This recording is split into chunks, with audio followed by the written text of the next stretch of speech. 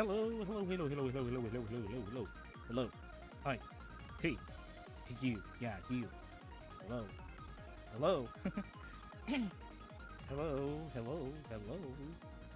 Hi. Alright, hello, everyone. Hello, everybody. This is Ryu Shinden again for yet another stream. Salaryman by day, armored fighter, and VTuber by night, or whenever my work schedule allow me. And welcome to yet another stream. Today is the 21st of April here from where I am. But I think it's still the 21st is just starting for some people as well. 420, as they say, has already ended. And happy 420. No, whatever it is. uh, I don't celebrate 420, okay? I do know the existence of 420, but I don't celebrate it, okay? I don't celebrate. Not because I hate it, you know. I fully I fully support it, you know. I just don't do those things. I just don't do the stuff that occurs in 420, right? Yeah. So happy 420 to those who celebrate it. For those who don't, welcome. So what are we gonna do today? Today we will be playing a lot of games, particularly Divinity Original Sin 2, which is, I can say with full confidence and full honesty that I know how to play it now. I I know how to play it now, and I will try. Emphasis on the try. I will try to make sure that I can survive as long as I can, as long as it needs to be, and not make the same mistakes that I did last stream, which is basically bumbling around, completely blind, don't know what to do about the game, in the game, and dying a lot. On normal mode, that is. I I am playing on normal mode because I'm a coward, not a pro gamer. I just really wanted to play the game, and even the normal mode, it, it doesn't screw around. It doesn't play around. It's still very hard, at least for me, at least. Because you know I'm not a pro gamer. Again, I'm not a pro gamer. I'm just dude who loves to play games. I will try to deliver pog content, as the kids say, but I cannot assure anything like epic in terms of gameplay and stuff. So, what? Just a forewarning. But again, I can say with full confidence, this time I know how to play the game. I know the mechanics at least, and I'm quite confident that I'll be able to, you know, get past the challenges this time with full confidence. Now that I know what to do, right? So we're gonna play that later, but first I may need to watch some videos. Just, you know, we can watch a couple of videos that I wanted to watch on stream and react to. Came across some videos recently, and I want to watch them on stream. And now, speaking of videos, again, if you have any videos that you wanted me to like to react to, or like me to give my take, my hot, steamy, bad takes, you can always post it in the chat, and we'll go ahead and watch it and see what it is, and react to it. Otherwise, I have a couple of videos here that I wanted to watch. That caught my eye, but there might be more videos that I might wanted to watch on stream, if depending on the situation. But other than that, we can watch some videos in the meantime, and then we can play some games. Also, just to let you know, I did stream earlier this time. If you notice, I did stream a little bit earlier because I actually need to go a little bit earlier as well. I'm gonna have some things to do offline and some responsibilities to do offline. So that's why I decided to stream a little bit early so that we can end early. But don't worry, this will be still the regular stream length, around 4 hours or so. Uh, so you won't be left unsatisfied.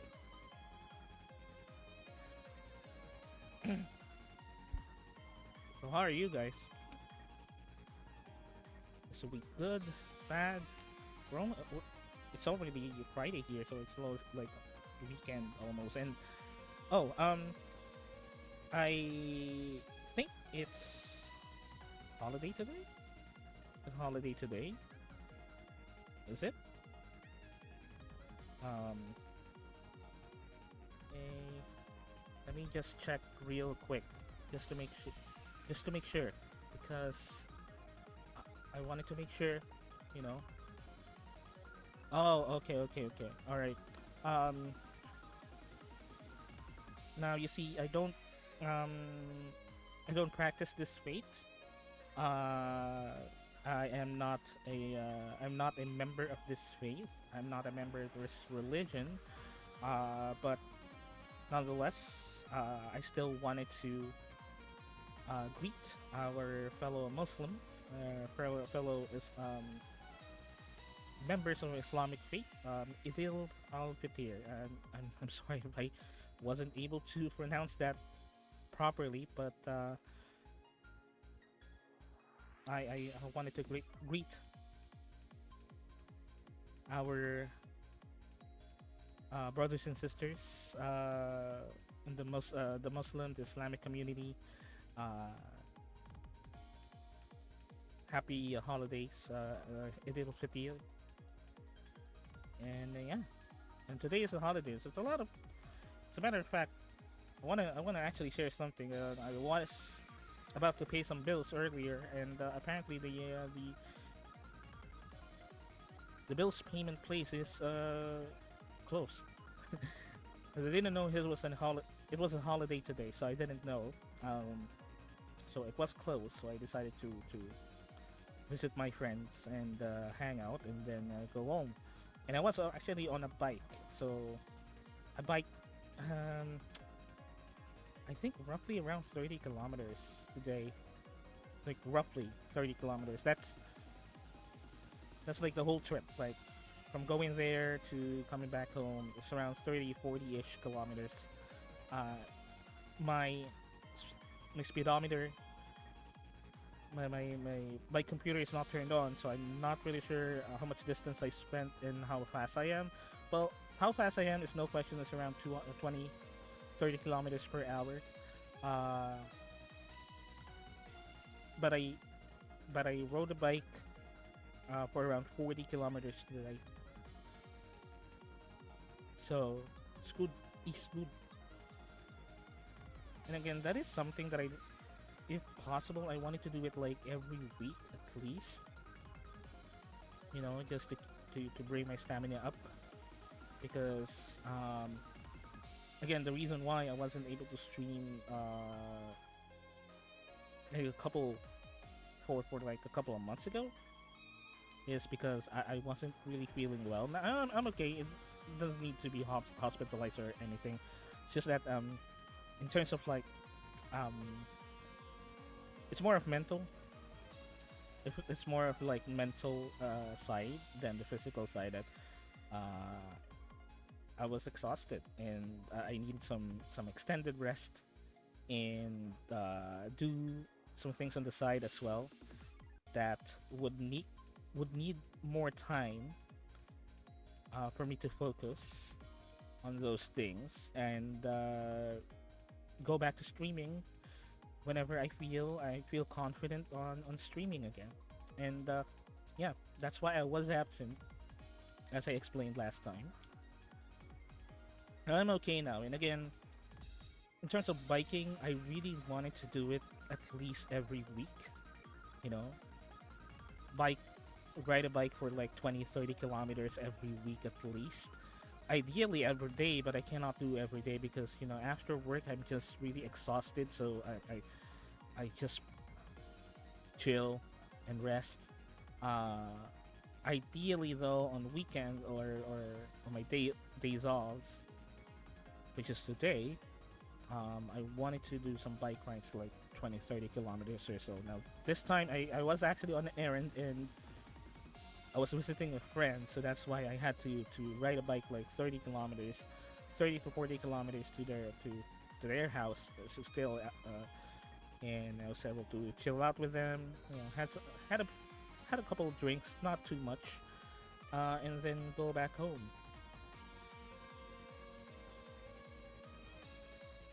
So that was my week. Other than that, I had been. I don't really wanted to share too much about my work, but let's just say that I had been covering for some people in our office for quite a while. For the past few days. Um, so my schedules and work is kind of like all over the place. Now, not I can deal with them, no problem, but it's kind of all over the place these past few days. So I was really trying to get my rest as much as possible, as frequent and as long as possible if I can, just to make sure that I am on top shape every time because my schedule's been kind of all over the place recently. So that's why there's this one point that I had like 2 days of like 4 hours of sleep only, and I had to actually log in and work after 4 hours of sleep. That is right after my previous shift. I had to sleep for around 4 to 5 hours, and then work again, and then sleep, and that went on for like a couple of days. So I kind of had to adjust my body to my sleep schedules and my resting schedules, like just to make sure that I won't go insane with stress. And that is also the reason why I wasn't able to stream for this week. I was thinking of streaming, but I was just so exhausted. I just been sleeping all the time, so that's why.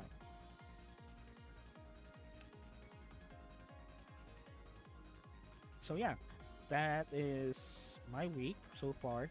Now about the erratic schedules, that sadly, sad to say, that might be extending through next week as well because yeah, I had to cover for some people that are going to a vacation. Yeah, I perfectly understand. It's no biggie, no problem for me. As a matter of fact, I will pull off some overtime in some of those days as well. More money, more money for me. I don't mind, especially the fact that I'm working at home actually. So that is a big help in making me as making my saving my energy as much as possible while pulling off overtimes because of the fact that I'm working at home and I don't have to commute. Spend like 2-3 hours commuting and then work and then going back home or not because of the way that the schedules work in my workplace. Only to you know go to a different schedule the next day, blah blah blah. So me working at home really is a big help because uh, when I work at home, if I wanted to like sleep, which is something that probably is unhealthy and probably is not recommended for those of you who work at home, so don't be like me. But what I usually do is when I'm really tired, I just go to sleep because my office and the place where I work with has my bed. Uh, it's near my bed, so if I know that I will not be able to function for like an hour or two, I'll just sleep it off, like take a power nap right away and work again. Because I was working at home, I don't have to like go to the break room, leave my station, my workstation to to rest, because I can literally do it at home. And yeah, and I have more time to rest because I'm not commuting. That is why I really, really like working at home, and it's been something that I'm really fond of these um, the past years that a lot of people are forced to work at home. Even now, actually. Well, I mean, nowadays, a lot of people are still working in the office, right? So that's why uh, me working at home is something that is I'm really lucky because a lot of companies apparently had their employees uh, go back to their workplaces really early earlier this year.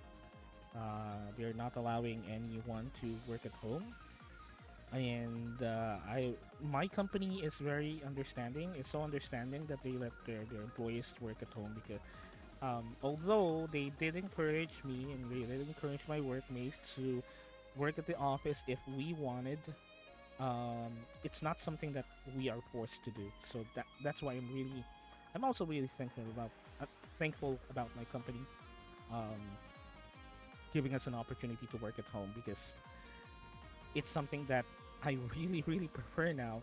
And if I think I would say that if ever I switch companies, I would highly consider those companies that allow their people to work at home because honestly speaking, um, the the the type of work that I do is something that you don't really need in an off.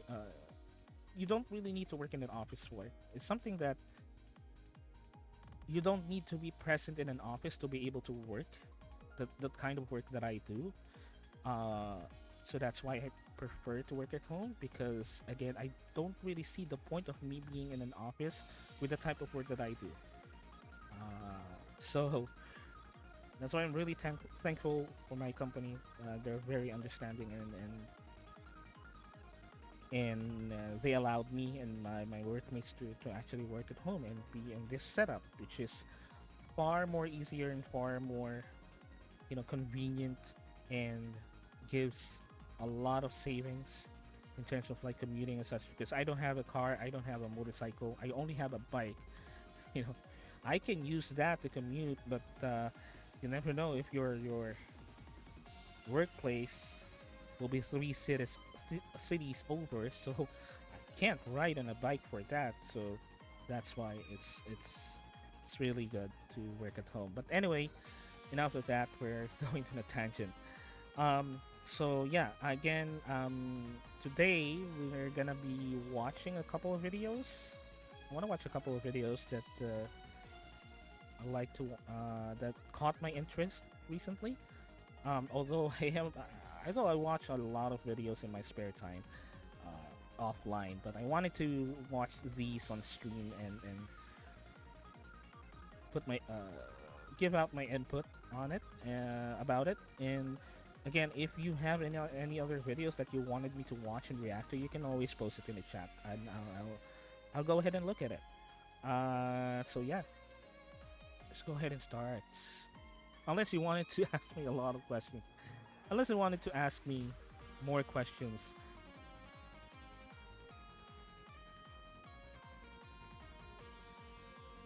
Just give me one moment while I set up. Um, Also, as usual, I wanted to thank. I want to thank all of you for being here. If even if you don't speak on chat, even if you're not chatting, that's perfectly fine for me. Just you either watching me or passing by the stream is just it's a lot for me already. If you chat though and interact, that's very good as well because I will be able to interact with you directly because I'm the kind of streamer that doesn't have like a fast chat, so I can definitely read your message if you send it, and I will definitely react to it. Not that other bigger streamers don't react to their chat. because they're fast. It's not that, but you know, I can. I, as a streamer that has a slower chat, I will be able to see the message and I'll be able to respond to it. So yeah. So if you wanted to chat, I highly encourage you to. But if not, that's perfectly fine. You just wanted to lurk and chill and whatever. Uh, or even if you're just passing by and you go to another streamer, that's okay for me. I'm happy. I'm happy for that. So, let me see if I can pull up those videos.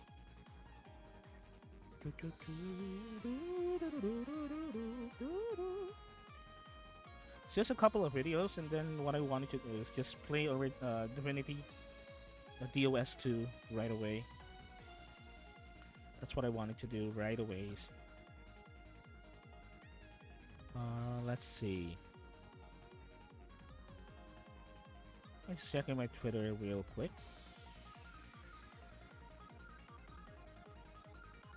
And speaking of Twitter, I do have a Twitter. My Twitter profile is on the link below the stream. If you wanted to give a follow, that's perfectly fine. I would appreciate it. But if don't, that's perfectly fine. It's just that whenever I stream, I mostly post on. I mostly post on what you call it, on Twitter. Sorry. I mostly post on Twitter. So if I stream, you'll know it right away because I post on Twitter.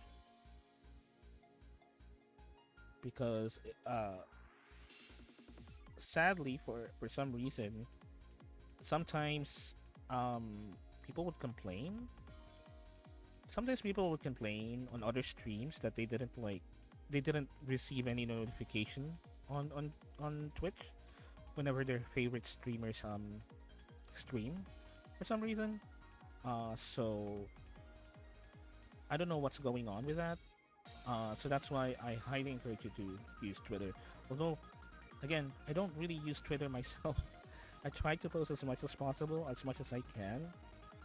Although honestly, personally, I don't really use Twitter. Personally, a lot of you would know why.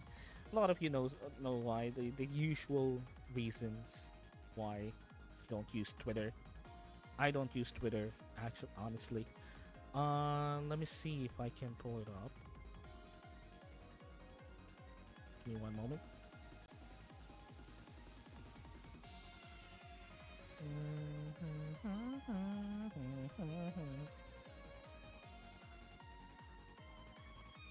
Okay. Ooh. Oh, okay. Check. Huh. I saw something very interesting. Let me pull up the other.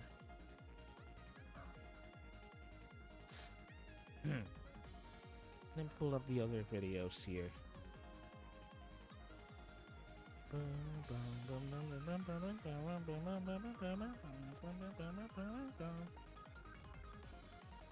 I'm sorry, I'm trying to find those videos. I didn't preload them because my laptop was lagging. Oh, okay, there you go. I found it. Let's see here.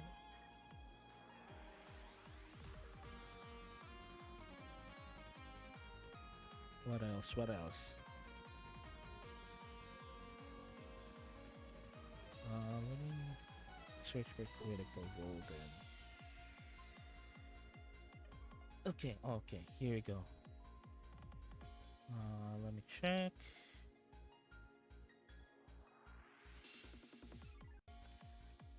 Okay, let me switch now to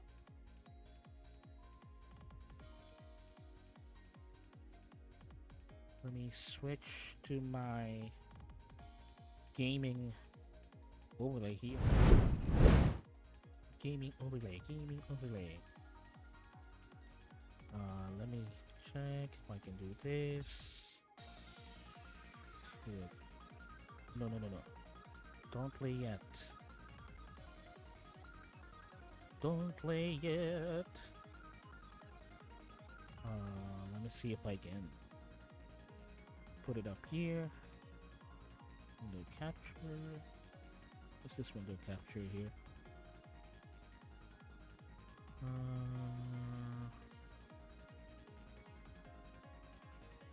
Did it show? Okay, it shows.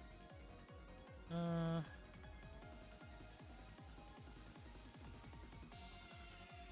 me see if we can pull it off here. Okay, I want to watch this. I haven't watched this one. I just wanted to watch it on stream because, you know, caught my eye. Because I love K-Son and I love Yakuza, so let me watch this then. Let me see if what it's about. From what I remember, K-Son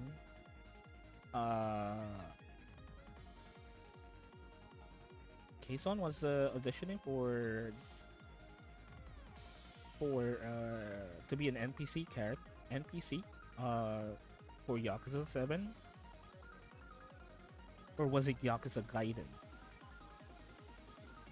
I thought she was chosen for Yakuza Gaiden, but I don't know about Yakuza 8. It's 8, not 7. So I'm not really sure if that's the case still. So basically, she was auditioning for the new upcoming game for the Yakuza series because she was a very big fan of it. And I love K-Son. I am one of her fans, and I'm curious about this video though. So let's go ahead and watch it. Okay.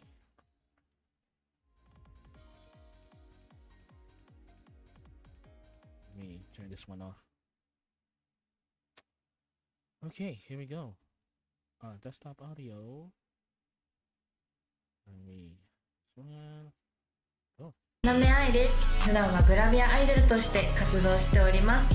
こんなに高いヒールを履くことがない。 She's pretty. I saw her on K-Son. I saw her on K-Son stream and she kissed K-Son in the lips suddenly. You know, I kind of understand. I kind of, you know. なんかちょっと竹馬みたいだなと思いながらいやもうめちゃくちゃ緊張しました。インターネットで動画配信です。 Holy. Whoa, K-Son, what are you wearing? What? Whoa, what are you wearing, K-Son? That is. Whoa. とか動画投稿をやっております。Oh, okay. Is it because she was like? I remember this one. I remember this one video where she was made fun of because of the way that she dressed in the audition. I think that was the one. I think that's the reason why she's wearing now this, because she was made fun of on her audition because she was wearing like a very modest dress, something that she doesn't really wear that often. そうと申します。ダイエット死ぬほど頑張って食事制限とかそういうのもできること全部しました。 Yeah, diet restrictions and the kind of stuff because she was this is probably because she was made fun of during the first edition where she's wearing this very covered up, very modest dress, and some people called her like you look like a mother, you look like a mom with that dress. So maybe that's why she's wearing this now. ました後悔したくないんで。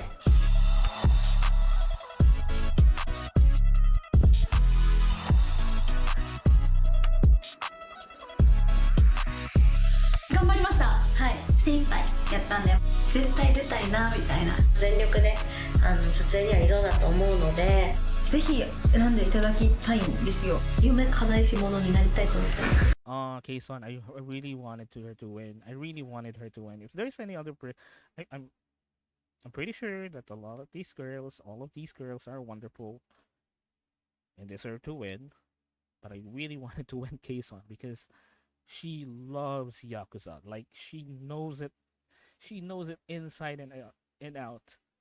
She is a huge fan of the Yakuza series, and if anyone deserves to, well, if anyone should win, it's her. Again, the previous girls, they're wonderful on their own, and they do deserve to win. But I really wanted to win Kason, and I think a lot of people wanted to win Kason. Wanted to for Kason to win. マックス綺麗な状態の合格取りたいですなんとか But from what I understand, all of these 10 women, they will actually already appear in a Yakuza game, which is the spin-off. I think they were already chosen to appear on the spin-off, and the current contest now. Now the current contest is who will actually show up as the main lady. Because you see, in every Yakuza sequel, in every Yakuza game, there is a girl that serves as like the not really the heroine, but kind of like a poster girl for each of the series. Some of them would appear as main story characters. I think in the case, no, she's not. I thought that you would. No, Yakuza 7, the lady that you were in the party with, your one of the main heroines is not someone that it actually exists. They actually made her specifically for the game, but I think there's another girl that was chosen to be to appear on the series as like the kind of like the main poster girl, um, because each Yakuza game has like a cabaret location. Because in Kabukicho, lots of cabarets, um, and whoever is chosen for each series for each game will show up as like the main girl on that cabaret, which make them prominent, make them prominently show throughout that whole submission, because the submission for the cabaret is actually big. It's like its own mini game, and a lot of people love it. Love to play that mini game, and this is the context of whoever would show up in that. And again, I highly, I I I, I pray that Kason would win. I really would love for Kason to win this, because this is literally her dream. She said when she said earlier that it was her dream, it was her dream. It is her dream. She's been really really adamant about it on every time that she plays Yakuza, even when she was, you know, the other character. 合格したいなとどんな結果であっても後悔は決してしないと思います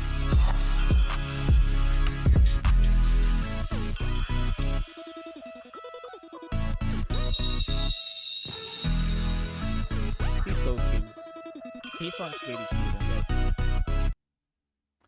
Right. And we're gonna watch this next one, which is this is a video about Critical Role and the state of the press.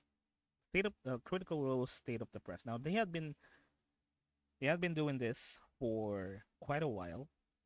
They had been doing the state of the press for quite a while. But what's special about this is, apparently, I haven't watched the full video yet, but apparently what's special about this one is they will announce something that will actually, I would say, change. I wouldn't really say change, but it's something that is not really controversial, but is quite big. It's still quite big. This thing that they are trying to do, or they're about to do, or probably already done, uh, is something that is quite big for them. Not only because it is like a natural progression, but because of the things that happened with Wizards of the Coast recently, with all of those like the open license drama and all of those, I think this is something that a lot of people already speculated that Critical Role will be doing. But those rumors are unsure because of the relationship between Critical Role and Wizards of the Coast. Their business relationship that has been established for so many years. Um, this is something that a lot of people already speculated, but this solidifies it. All of those rumors, all of those theories of what Critical Role is planning amidst all of those controversies with Wizards of the Coast, it seems like that this one is confirming some of those rumors, some of those theories about what they are doing in response to the whole shenanigan with Wizards, with WotC. So yeah, we're gonna go ahead and watch this. And again, although I don't really watch them quite recently because I'm quite busy. I don't really have the time to binge watch their content. But again, I have been watching Critical Role for a lot of time, for quite some time. Um, Campaign one, I completed Campaign one. I started with Campaign one, literally in the middle of Campaign one. Uh, and I watched Campaign two as well. Third campaign not so much recently because again I was busy. And again, I love Critical Role. I love ever since I have known Critical Role, that is the time that I decided to take it to give more time to tabletop role playing games and the concept of it, and be immersed of it on it more than before. I have known tabletop role playing games for quite a while, never really immersed in it as much as now. So Critical Role is one of those reasons. So this one is actually big, but I haven't watched the video yet. This is not pre-watch, okay? So here we go.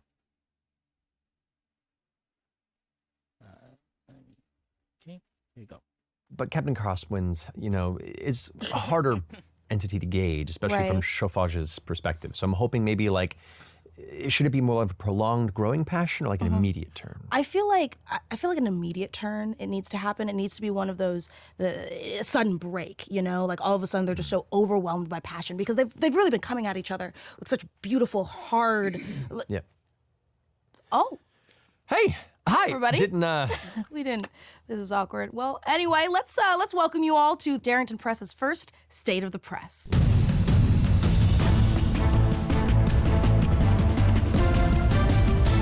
State of the Press is something that Since our launch, we've been keeping busy here at Darrington, from Ukatoa to our Emmy Award-winning Tal'Dorei campaign setting Reborn, now available in Francais on Drive-Thru RPG and on Roll20. A Familiar Problem, which is also now available for free on Drive-Thru RPG and DarringtonPress.com. And we just recently released our 2-player storytelling game of epic duels till the last gasp. Right there. Right. It is the one. There, we did it. Yeah, you tell him, Chauffage. I did. Plus, we are also dipping into the archives and bringing back something that you guys have been really asking for. Reprinted volumes of both Vox Machina art books in the Chronicles of Exandria series. They celebrate tons of wonderful international critter artwork depicting Vox Machina and their adventures in Campaign 1, and we're so happy to finally bring both Volume 1 and Volume 2 back into print this year. But with all of that, Darrington Press is just getting warmed up. There is a ton of stuff coming down the pipeline that we are so excited to tell you about. Oh yeah, like for starters, we'll be at Gen Con this year. Yeah! Now, we won't be doing a live show, but Darrington Press will be on the show floor featuring a few of the amazing games we Okay, just to let you know, Darrington Press is some kind of like a publishing company that was made by Critical Role. Yeah, it's basically literally that. It's named after Darrington, one of the characters from the first campaign, and then the second. We have waiting in the wings. One of which will be available to play during Gen Con, and we are announcing it right now. Yes! It is Queen by Midnight! A battle royale deck building game where you play as powerful princesses, battling it out in a magical free-for-all. When the clock strikes midnight, the most powerful princess left standing will be crowned the next Midnight Queen. You can pursue the throne with your choice of 6 unique badass princesses, and you can customize your deck with cards from the bazaar for virtual. Oh, no. But Captain Cross wins. Sorry about that.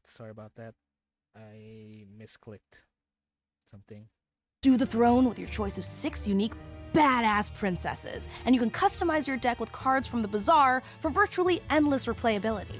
The game comes with a special clock tower that has several awesome features. It rotates to face the player when it's their turn. Okay, The hands on the actually clock cool. actually move to keep track of the rounds. It houses the bazaar cards. It's actually cool. It's actually a physical clock and a dice roll in one. It was actually cool. Their turn. The hands on the clock actually move to keep track of the rounds. It houses the bazaar cards, and it functions as a built-in dice tower. Yeah, it's actually cool. This game was designed with love and care by Critical Role's very own badass, charming, strong, funny, debonair, well-dressed, and caring producer Kyle Shire. Kyle, tell us more about this cool-ass game you made. Okay, you guys, get your stuff together. I want to go in about 15, okay? What are we doing? Are we doing this now? Oh, all right, give me 1 second. I just have to take off my producer hat. All right. Hi, folks. I'm Kyle Shire, creator and designer for Queen by Midnight.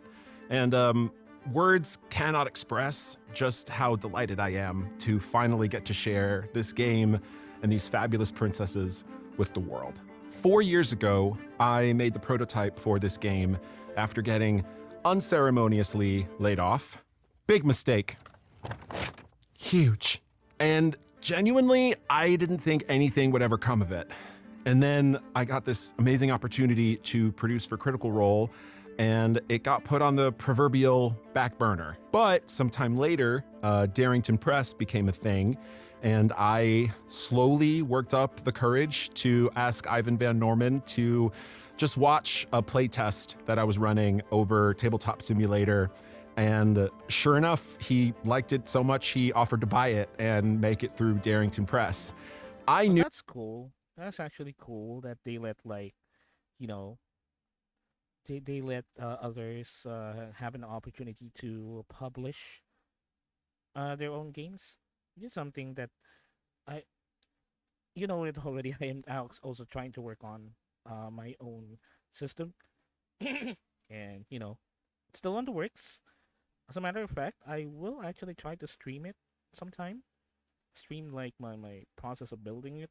But yeah, it's actually really good that they're giving opportunities for game designers to publish their works. I think what they're aiming for is the ease of which game designers will be able to publish their games and their systems. I think that's what they're selling. Not as much as the games itself, but the publishing company itself and their method of approving games and designing games for game designers like him. knew that I was putting my game in good hands, but I genuinely did not foresee just how much Darrington Press was going to elevate what I gave them. Every princess has their own unique vibe and play style, so there's a little something for everybody, whether or not you're familiar with deck building games. The game features absolutely gorgeous art by Amir Sheik, Mike Pape, and Mikhail Ivan, as well as brilliant graphic design by Matt Paquette and Co.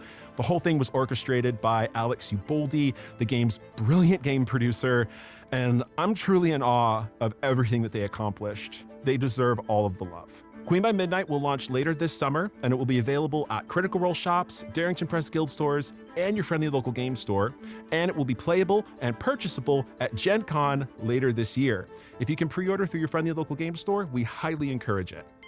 Oh, I have to turn back into producer Kyle now, but please go check out Queen by Midnight. I will see you all at Gen Con. Thank you so much for listening to me gab, and back to you, Matt and Mika. By the way, Matt, I need you on set in 10.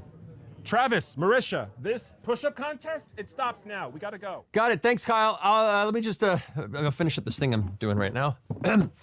Additionally, we do have some updates on past announced but unreleased projects, starting with Syndicate. It's still in development. We're still playtesting and tweaking it, and hope to share a full update on that soon. Also, Critical Role Adventures is on hold indefinitely as we prioritize some of these other projects that we're discussing here. And there's Guardians of Matrimonia, a game of fantastical wedding planning by Banana Chan and Yunsu Julian Kim that was originally designed by Matt and Marisha for their wedding. Indeed. Ivan helped us design this for our wedding guests there, and then all these years later, we wanted to see if better game designer... Chan. Let me make... Scrunch back. And there's Guardians of Matrimonia, a game of fantastical wedding planning by Banana Chan and Yunsu Julian Kim that was originally designed by Matt and Marisha for their wedding. Indeed. Ivan helped us design this for our wedding guests there, and then all these years later, we wanted to see if better game designers could actually make something cool for everybody, and they did, and we're excited for you to check it out. It'll be available sometime early next year. And finally, we are thrilled to announce that Darrington Press has two, that is right, two, new RPG systems that have been cooking up for quite some time. And first up is Illuminated Worlds. Indeed. Illuminated Worlds is a D6 dice pool system designed for much shorter, arc-driven campaigns and packaged in a way so that it can be used with pretty much any type of setting you can think of. It was created by Strasz Achimowicz and Leila Edelman, two incredible game designers. Darrington Press is also working on another brand new system that is, well, it's still in development, so it may be a little too early to dish out all the hot deets, but we said this year so we could tease a little bit, right, Matt? I know we're not supposed to, but I really want to, so what the hell? The game is called Daggerheart. It's a fun and fresh update to the fantasy genre of RPGs, and it's been designed for long-term campaign play and character progression. We've been working on it for a while, and we're super excited for you to check it out. And we're also expecting a preview of both Daggerheart and the Illuminated World system, both online and in person at Gen Con this year. Okay, so I think it is Daggerheart that is the focus there, and not the other one. What is the other one?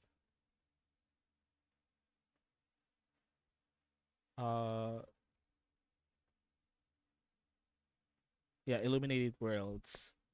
I think the one that we should really watch is Daggerheart, which is that's why she was pointing at Matt Mercer, because it is designed by Matt Mercer, probably with Matt Mercer. And I don't know, the way that this is announced and the way the time that this was announced is something, it's a little bit convenient. It's a little bit convenient.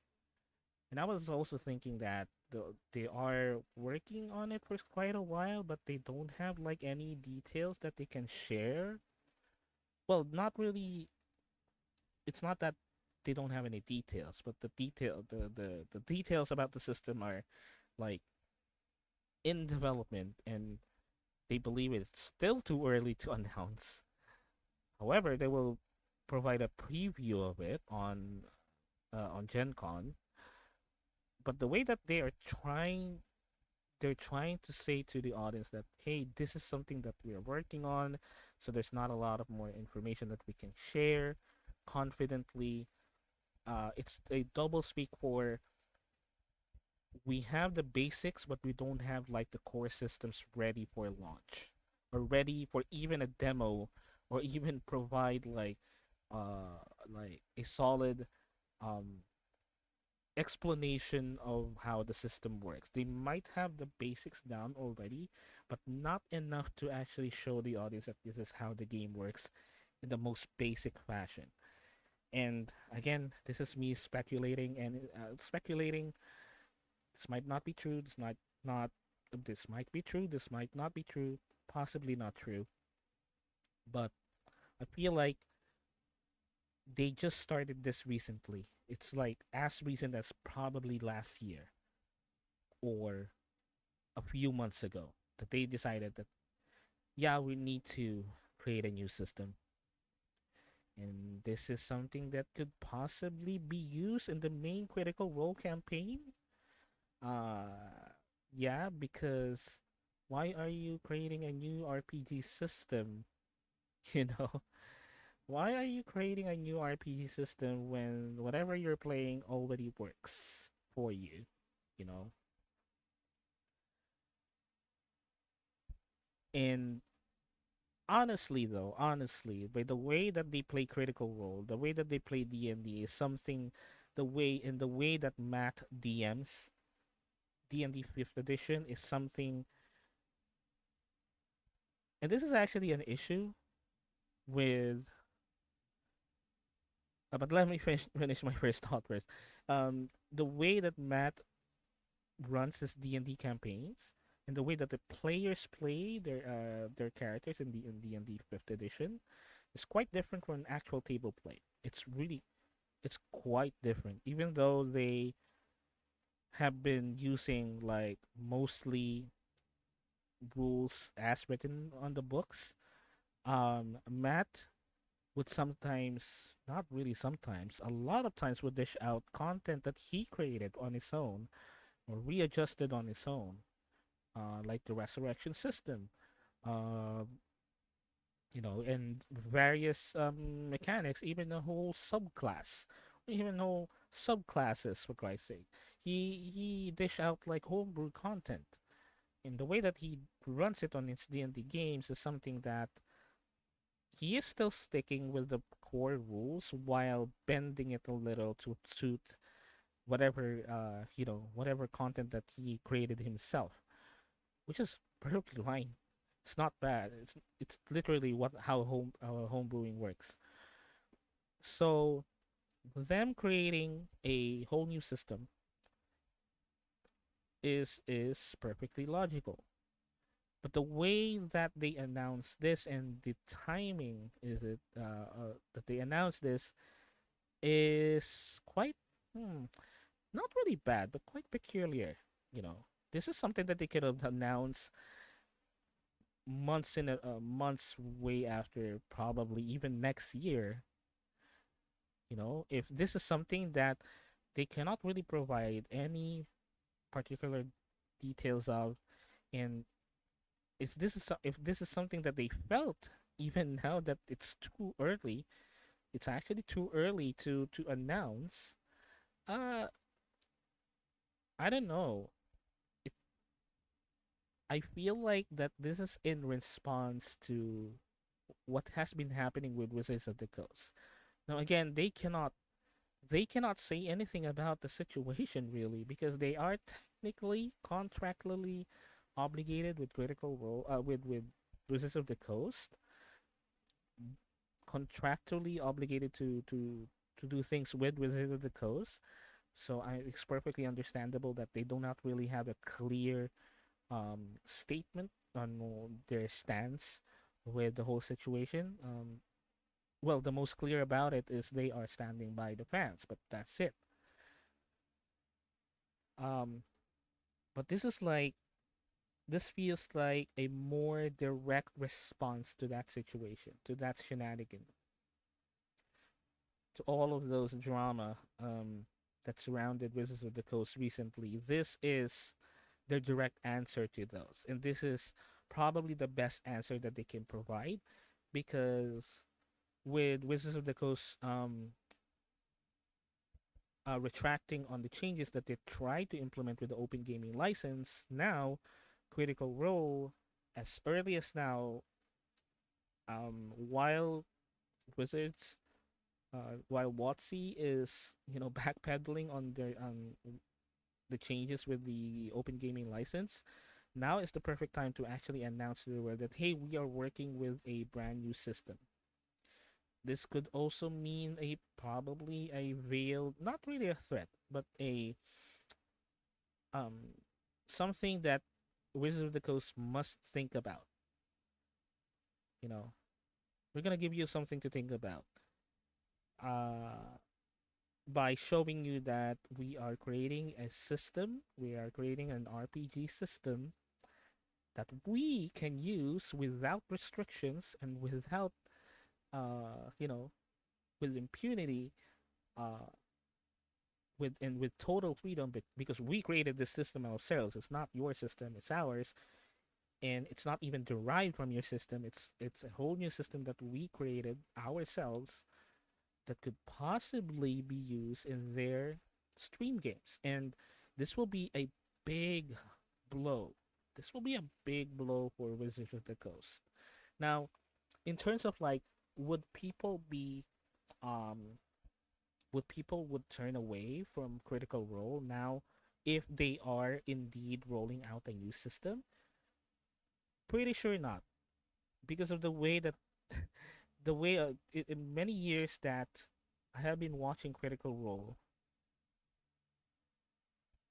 I have noticed for all these years, I have noticed that a lot, and I mean majority, a huge majority of people, a huge majority of Critical Role fans are people that didn't even play any tabletop role playing games, and Critical Role is the one that made them play tabletop role playing games.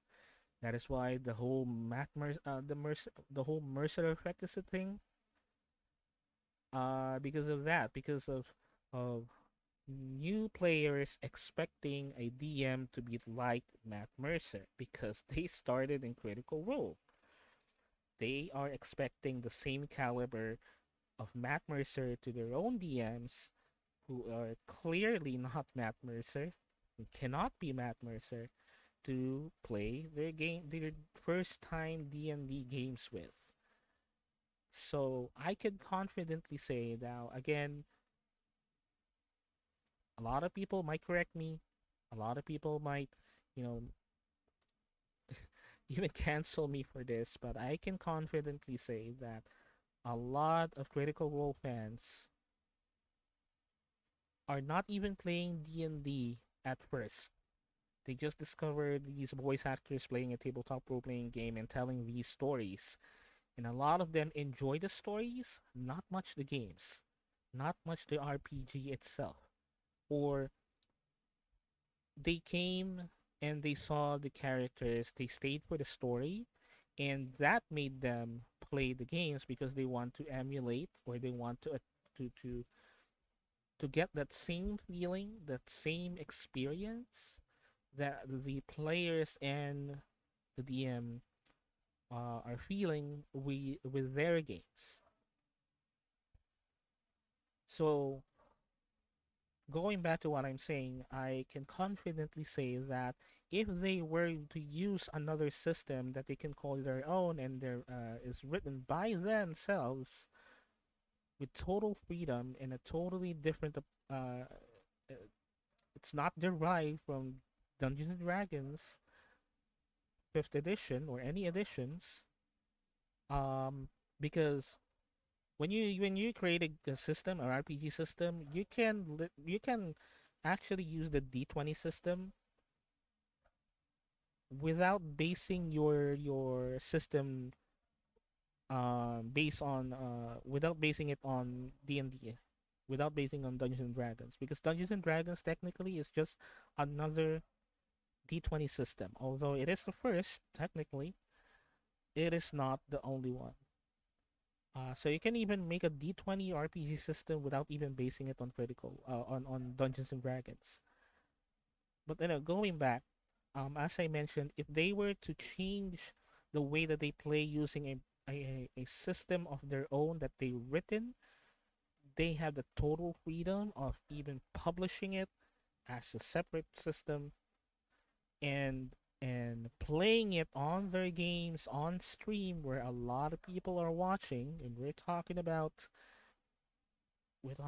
hundreds of thousands of fans here, and a large majority of those fans are are people that didn't even touch a tabletop role playing game for some reason, and are just starting to delve into tabletop role playing games because of Critical Role, it is not it will not affect Critical Role at all in terms of viewership, in terms of like uh profits, or even in terms of like partnerships, because a lot of their audience, a majority of their audience, don't even care about the system they're playing on. They all know, all they know is they're playing Dungeons and Dragons. There are actually a large majority of their fans that are just care for the characters and care for the story. There's dice rolling, so they kind of like they have a basic understanding of how the rules work, but not on a deeper level as tabletop role playing game fans that did not start with Critical Role as their first like exposure to the whole TTRPG genre do. Uh, so them changing into a brand new system that they can call their own wouldn't really affect their audience. As a matter of fact, it would even encourage their audience to maybe come up with their own system. You know, that could happen, but mostly it wouldn't really affect their audience.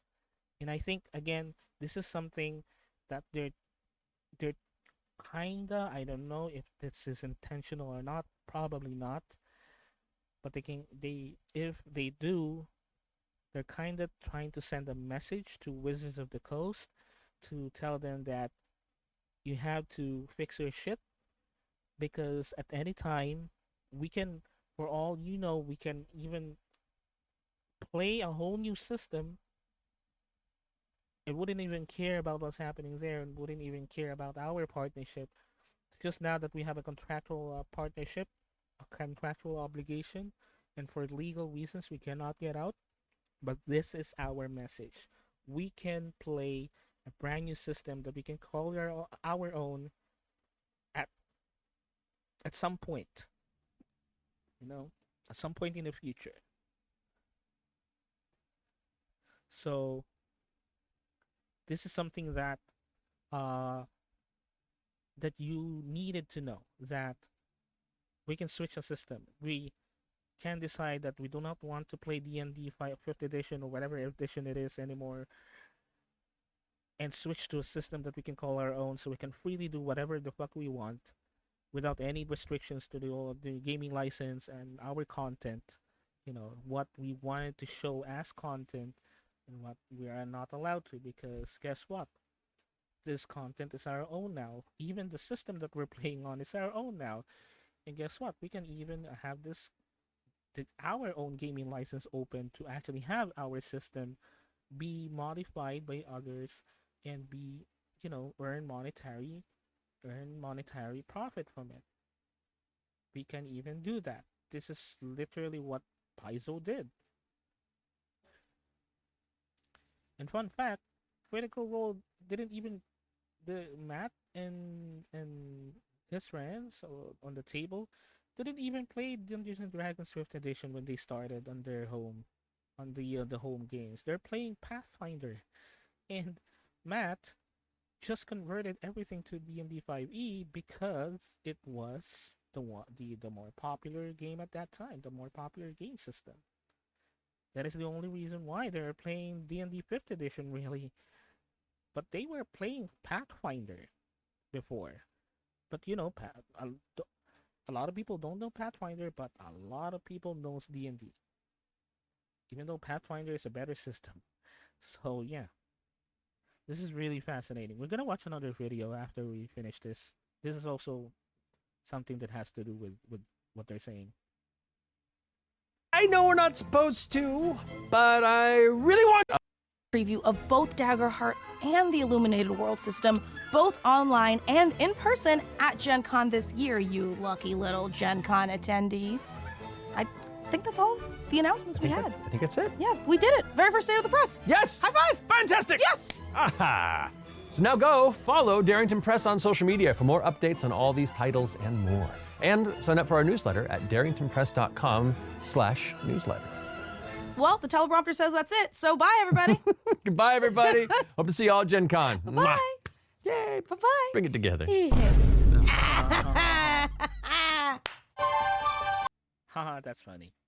Okay, so we're gonna watch another video.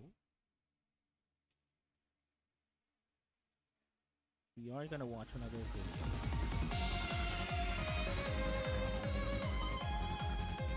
I'm gonna switch to another video. Something that I wanted to watch. But, let me just do some checking here.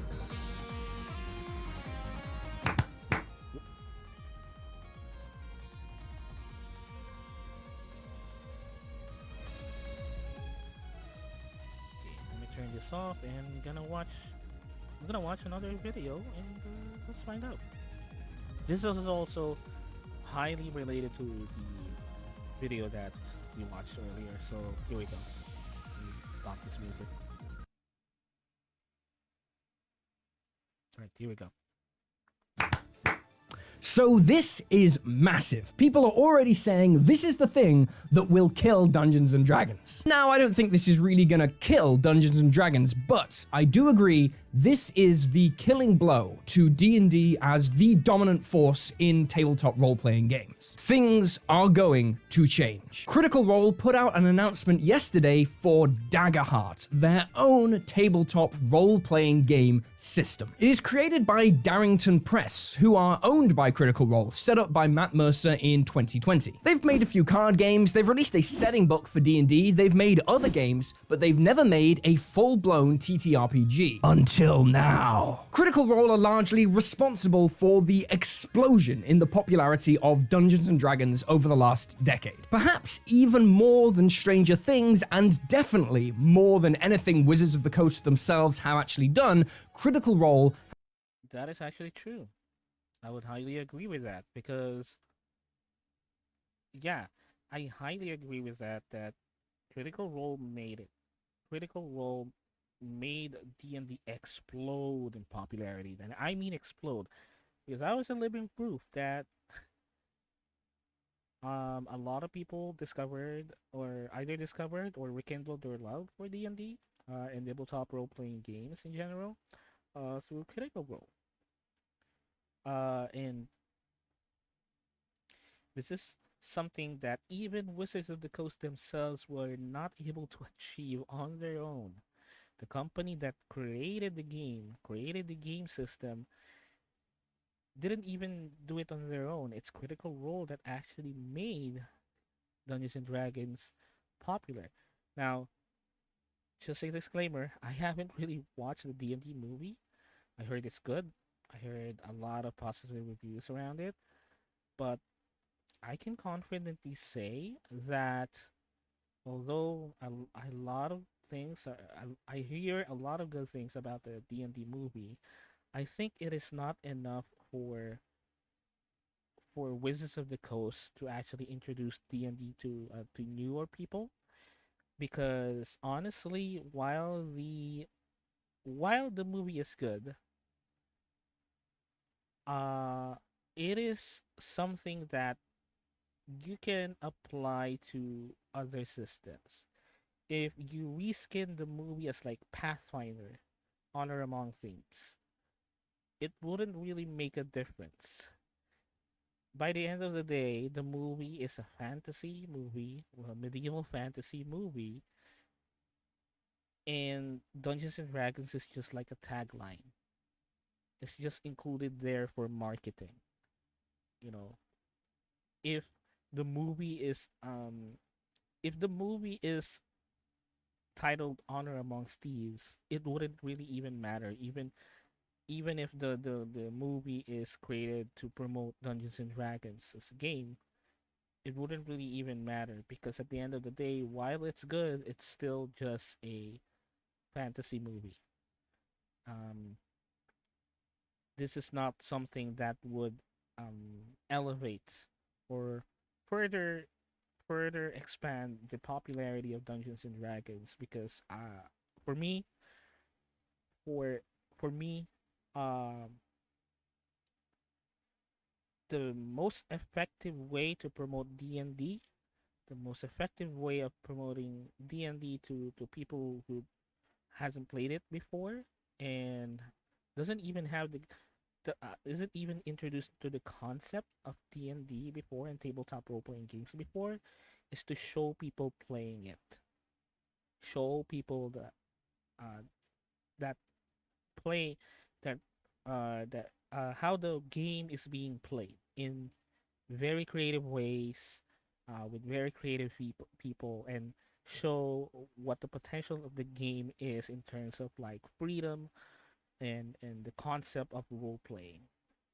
You know, so the movie, while it's fine, it definitely would not make the popularity of Dungeons and Dragons explode, because it could be any other systems and the movie will just be as good. It could be created probably for Pathfinder, but the movie will be just as good and it would not affect anything else other than the name. You know, even if you remove Dungeons and Dragons in the name and just name it Honor Amongst Thieves, it will just be there. Now, this one, what we're seeing here is, I think it's a frame from Legend of Vox Machina.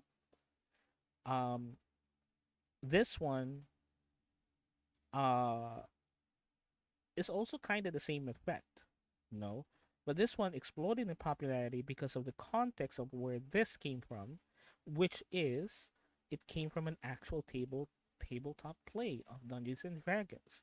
Everything that is happening here happened at the table in Critical Role, all by improv, all by improvisation and role play, and just playing the dice and rolling the dice. All of these that are happening in the Legends of Vox Machina, the cartoon, has more weight in the context of promoting Dungeons and Dragons and tabletop role playing games in general. Because knowing the context of this gives weight to the fact that this is made for promotion of Dungeons and Dragons.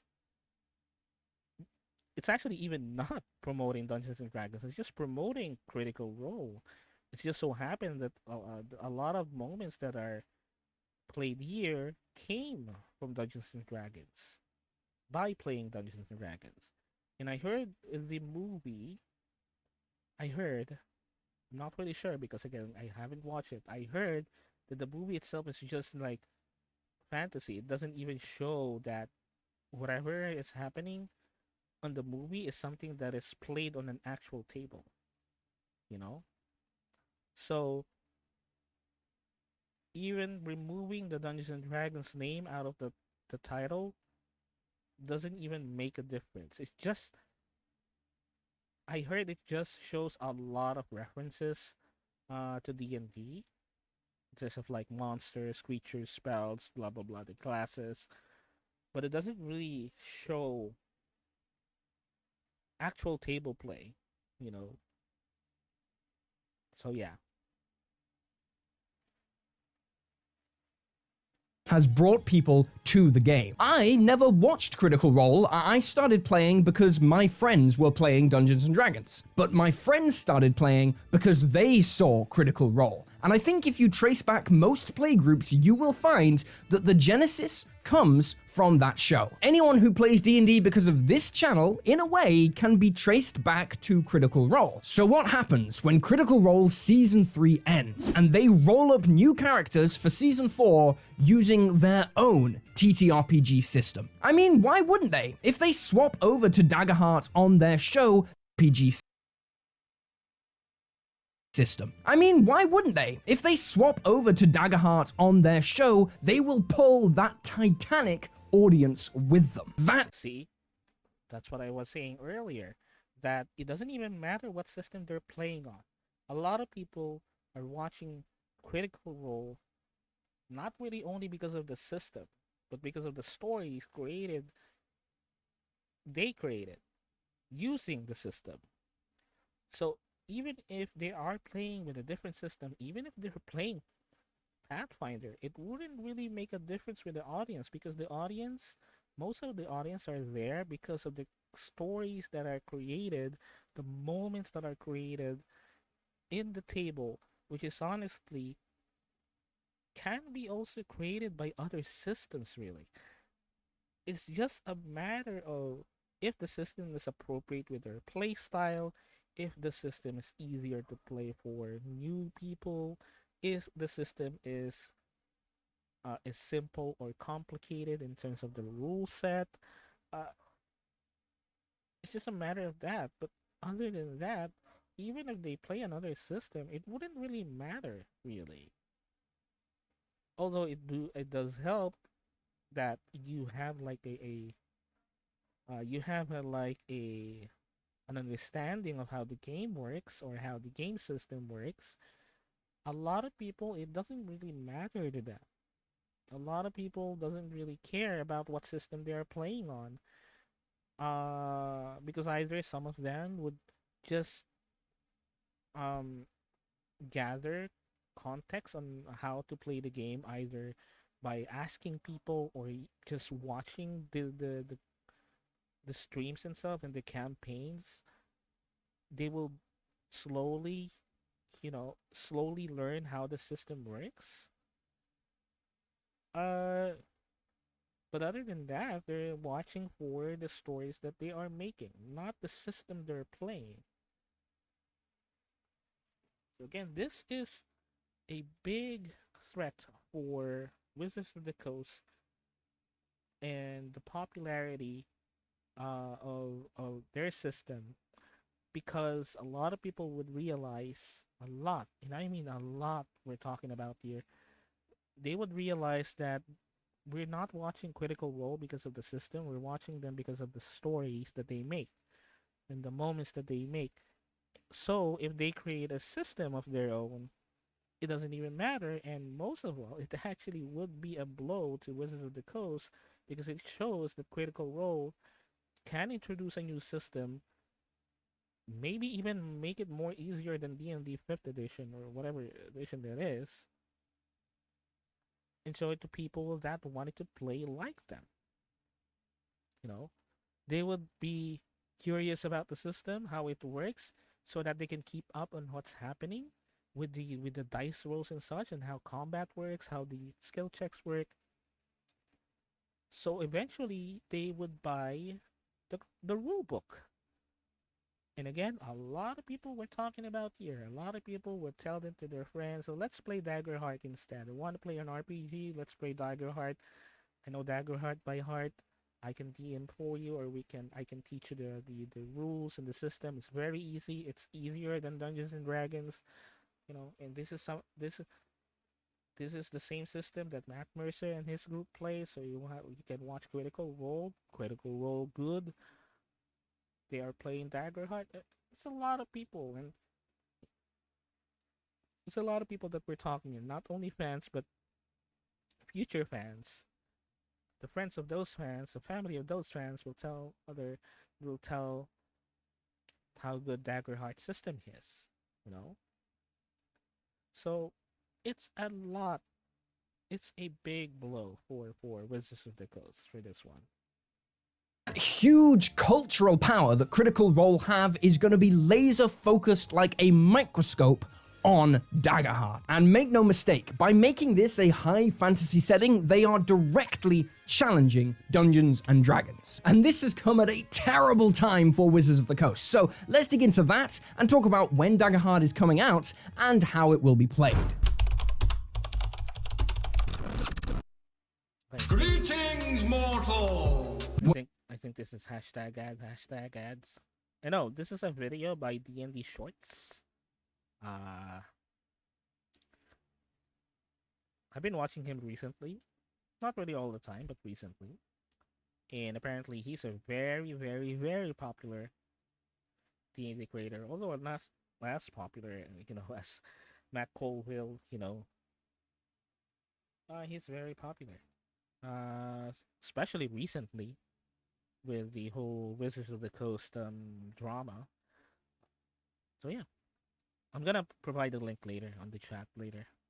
announcement of Daggerheart is a huge blow to Wizards of the Coast, who are right now doing everything they can to monopolize the TTRPG space. The OGL fiasco was mainly Wizards trying to cut down and control their competitors, both in the VTT space and in the content creation space. This is their worst nightmare. Not only did they take a massive L over the OGL, failing to squash creators or VTTs, but they also publicly promoted all of their competition. After the OGL, people woke up to the fact that there are alternatives to D&D. Pathfinder sold crazy numbers. Blades in the Dark, Call of Cthulhu, Fishblade, all of these other systems were brought to people's attention. And because Wizards of the Coast treated their community and even their own employees with that level of contempt and arrogance, people are more receptive than ever to trying something new. But more than that, Wizards of the Coast have purposefully constructed the perfect time to leave the game behind. They are doing this huge shakeup of Dungeons & Dragons for next year. One D&D, or whatever you want to call it, will demand that players and DMs buy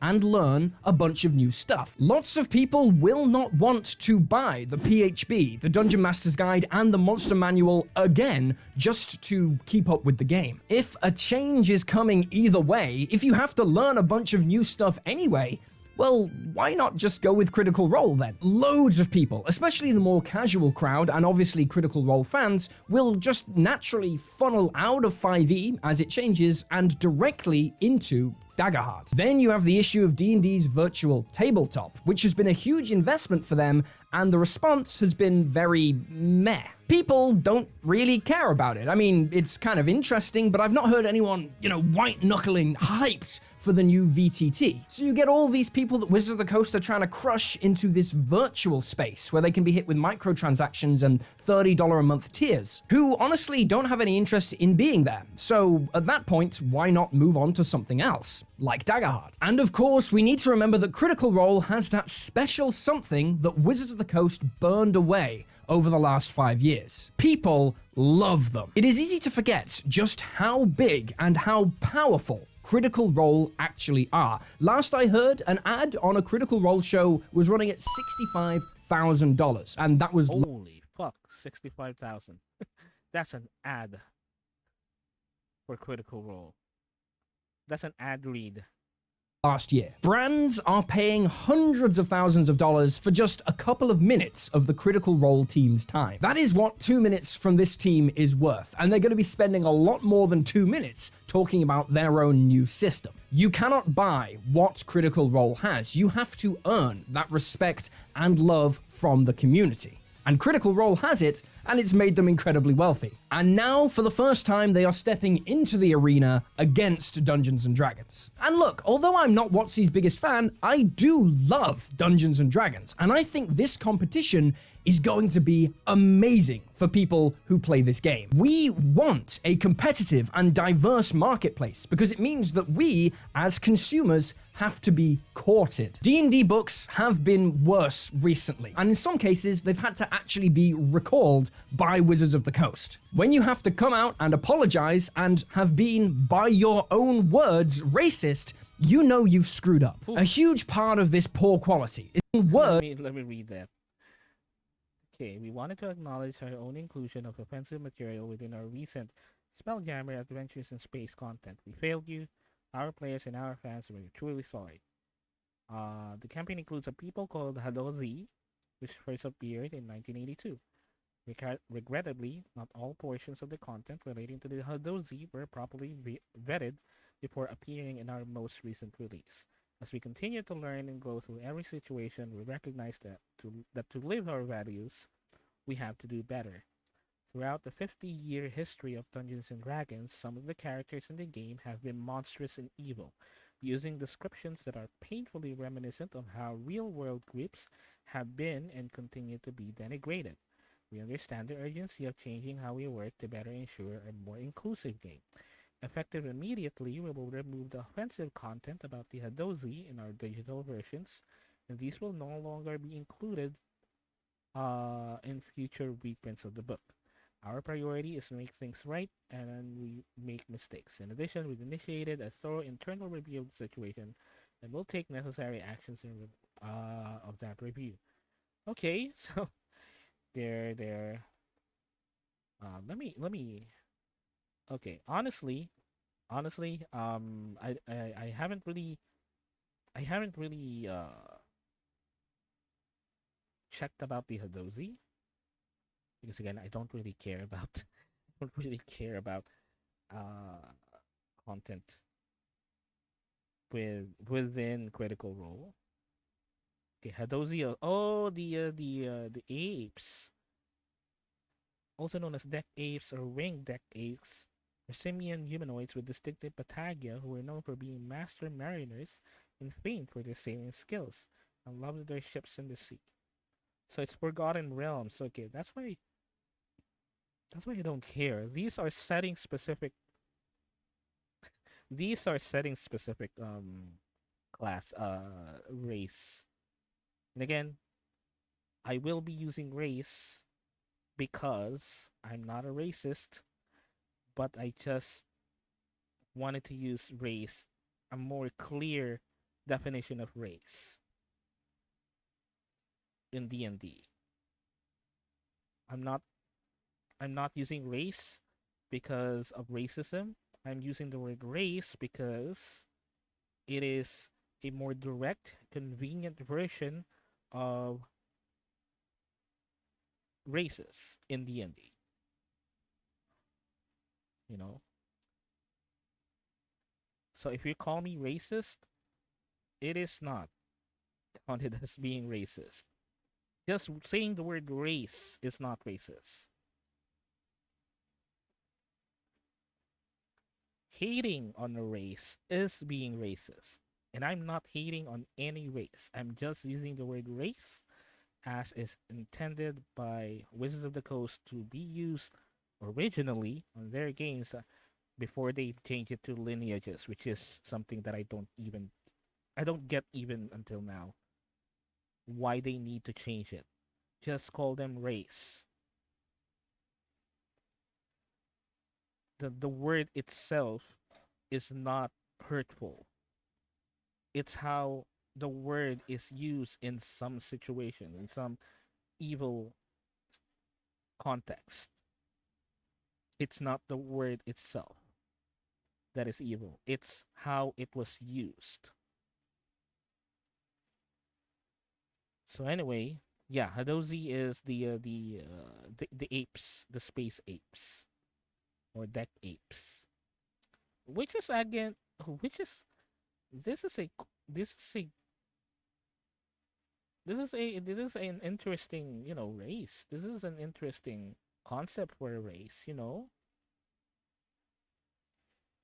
having an inherent love of travel and exploration. Hadozi were eager to see the world by sailing over the horizon. For them, a life well lived was one of which they'd seen and experienced all that they could.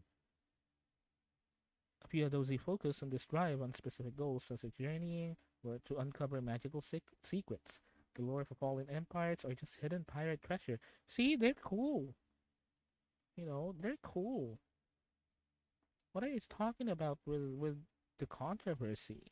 Portions of the content relating to the Hadozi were properly vetted before appearing in our most recent release. Let me. Okay, I'm gonna read an article. I'm not gonna show it. I'm just gonna read an article here, just to give a little bit more context, just to get a little bit more context. Because honestly, this is something that I didn't read because I don't really care about Forgotten Realms races, because I don't use them myself in my games. They're campaign specific or setting specific um content. So I don't really use them that often. Uh okay. The first Adozis were timid mammals no bigger than house cats. Hunted by larger natural predators, the Adozis took the trees and evolved wing-like flaps that enabled them to glide from branch to branch. Several hundreds of years ago, a wizard visited Yasir, the Hazozi homeworld, with a small... What? let me read this. This is a tweet from someone. Again, I won't show them. I'm just reading them. The Hadozi homeworld with a small fleet of spell-jamming ships. Under the wizard's direction, apprentices laid magic traps and captured dozens of Hadozis. The wizard fed the captives an experimental elixir that enlarged them and turned them into sapient bipedal beings. The elixir had the side effect of intensifying the Hadozis' panic response, making them more resilient when harmed.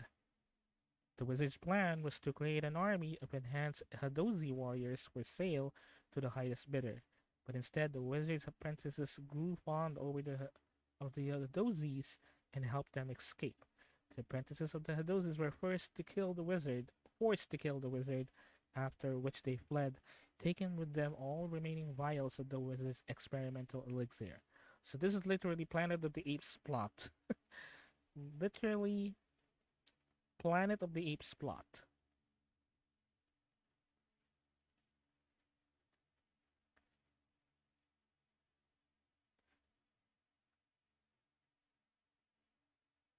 So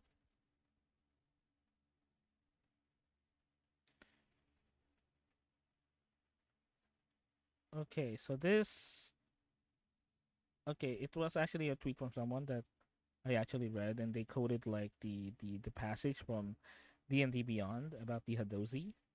And apparently, they are apparently, and rightfully so, they are very angry about adding the Hadozi, aka formerly enslaved monkey soldiers, in a Spatebite adventure, which is perfectly understandable. Perfectly understandable. So I'm just looking at this because I just needed to have more context about what's going on with the recent controversy again from Wizards of the Coast, which is apparently they already removed this. Apparently, they already changed this. Definitely understandable that some people will be angry about this.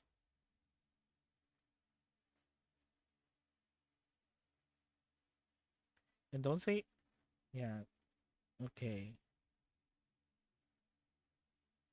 Yeah, and apparently Wizards of the Coast said that this is something that was created in 1982. Um, I don't know. This is literally Planet of the Apes plot, though. Again, a lot of content for a lot of content with Dungeons and Dragons are created based on like pop culture during the time and stories and folk stories and legends, uh, and even pop culture. So this is something that will happen, you know. But definitely, this is something that Wizards of the Coast uh look have looked and double checked, you know. Now the thing is, this is definitely not the way to do it. This is not good. This is definitely not good. But them changing races to lineages is something that I don't really get. Because the word race itself isn't bad. The way that some people are using the word race in a hurtful, hateful way is the one that is bad. It's not the word itself. Now this one, the one with the Hadozis, is definitely definitely questionable because it definitely spells out here that they are enslaved, you know. So this is using slavery as like glorifying it or something.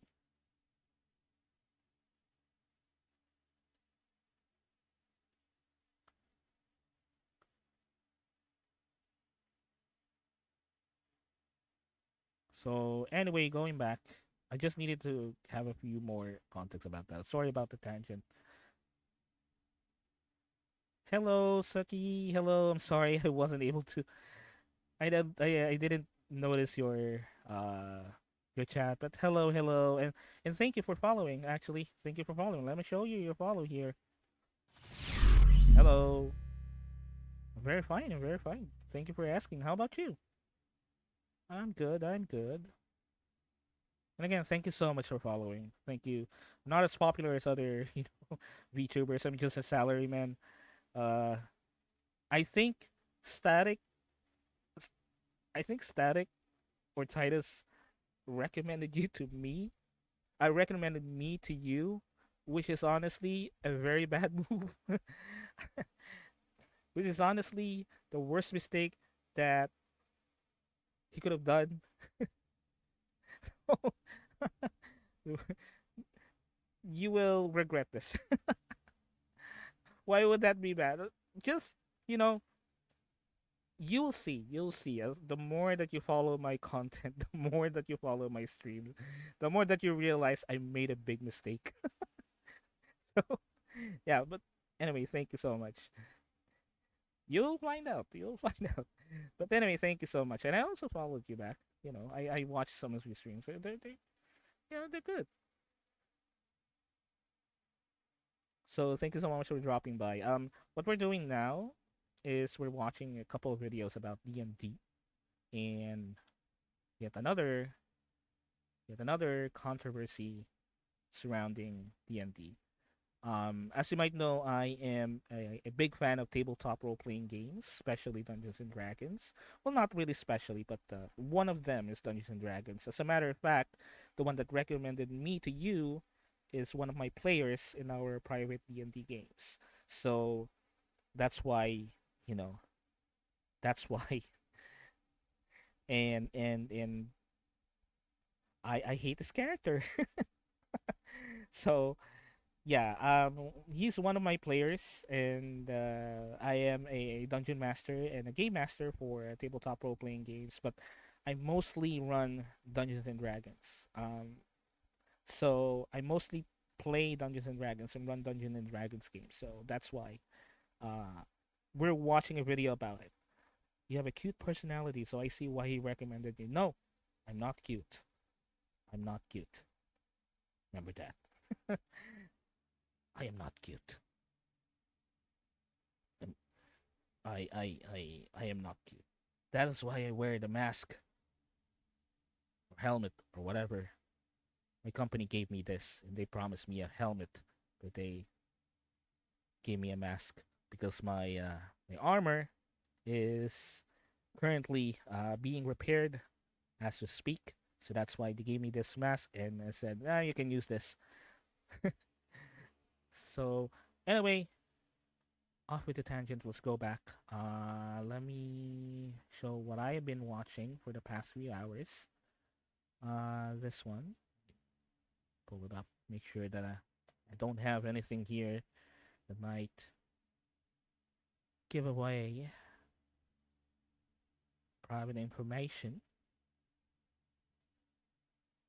No, if you have like any videos, I'm just watching videos before I play Divinity Original Sin 2. So if you have like any videos that you wanted me to watch and react to, you can go ahead and post it in the chat, no problem. And I'll try to react to it. So let me pull up this one. Let me pull up this one. Pull up.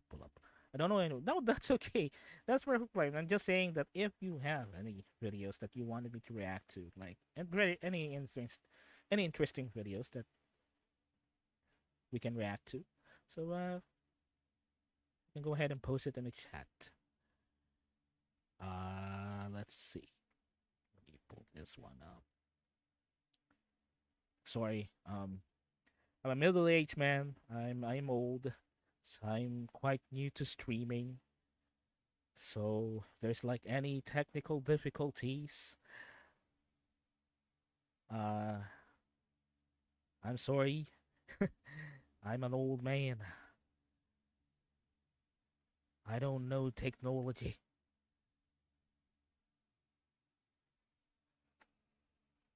I'm 19 and the scope is real. Yeah, the scope is real. No, in my case, I create the scope. I do not get scope. I create the scope. Anyway, let's watch this more. Let's watch this video. Words racist, you know you've screwed up. A huge part of this poor quality is because the books were getting rushed out at a ridiculous rate, presumably because of demands from the executives on the design team to publish more books to earn more money. The designers can clearly make great stuff, they're clearly very talented, but they're also stretched so thin by the demands of WotC right now. But Wizards don't really seem to care. Why bother making a really good book when you can make an average book and people will buy it anyway? But with a huge new competitor on the scene, Wizards of the Coast will have to make really good stuff. Oh, they have to really make some good stuff. Their stuff lately is, not really good. Not good. So much so that they wanted to change a lot of things and switch to a new edition, you know. The video, yeah, I stopped at the wrong time. I stopped at the wrong time because I was looking up earlier the context about that because okay, give you a little bit of context. What we're watching right now is a video from D&D Shorts, and he's talking about how Critical Role. I don't know if you know this, but Critical Role is basically a D&D live stream for Dungeons and Dragons. It's a group of voice actors led by Matt Mercer um, that are playing D&D, basically. And it's literally the most popular D&D live stream, the most popular D&D content in general ever. We're talking about like ever. And apparently, Wizards of the Coast, the creators of of Dungeons and Dragons, had been in hot water recently because of several issues, limited but not,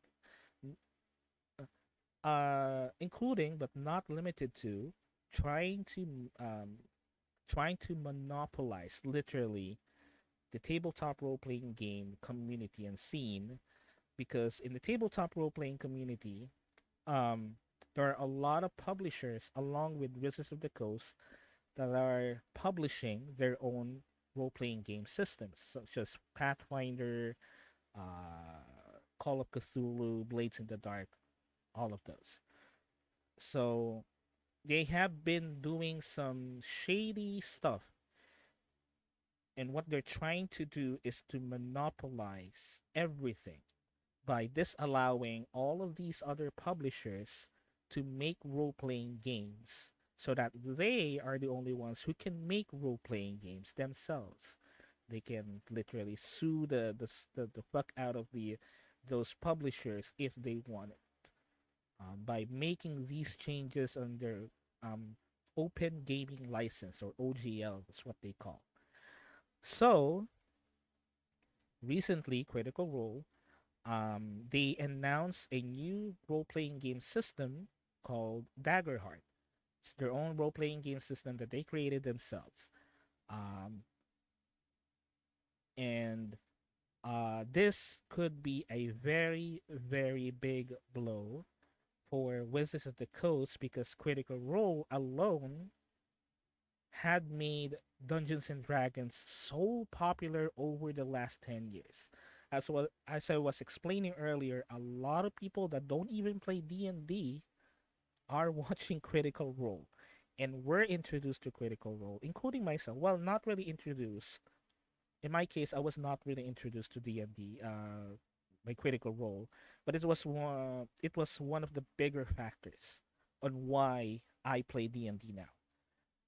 Why I took it a little bit more seriously than before.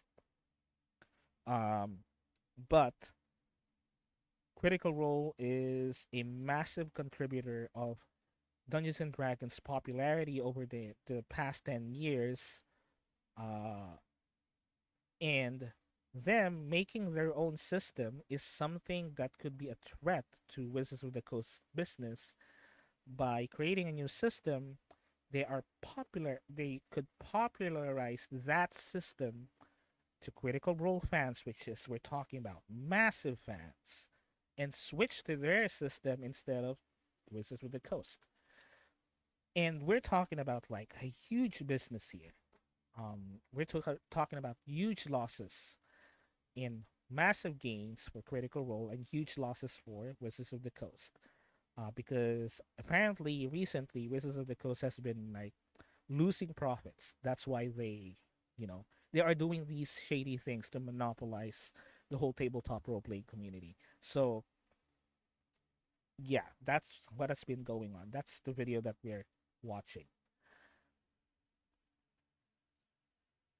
Otherwise, people will just go to Daggerheart. Why bother buying a $60 book with only one new subclass and one new race when you could go to Daggerheart and get an entire new system for that money? This is why Pathfinder and homebrew creators make amazing books. They don't have the luxury of being lazy. They need it to be amazing before anyone will even look twice at them. And True. Doesn't even matter if not D&D. Just make it good. As long as it's good, people will play it. Doesn't matter if D&D. Sadly, Dungeons and Dragons is a very recognized name. A lot of people, even people that are not playing tabletop role-playing games in general, knows Dungeons and Dragons. I've seen them personally. That's why I play Dungeons and Dragons just because it's popular. But honestly, if I were to play or run any other systems, I would play them. I would play any other systems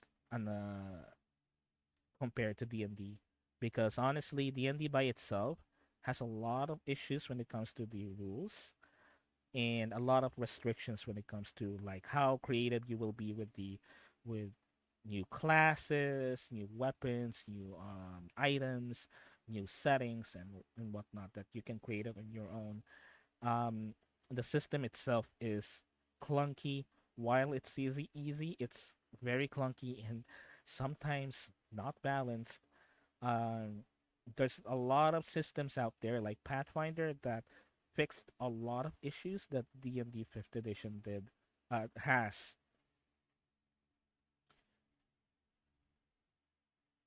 Now, Wizards are going to feel that heat as well. I want to see corporations sweating to earn their fans. I want to see them going the extra mile, making amazing things, not treating their community with contempt or just as a wallet they can reach into and pull money out of.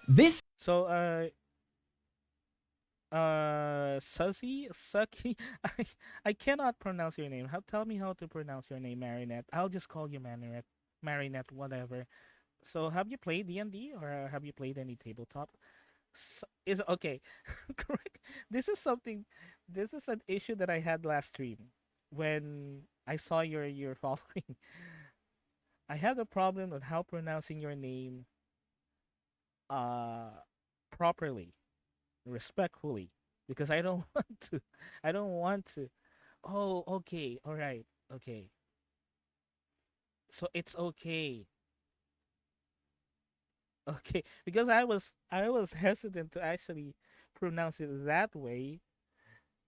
I was hesitant to pronounce it that way because I feel that I'm saying something I'm saying something suspicious. I'm saying something hey yo. So suck E. I'll just call you Mary. I'll just call you Marinette or Mary. It's more respectful. So yeah, have you played D&D or any tabletop role playing games before? Or if not, are you like curious about playing them or oh, okay, what's your class? What's your class and race? I'm just curious. I'm just curious really.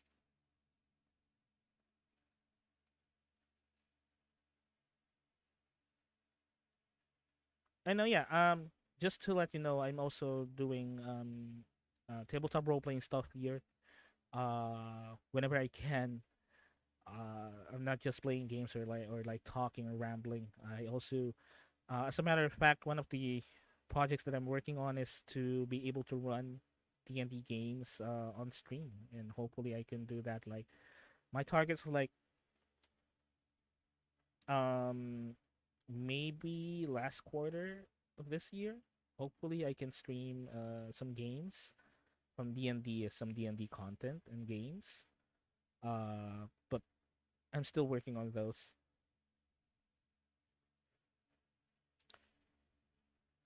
So let's go back. Competition will do that. So let's talk about what Daggerheart is about. Now, the game is getting its first preview at Gen Con this year, where I'll be, so I'll try and play it and report back, obviously, but we can already speculate quite a lot based on the announcement we've been given. Firstly, it looks like a D20 based system, like Dungeons & Dragons and Pathfinder. This is because Darrington Press announced another system, Illuminated Worlds, which they specified would be a D6 TTRPG. It's a system designed for much shorter arc-based campaigns, and it can fit basically any setting. So we already have this D6 system over here aimed at more casual play, so it makes sense for Daggerheart. Okay, so if you're new, if you're quite new to tabletop role-playing games, a D6 system means the system primarily uses six-sided dice, or mostly multiple six-sided dice, like the cube ones, to roll for success or fail on skill checks, for rolling for attacks and blah blah blah. I was a fire genasi. Oh, fire genasi wizard. That is something. That is something that could be overpowered. Imagine a fire genasi using fireball. Okay, imagine that. You know, a fire genasi using fireball. And from what I know, a fire genasi can control fire, literally control flame as an innate skill, and went to the school of Necro. Okay.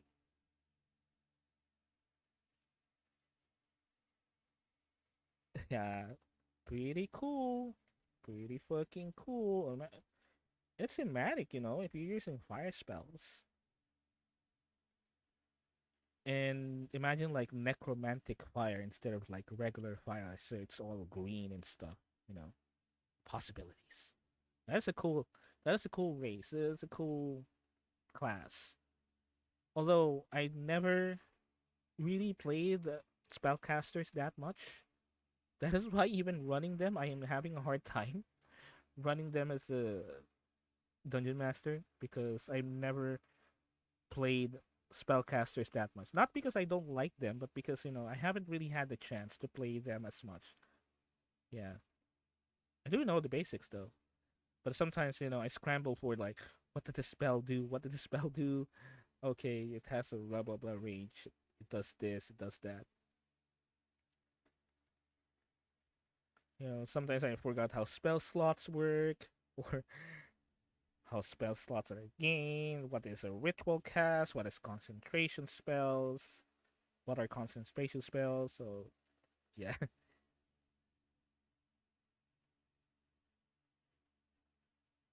To be the more robust D20 system we're expecting. Now, Matt Mercer is known as the ultimate world builder DM. Exandria is a really cool place, so I'm willing to put money on Daggerheart being much more tied to a setting that he is working on. We can expect a rich world, history, and lore to place the games in. We're gonna get that Matt Mercer magic. Honestly, I would say something to that. Honestly, the setting that I am using, a setting that I write for myself, which is Exia. Some elements of it came from Exandria, or inspired by Matt Mercer's setting, Exandria. My setting, Exia, is some elements of it are borrowed from his setting. Not all of them, but some of them. Because I do use my own setting, Exia for my games. Honestly, wouldn't be surprised if Daggerheart turned out to be the name of a city or just a location in this new world. We also know that Matt is no stranger to making his own classes. The Blood Hunter is his addition to Dungeons & Dragons. He's done this before. The Echo Knight Fighter is also a Matt Mercer creation, and a very good one at that. In fact, it might be a little extremely good. Yeah, the Echo Knight. I kind of tried the Echo Knight once. In a game, in a private game where I was a player. I'm not a dungeon master. It's really fucking good. It's really good. It's it's it's ridiculous. You can literally just make copies of yourself, augment your attacks using like your copies, literally use time powers at some points, because an Echo Knight is literally you using your parallel universe self to fight. You and your parallel universe, you and another you from a parallel universe fighting together. It's literally what the Echo Knight does. And most of your powers are like time based. So it's ridiculous. Mechanic wise, it's cool. Lore wise, it's bonkers. You're just literally you're another you from another timeline, which for some reason thinks like you and acts like you and has the same goals as you. So and you can I think one of the skills is you can literally peer into another timeline to know a glimpse of your future or your past by looking at another timeline. So, yeah. Mercer creations have a little reputation for being on the busted side. The Chronergy Wizard is probably the most powerful subclass of any class in D&D. So we might see Daggerheart lean a little more into that, a system that gives players more power relative to the average person. More of an epic fantasy setting, with players a little more godlike, with abilities a little more extreme than your regular D&D. Which is something that I also use honestly in my games. Um, yeah. Again, one of my players chat here sometimes in the chat. Uh, I do actually have like a penchant to give a little bit more freedom on what characters in my games can have in terms of like skills and abilities. As a matter of fact, I did actually come up with a whole new system called path classes, which forego the regular classes that D&D has, and even subclasses by giving characters, no matter what the race and the class they have, additional abilities on top of what they have without restrictions. And the only restriction that you have really is learning a specific skill or a hobby even. uh I do actually also have that kind of system in my games where characters can get a little bit busted or overpowered because of the freedom that they gave them on coming up with skills and abilities and such. To explain more of a path class, the system that I made is basically your hobbies, or let's say that you have a hobby, or you have a passion, or you have a vocation. Um, there will be certain skills and abilities that you will get.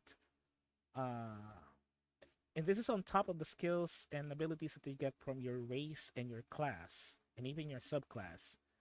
That uh, past classes give you additional abilities.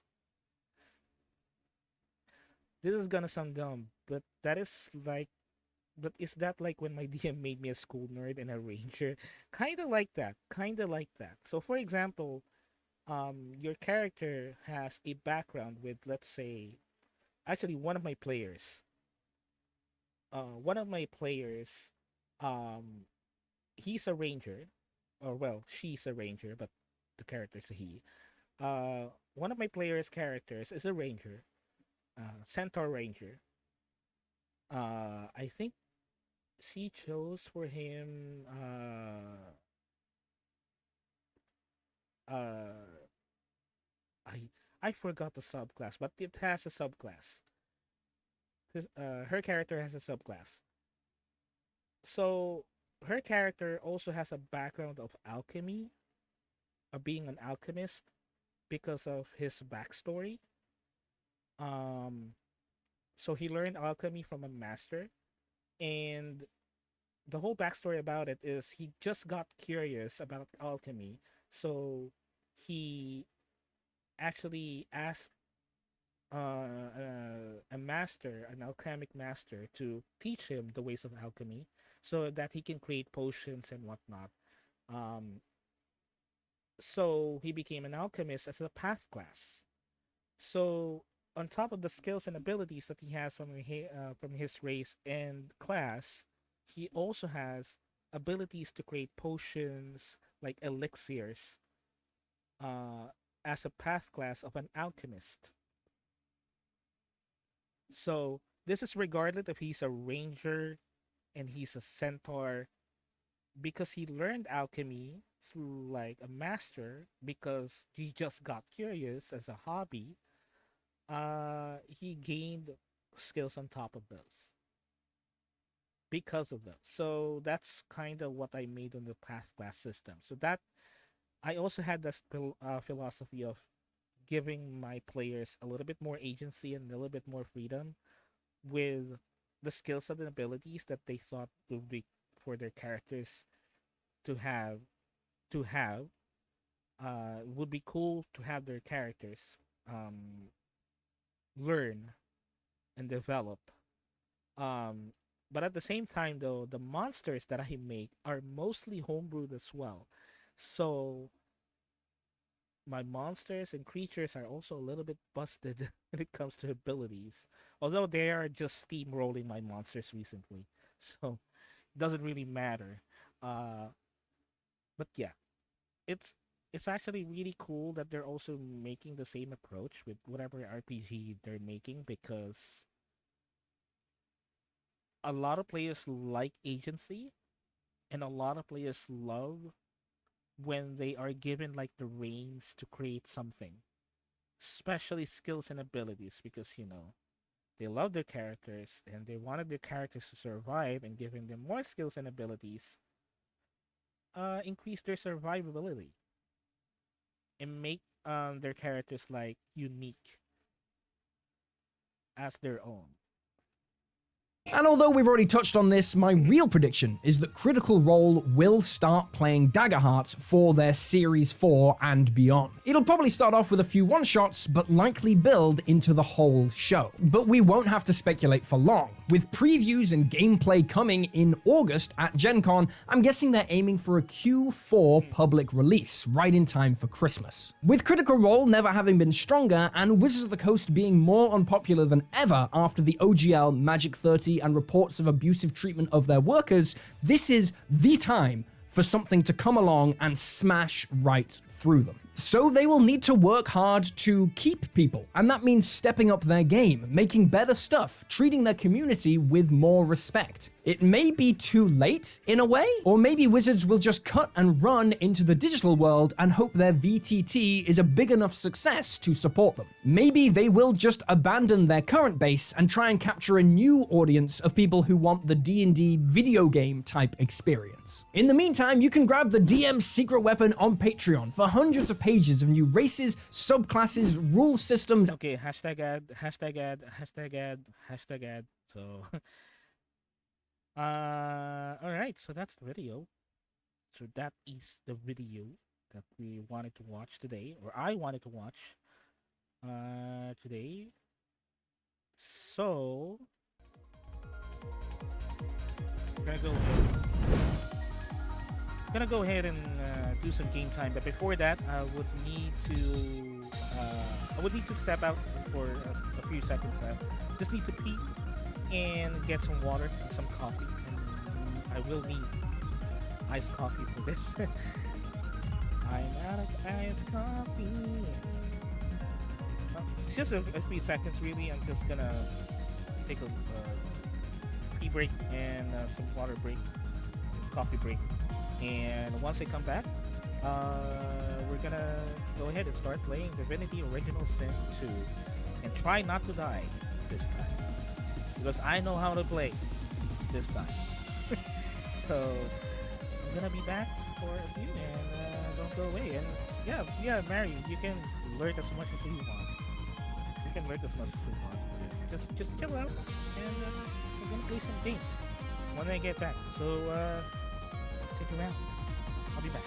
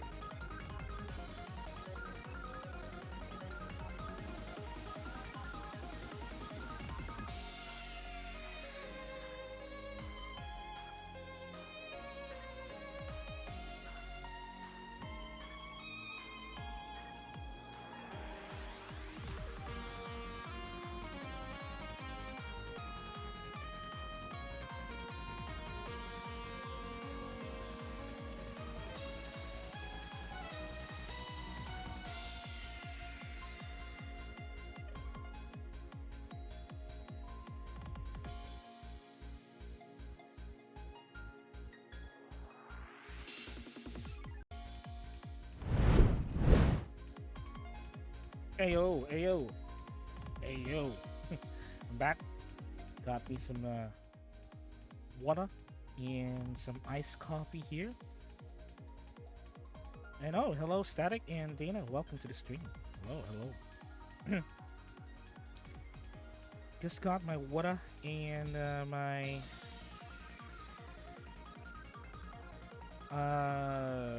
coffee here. You know, Mary, thank you so much for dropping by, and I hope you have a wonderful stream if you'll be streaming today. I'm gonna be on for couple more hours. We're gonna play some games, and yeah. I mentioned earlier that I may have to go a little bit earlier. That's why I streamed earlier today. I've been streaming for 2 hours now, actually. Because I actually need to go a little bit earlier than the usual. So that's why I decided to stream a little bit earlier today than the usual. But I usually stream at 1 p.m. Eastern Standard Time, for those of you who didn't know. But I had to stream a little bit earlier this time. No, not really. Not going off. I'm not going off right away. I wanted to play games. It's just that I might sign out a little bit earlier than the usual. Just a little bit earlier than the usual.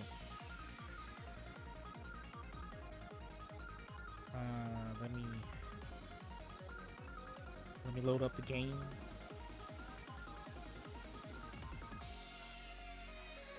And again, I don't have a double monitor, and I'm reading the chat on my phone. So if I miss any messages, I'm really sorry.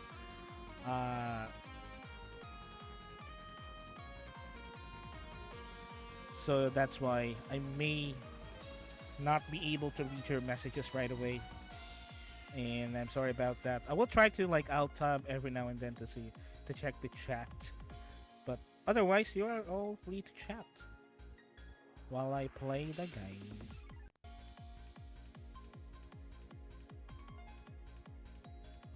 Let me check real quick. It's not loading right away.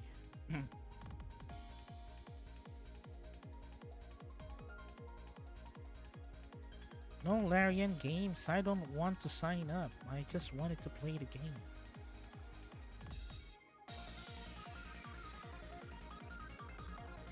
Okay, do I really need to? God damn it. It was working earlier. Come on. It was working earlier.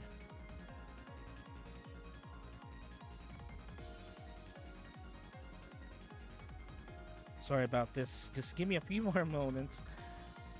Okay, there you go. I was like, I don't want to sign up. I just wanted to play.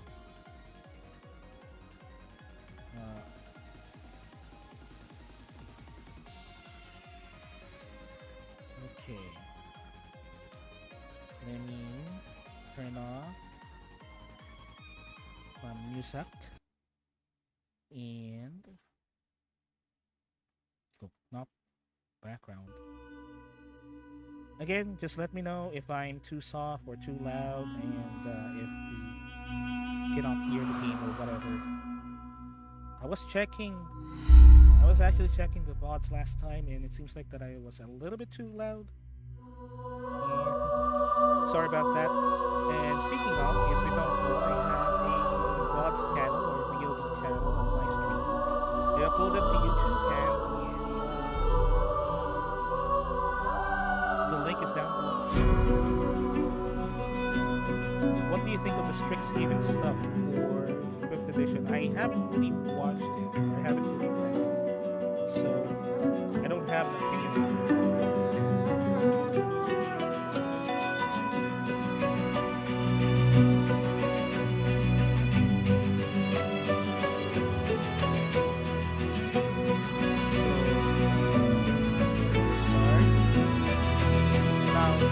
There was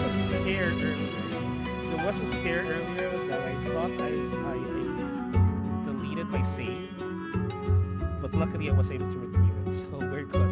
And honestly, I will be honest, I did play this a little bit, just a tiny little bit off screen, and I did progress, so I'm sorry if we'll pick up from a different point last time.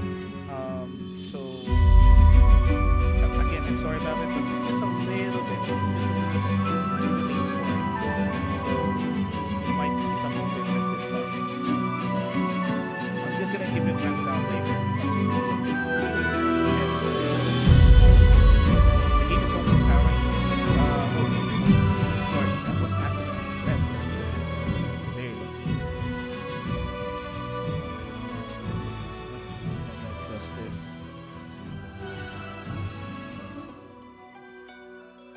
Let me do this right here. How about now? Game too loud, game too soft, blah blah blah. Sound check, one check. Okay, good. All right. Thank you so much for that. Anyway, again, I mentioned earlier, if you didn't hear anything, I did play a little bit of this offline, off stream. Uh, so I do apologize about that. You may see some difference between where we left last time and where we are picking up now. I did progress a little bit, just a tiny bit on the main story. And I'm just gonna give a rundown of what happened basically once we open up and play. And also, I did notice that there is a game master mode, and I was actually watching some videos about this one, and I was like, okay, I need to try this. So I guess maybe sometime we can go and delve on the game master mode and see what it's like all about, and see if we can like create a campaign using this method. But we'll deal with that later on. But we're gonna go with the main story first.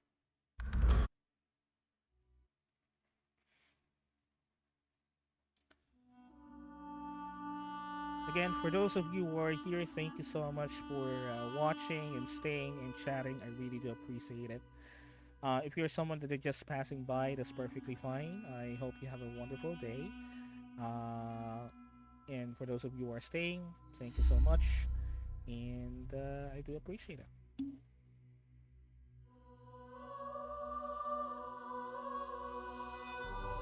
I'm kind of pissed off about my phone because I rely on my phone to read the chat, but it keeps on disconnecting. So I may have to have a lot just to read the chat. Though there might be some moments where I will not be reading the chat at all, because I'm too focused on the game. But I'm gonna give a quick rundown of what happened recently.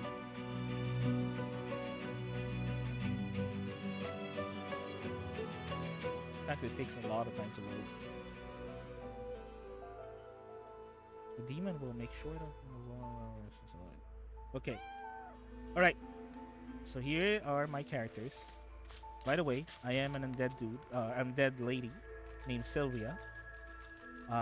Basically, the whole thing about my character is she can heal from poison instead of healing potions. So I cannot drink healing potions, but poison will heal me as an undead.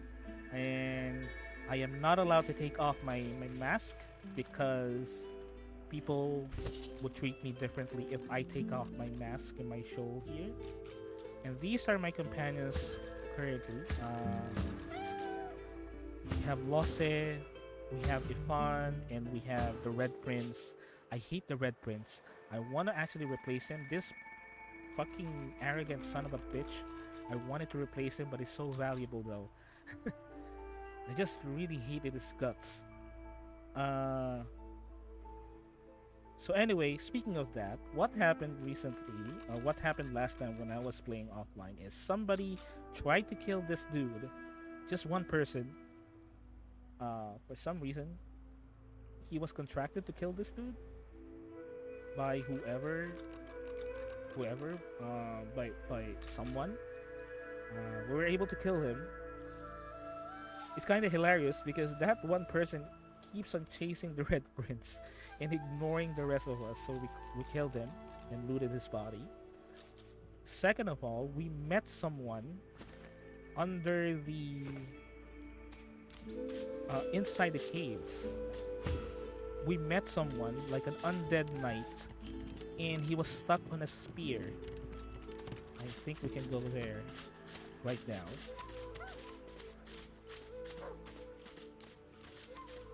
He was stuck on a spear, and we helped him. Yes. Is it an audience you desire? No, I'm not interested in talking to you. By the way, you can actually talk with your party mates and see what they're thinking of, or what they're thinking on certain situations. They would give they will give like their own thoughts on the situation. Let me check real quick. Let's see. Let me move this one. Let me put it. Oh, it will actually. Let me. Oh, sorry. I'm sorry. Let me move this one here. And I think the initiative order is like hidden. What the fuck, kid? The fuck? That kid saying? I stabbed you right in the eye. The fuck are you doing, kid? Chill. It's like,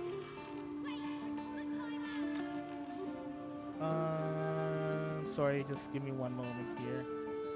Let me see if I can find this thingy.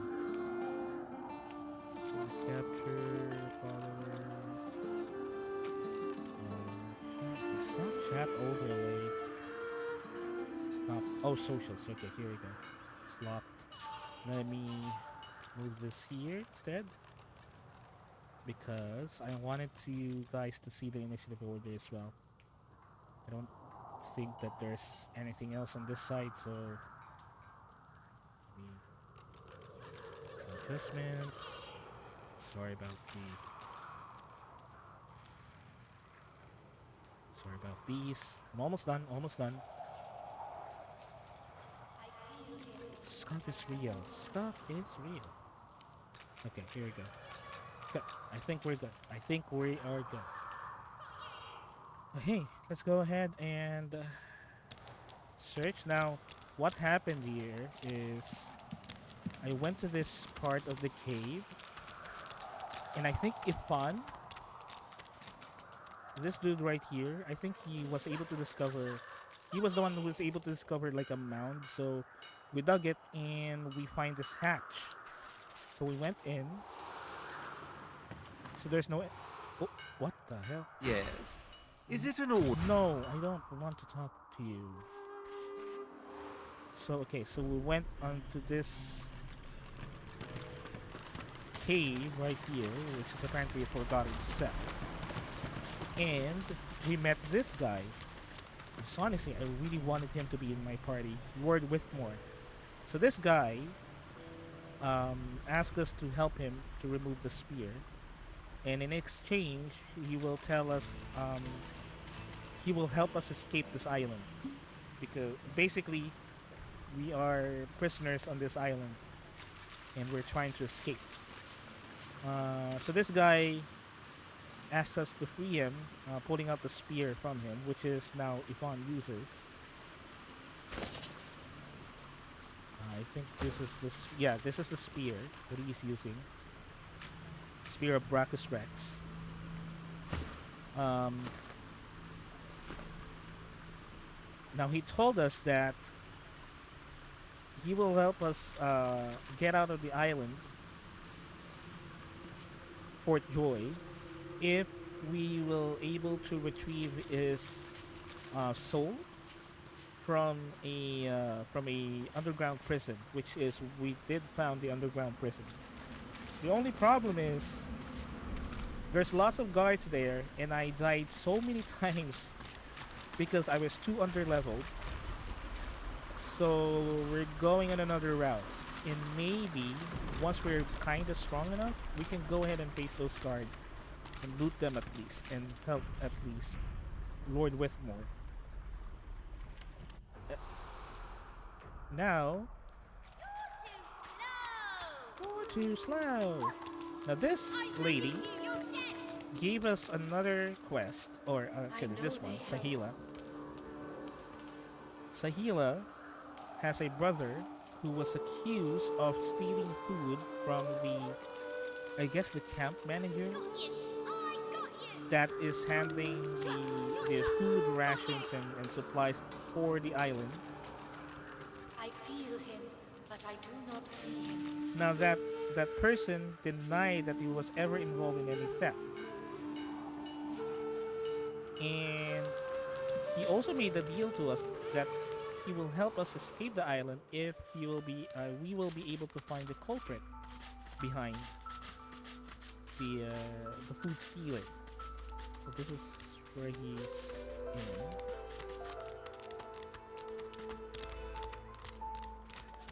So this guy is like the camp boss. He keeps all the food.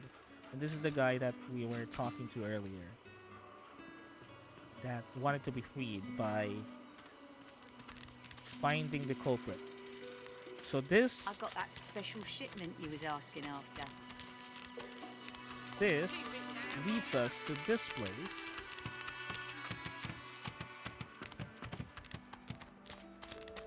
But first off, there is another character here. This lady, if you remember her, she was the one who was rolling dice on the first playthrough, the first part. She was the one that was rolling the dice, the very first character that we talked to, and she offers us to kill this dude for her, and offers us to join her for herself to join the party. I am only allowed 4 characters, so I have to replace one of them so she can join. But I won't pick her yet. Now we spoke to this guy, this lizard man, and apparently he was the one who actually steals the food from the camp boss. So that's where we left. That's where we basically left. And now what we're gonna do is to actually go back to the camp boss and tell them that the lizard guy is actually the one who's stealing the food. You know, we can talk to animals now. So that's what we're going to do. Worse than war rations, these. Let me talk to the prisoner first and see what he says. Please. I will not survive forever here. Neither will she. Okay. So he doesn't want to talk. Griff glances from his blade to you and back again. Say you'd like to discuss your deal. Say you found the oranges, more accurately his druid name. Hand over Griff's oranges. See you're interested in trade. I'm gonna discuss the deal first. You already know the terms. Nothing else to say. Okay. Say you found his oranges, or more accurately, his druid name. Spare the indignation and hand it over. Now. Okay. If I'm like strong enough, I'm gonna. No. Tell him you're not going to feed his habit. Give Griff what he's asking for. So you've changed your mind about feeding your elf. You prefer cash. You're not going to feed his habit. Let me say first. Let me say first. And see what happens there. I ain't gonna ask again. Hand it over. Okay. Sure. Oh, you must think I'm playing with you. Oh, so you're gonna fight him. Okay. Sure. Sure. You are gonna find him. Should we fight him? What do you think, guys? Should we fight him or should I just reload?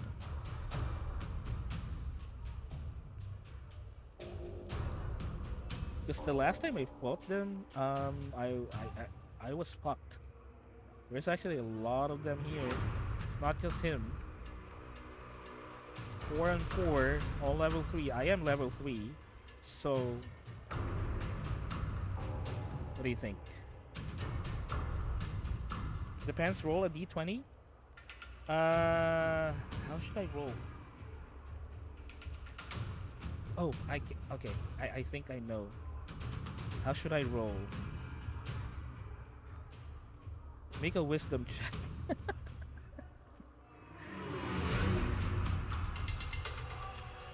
Okay, here's what we're going to do then. Let me see if I can do this then. Let me see if I can do this. I do have a dice roller. Right?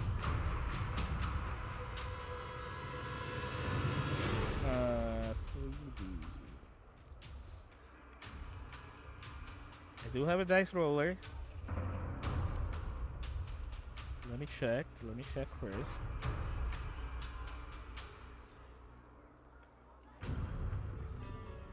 Okay, how should I do this? God damn it.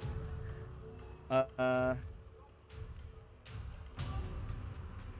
me do this then. Let me do this. Little capture. Okay, let me do this. Let me do this. Just give me one moment. Okay, we're good. All right, we're good. We're good. Okay, here we go. I'm not rolling that. I'm rolling a d20. Let's set it around, because I am kind of on the fence on fighting them, yet I am not. I wanted to try to fight them now that I'm level 3, because the last time I fought them, I am level 2 and I don't have any armor. I do have armor now, and I kind of know how to play the game better. So let's set it up at maybe 13. 13 and above, I will not fight. Oh, sorry. 13 and above, I will fight them. 12 below, I will not. Here we go. Okay, I will not fight them. I will not fight them. So I'm gonna reload. I'm gonna reload. This is fucking ridiculous. I'm gonna reload. I'm gonna reload. I'm gonna reload. I'm gonna reload. Okay. Load. Sorry, the dice says so. 12 below, we're not gonna fight them.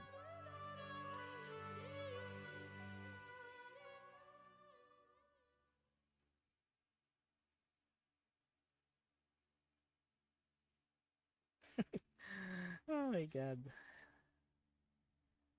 Actually, that is a good way to deal with this, you know.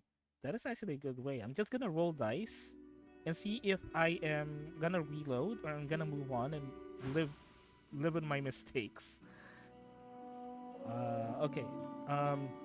Spare the indignation handed over now.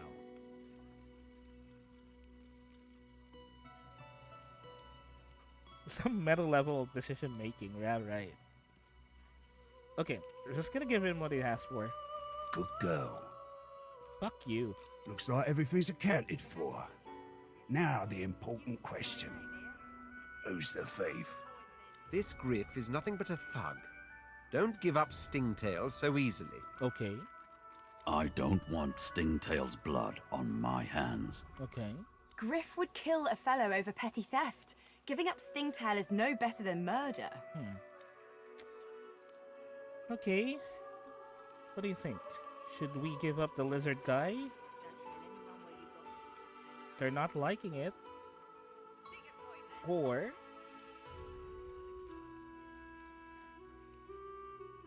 should we actually snitch? Or should we actually not snitch? The guy was actually just sleeping and dreaming. By the way, the lizard, the Stingtail that we're talking to, the dude is actually sleeping and sleepwalking. That's why he stole the oranges. That is the only reason why he stole the oranges, is because he was sleepwalking. So, as you heard, they don't want it. They don't want the lizard guy to be killed because he was just sleepwalking, actually.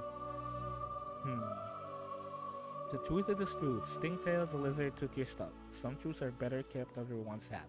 I can tell you who stole your supplies.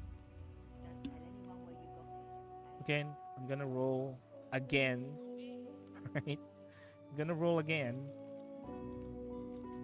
Let's do 50-50. I do want to tell him so that everything will be over, but I don't want to tell him because the guy is innocent, technically. The guy is good. We're gonna roll a d20. Let's set it to 50-50. 10 above, 10 above, I'm gonna tell him. 9 below, I'm not. Let's roll. Okay, I'm not gonna tell him. I'm not gonna tell him then.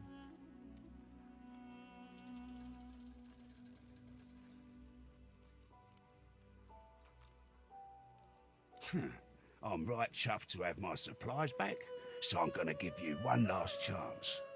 Tell me who you found them on, or you're gonna have to answer to me, my knife, and each one of my people. And your little elf friend won't make it out alive neither. Hold your ground, think better fading in Tycoon, tell Griff it was Stingtail who took your supplies. I'm gonna save. Okay, here's what we're going to do then. We're gonna... This will just invalidate my decision earlier. This will just invalidate my decision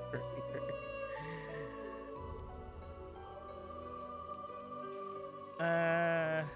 Let's see. If we were able to kill them, which I will try to.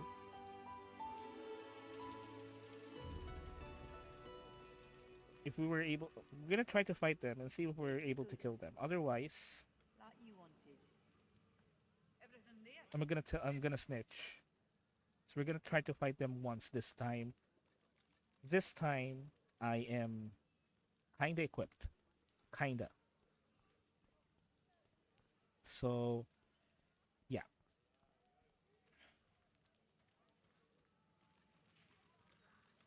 Okay. We're gonna try to fight them. Oh, you must think I'm playing with you. I don't play. Hand them over. Alright.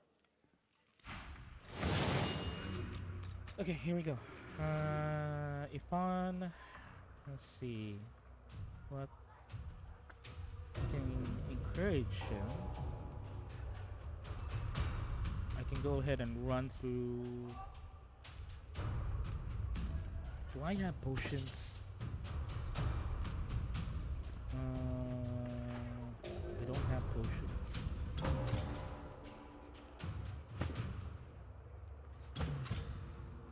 Doesn't have potions. It doesn't have potions. I do have a potion.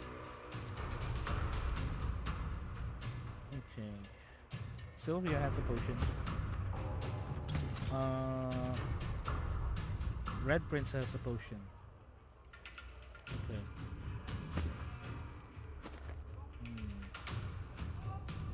What are these? Kitchen pot. Cooking station. Beer barrel. Who are we looking here? God damn it, they all have armor. Okay. I'm gonna encourage first.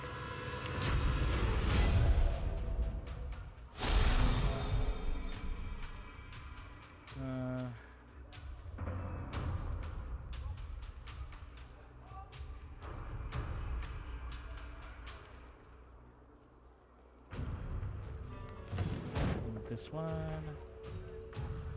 And elemental arrowheads. Peace of mind. Okay. Peace of mind.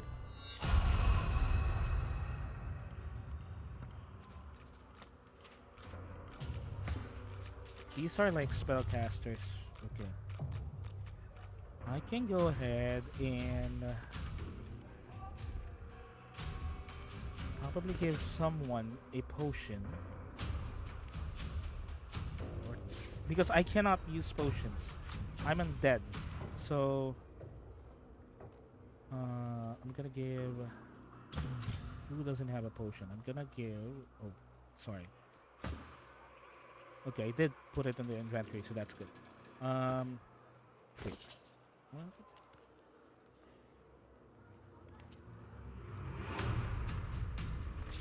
I'm gonna put here.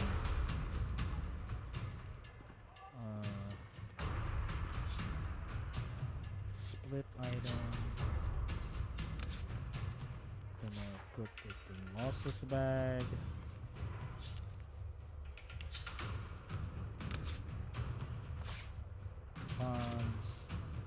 So they all have 1 potion each.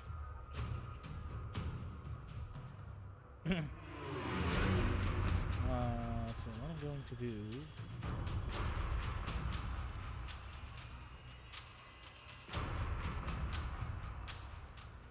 I can actually throw a shield, or I can attack.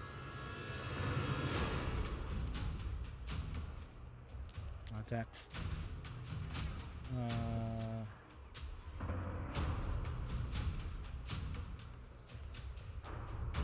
Set knockdown for 1 turn. Damage is based off your basic attack and receive a bonus from strength. Crippled for 1 turn. Damage is based on your basic attack and receives a bonus from strength. Resisted by physical armor. Is this? Okay. She still has physical armor. I'm just gonna go ahead and attack. Backstab.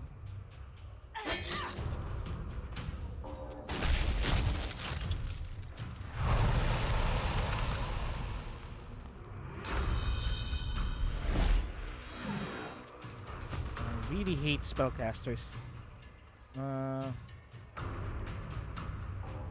Okay. I can. What the fuck? You have 6 potions? The hell are you doing with those 6 potions? I need those potions in your inventory. Oh no, I only have 1. Sorry. Okay. Let's see.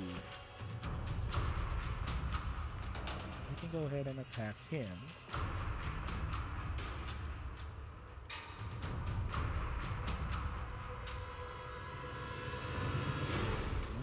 Does he have magical armor still? Still has magical armor. They all have magical armor. I can go ahead and snipe this. And then make them sleep. No.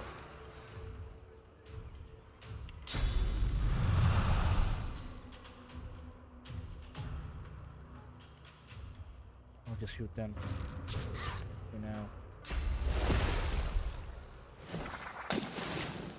Oh god, he's sleeping now.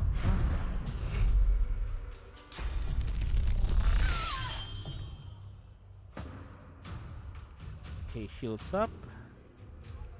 Shields up first.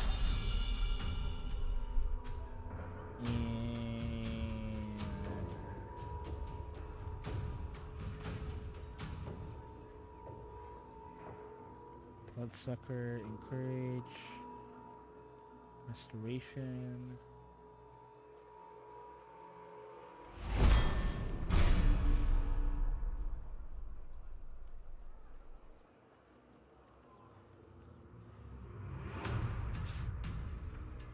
Can't do that. I'll just let you run away first.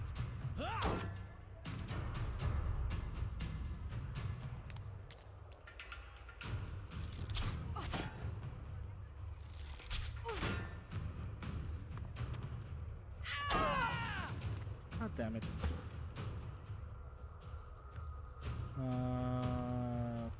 All in.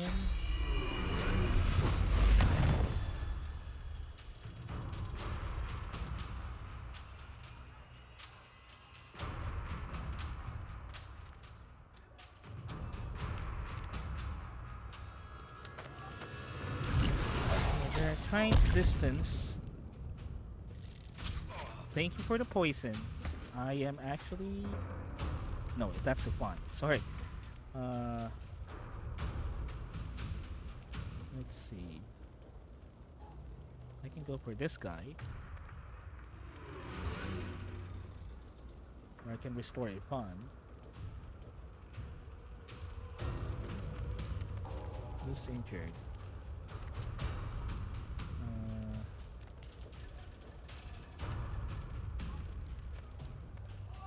Restoration again, just 1. Okay. Restore first. And then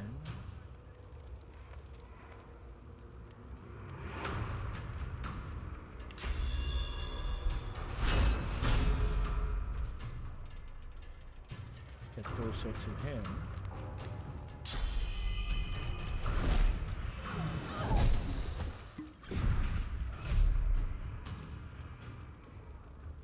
God damn it.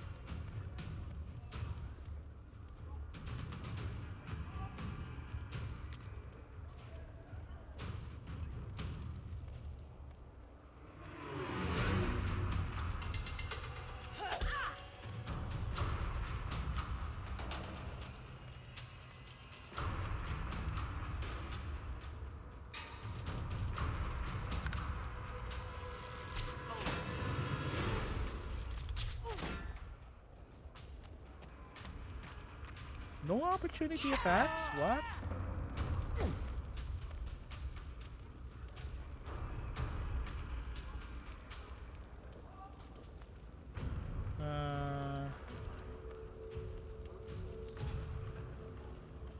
I'll heal up first.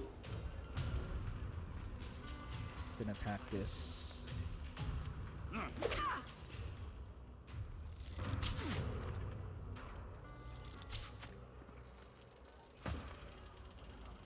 Okay. Do want to go here because I'll heal up. And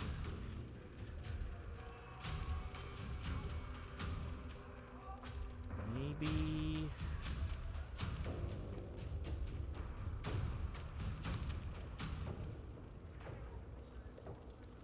end my turn in the meantime. Maybe throw.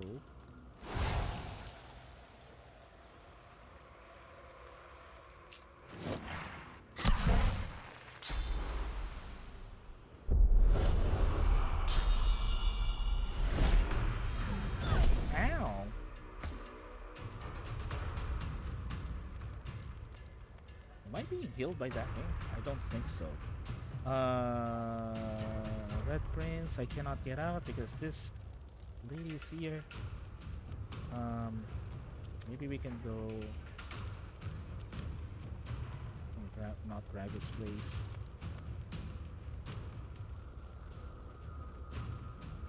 Okay, I'm gonna make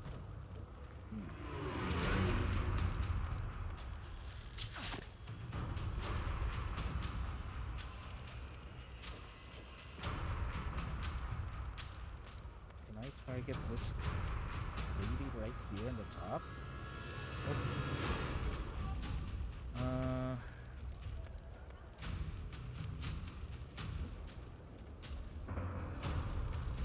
Maybe I can throw.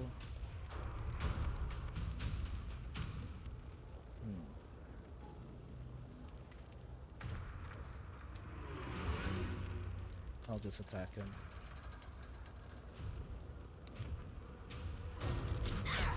I sense something nearby.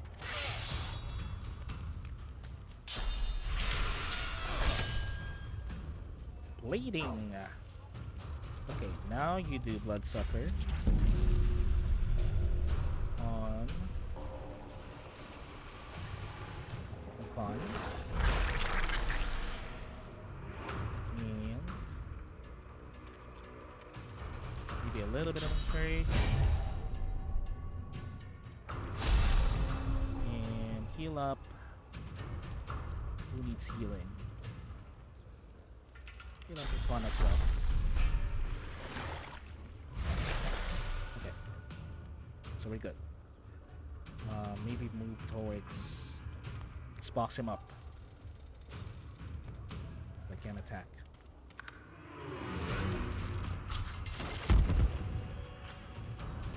Nope, I moved that. Clear mind. I can go clear mind. 2 hands.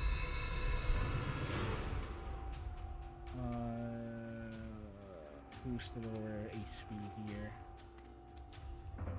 We'll see. Okay.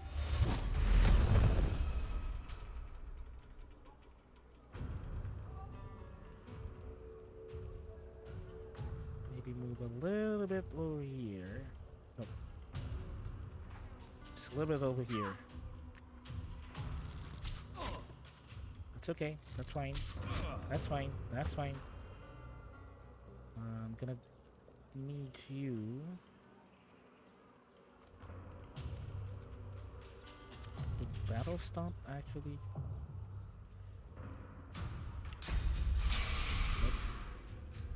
Oh, shield. Okay. Alright, let's do it on Griff.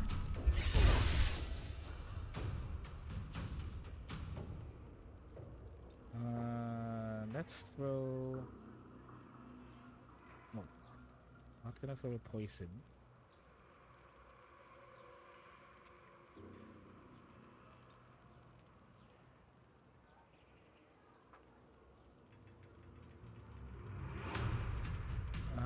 Let's see if I can. Okay, I want to move in this location probably, and then target the archer over there. I'm gonna throw an oil flask.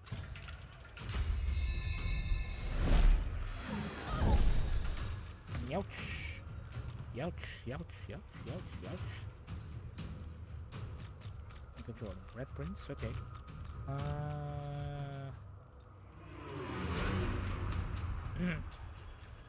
need to. So Lucy is gonna keep attacking Camp Plus. I wanted to put him to sleep. I'm gonna do Mosquito Swarm.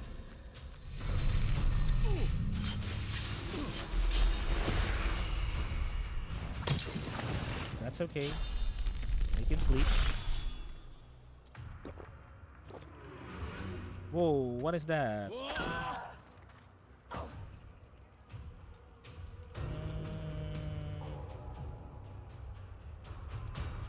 Now let's drink a potion. And Rage. Shields up. And can I stab him? Dude. And he's on fire, so that's good. And that's fine.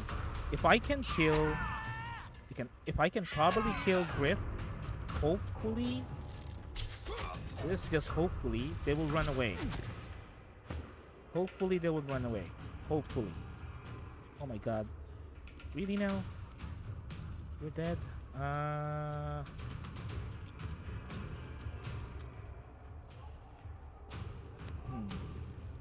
should I do this? I'm just gonna cripple you. Oh, see how sickle armor? Crippling blows so I can attack.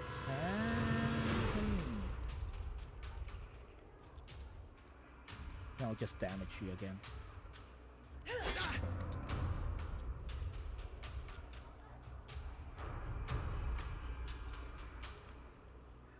Let me move back.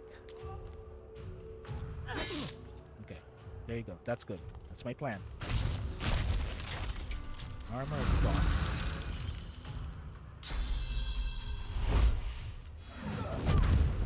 Oh my god, they're all burning now.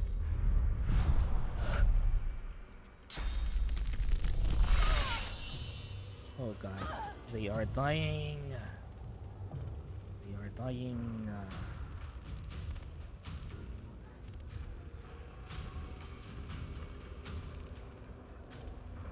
Let me get out of the fire.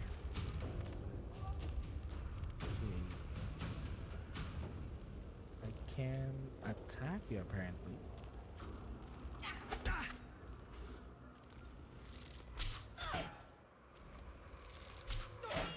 Okay. She's dead. I don't want to resurrect the Red Prince here because there is fire and he would still 1 AP, then I can all in.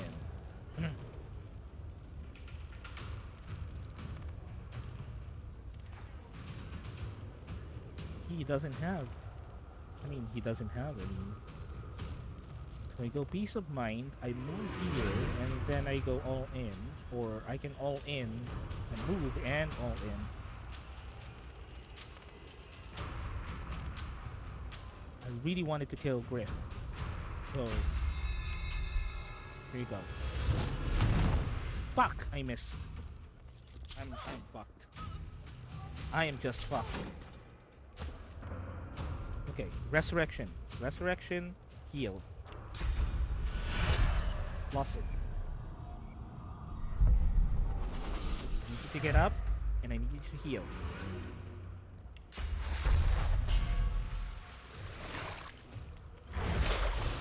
Okay.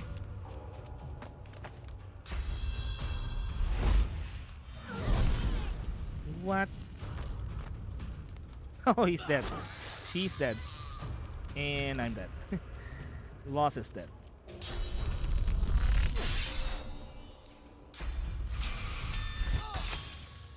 And he's dead. Fuck.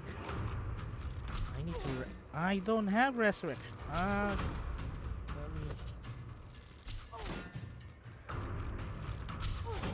Okay. I'm fucked. I'm just royally fucked at this. Unless... I can give... a resurrection stone to me. And... maybe resurrect Ifan.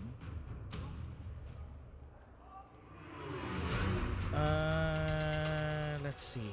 I can get one of the potions to Ifan. Have him drink it.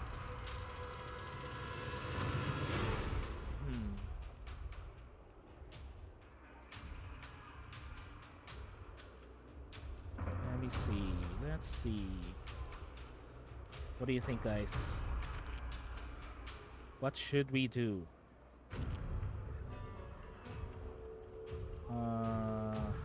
We did kill one of them. We actually did kill one of them, that is. Actually.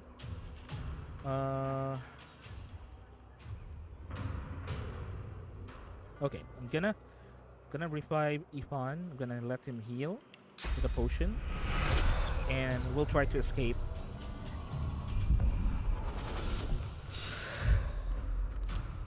Okay.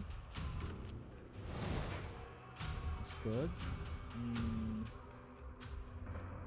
Rain scroll. Ah, fuck! I didn't use the... oh my god, I didn't use the rain scroll. God damn it. Oh my god, god damn it. I didn't use the rain scroll. I didn't use the rain scroll.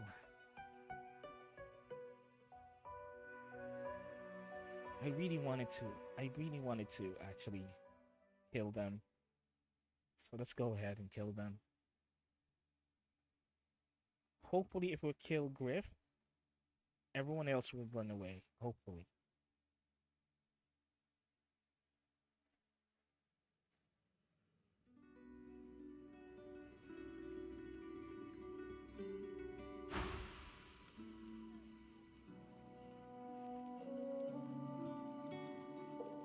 That's a kid.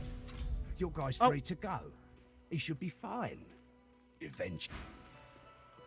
I'm gonna attack you.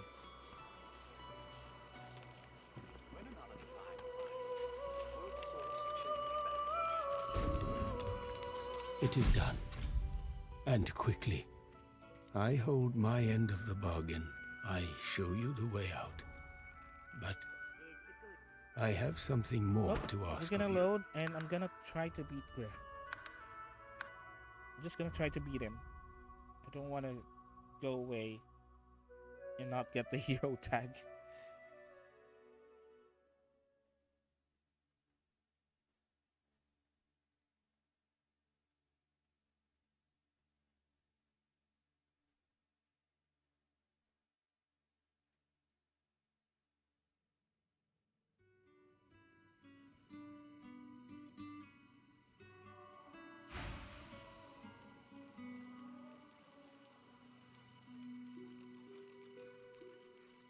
Sorry, I'm just checking out something.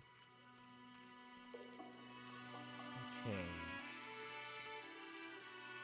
Checking out real quickly. Checking out real quickly. Really, really quick. Okay. Oh, you must think I'm playing with you. Yeah, we're gonna fight him again. Whatever.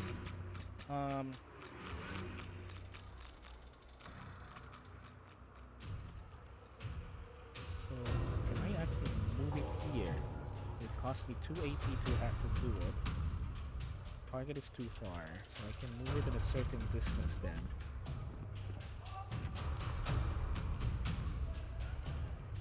I'm just gonna distribute first the potions. Split item. Happy fun, get one. We give one. Also, let's see.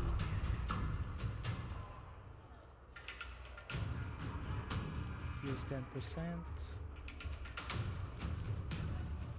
We do have food. Poison resistance. We're gonna give it to Ross. We're gonna give one to him. I don't know the effects of this, so you know. I'm gonna give one to Ross. So they all have an potion. They all have resurrection scripts, each of them. So, but I can move them around if I like. Let's see. What else should I distribute? Milk. We'll give it to Ivan. We'll give this to the prince. Let's see. Royal flask. And a water balloon. Okay.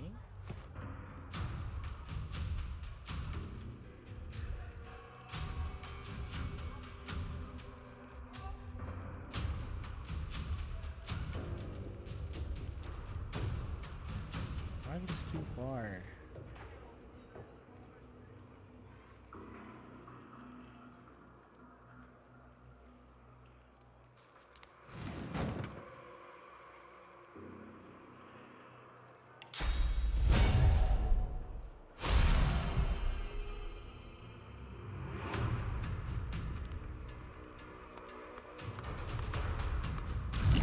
Both of them are going up.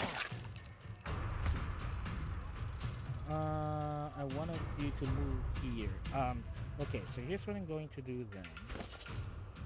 I think I have a bow. And what we can... Oh no, I don't have a bow. Maybe what we can do is to actually give her a bow. The undead. She can just stay on the poison.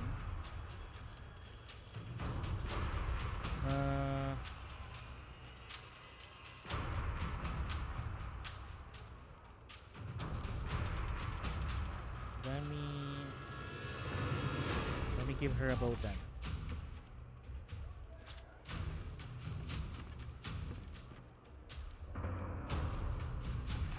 Gonna move here.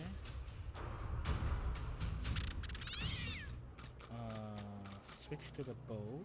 I'm gonna shoot. Oh, fuck. I clicked wrong.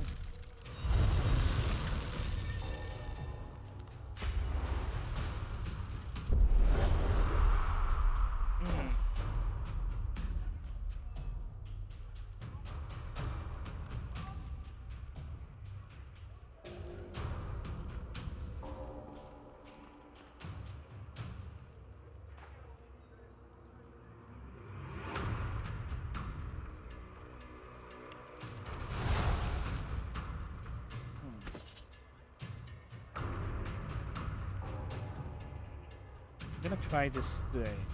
We're gonna do it this way. I'm gonna throw gonna throw an oil bottle. I'm gonna throw an oil bottle to that guy, Griff. Let's see what will happen. Bottle of beer. I have an oil bottle. Where's my oil bottle? Poison flask. Fire arrow.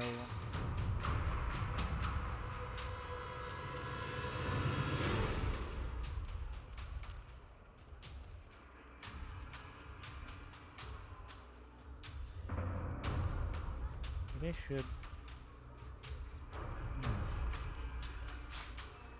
Maybe I should give. I could give a shield.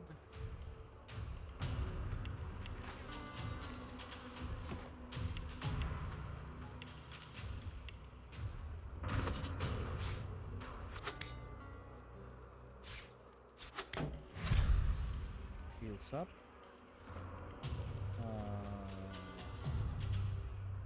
Go shield up.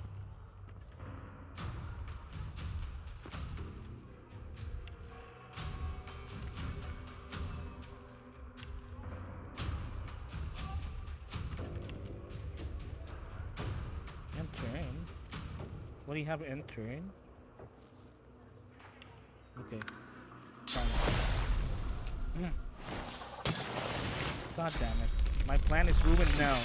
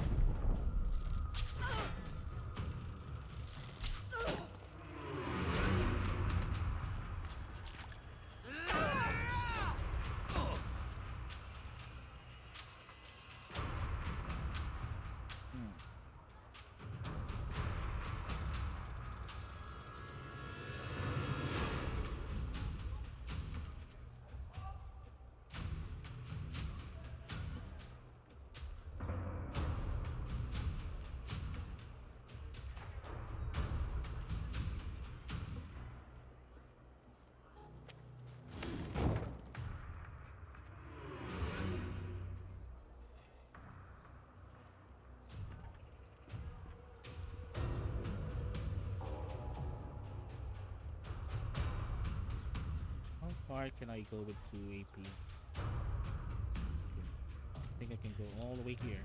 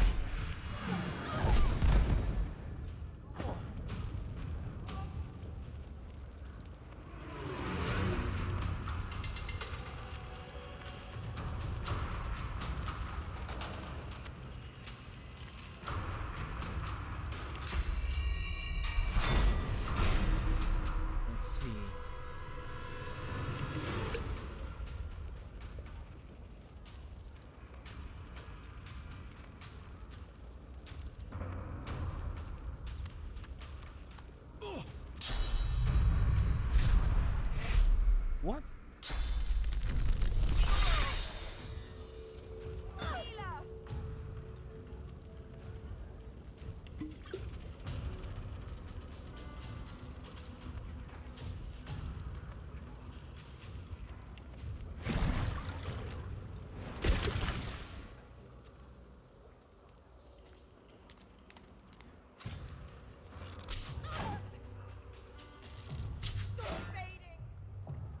Upgrading.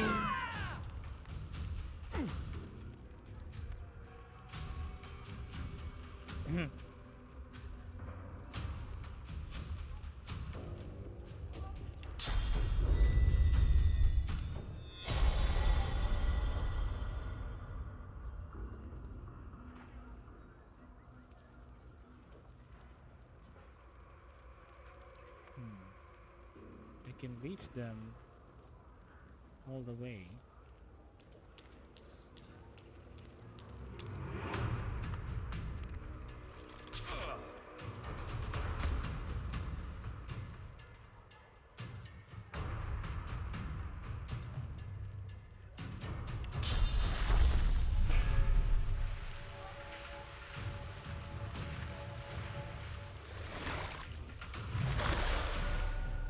When another divine arises, will source change back? What if there are no sources? Yet so quickly we find source so dangerous. What if it's dangerous? To avoid Woken are attracted to source. But why? When another divine arises, will source change back? What if there are no sources?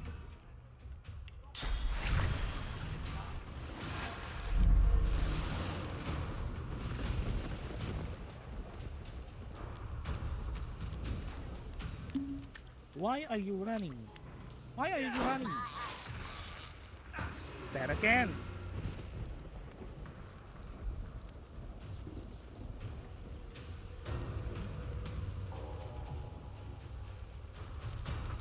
I can heal if on.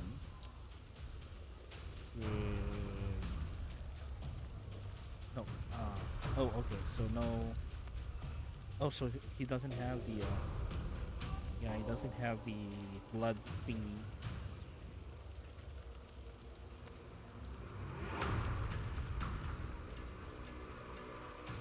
I can do. Fire bottle, fire bottle. Who has the fire bottle? Or did I store it already?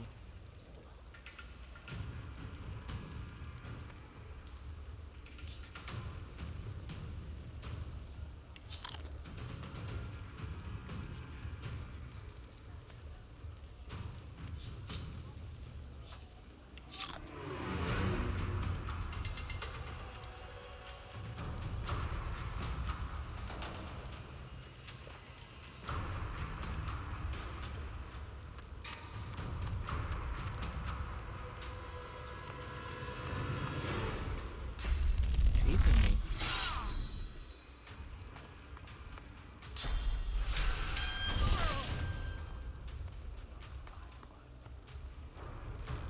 I need aid.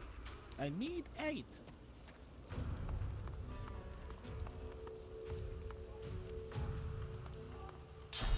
What the fuck? There's another? Healing.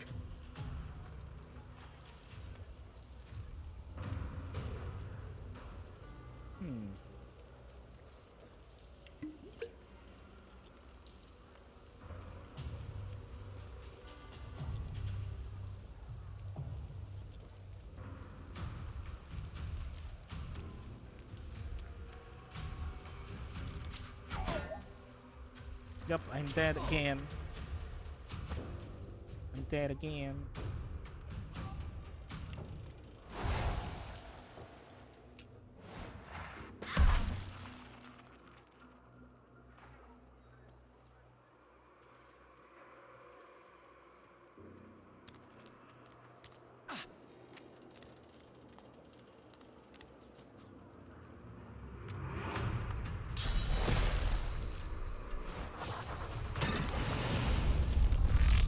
I need aid.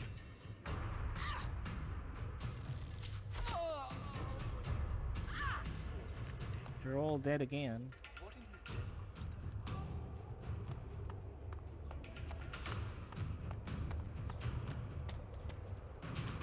When another divine arises, will source change back?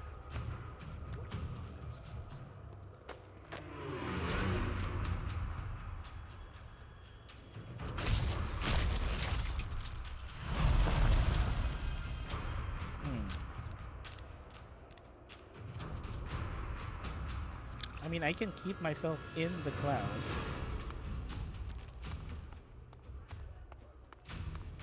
And just hope that I can kill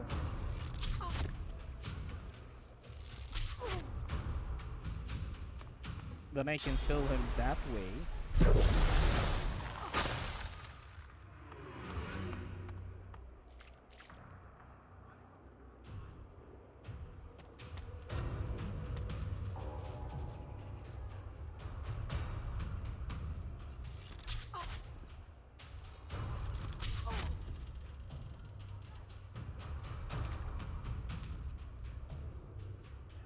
Knocked down.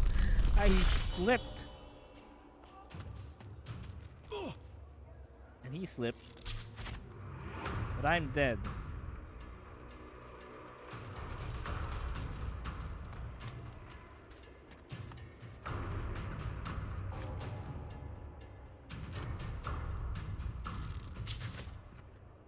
Okay.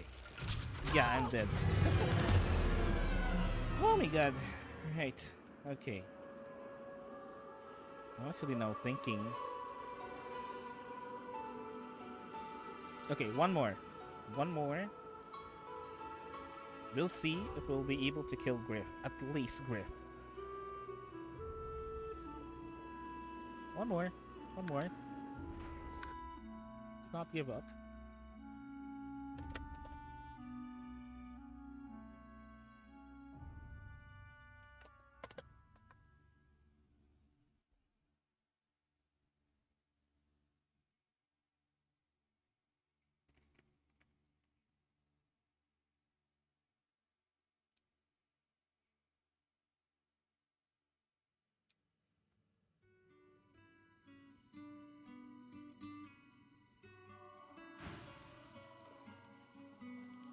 Oh, you must think I'm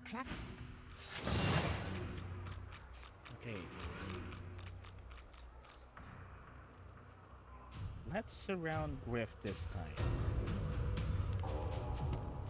No, that's okay. That's okay. That's fine.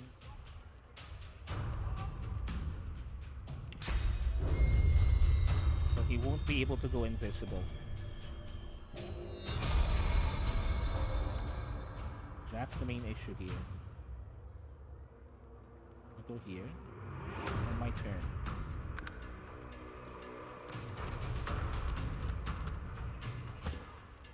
I wanted to kill Griff at least.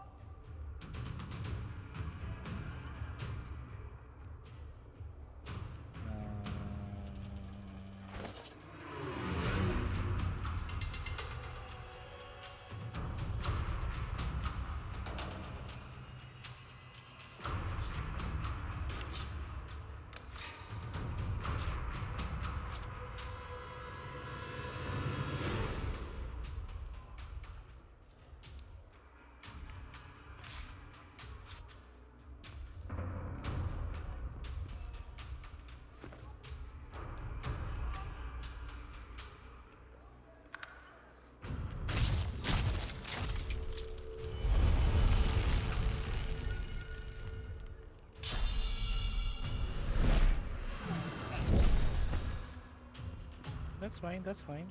That is perfectly fine. I'm going to do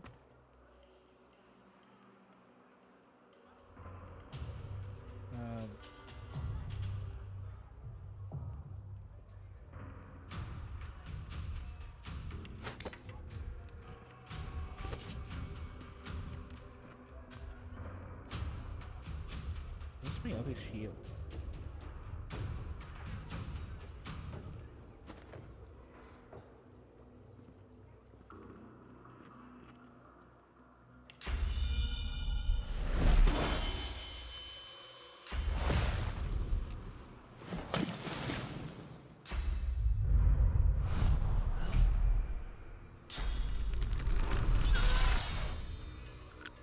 Yeah, he has Cloak and Dagger. I forgot.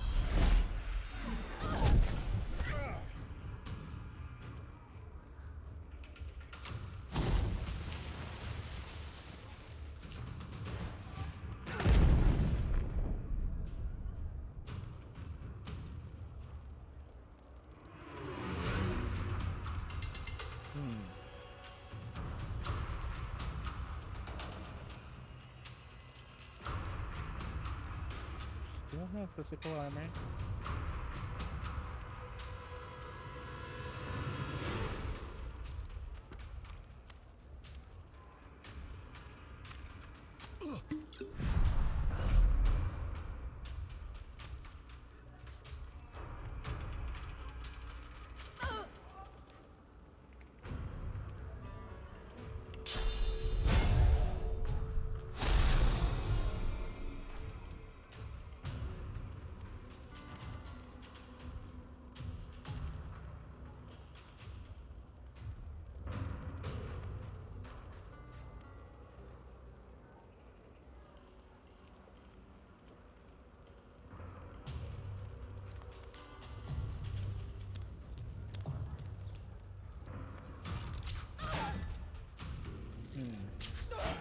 Sorry, I'm getting silent.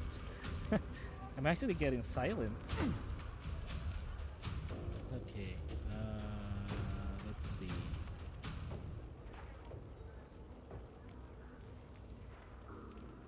I'm gonna go ahead and heal first. I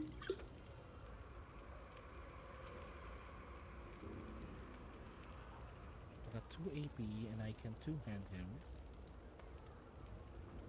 It does still have armor though.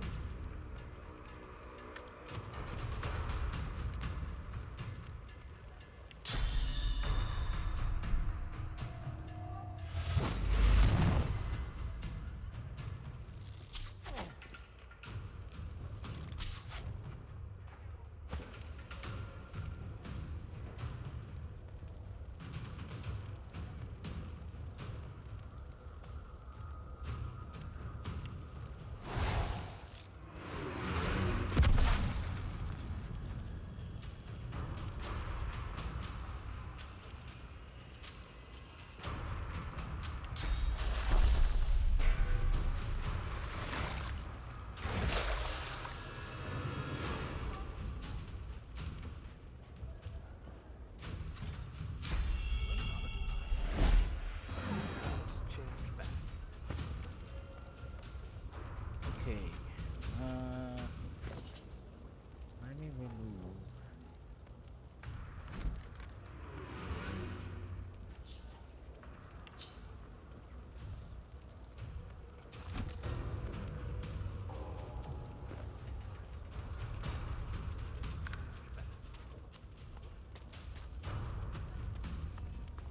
They're trying to gang up. I need aid! I need aid!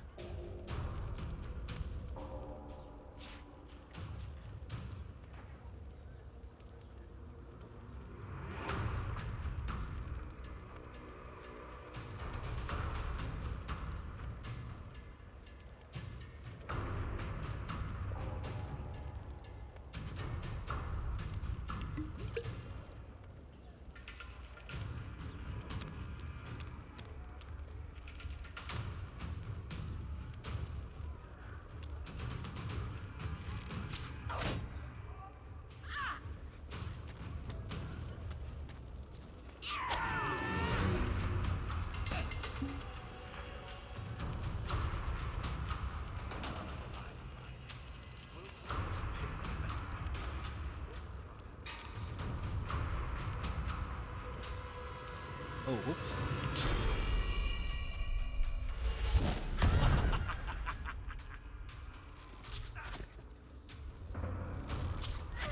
Okay.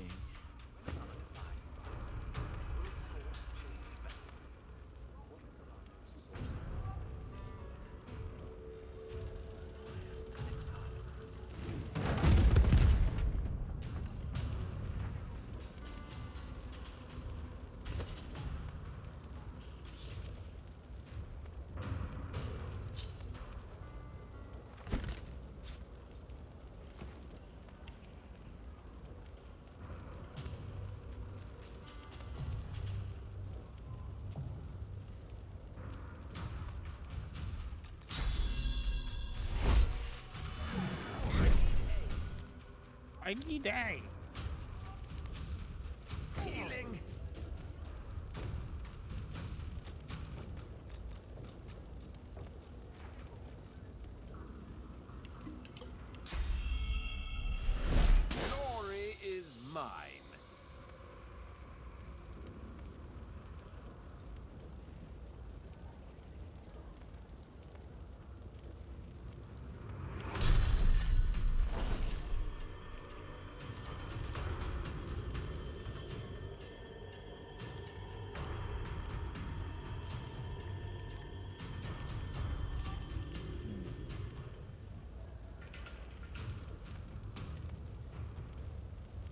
Oh, okay.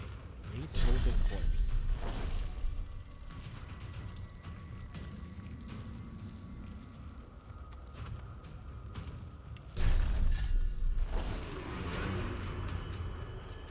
Invalid target. Okay, she's still alive.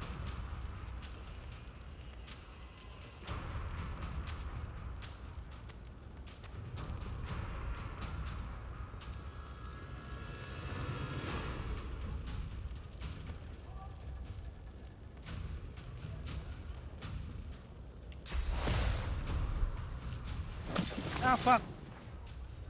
I wasted that ship.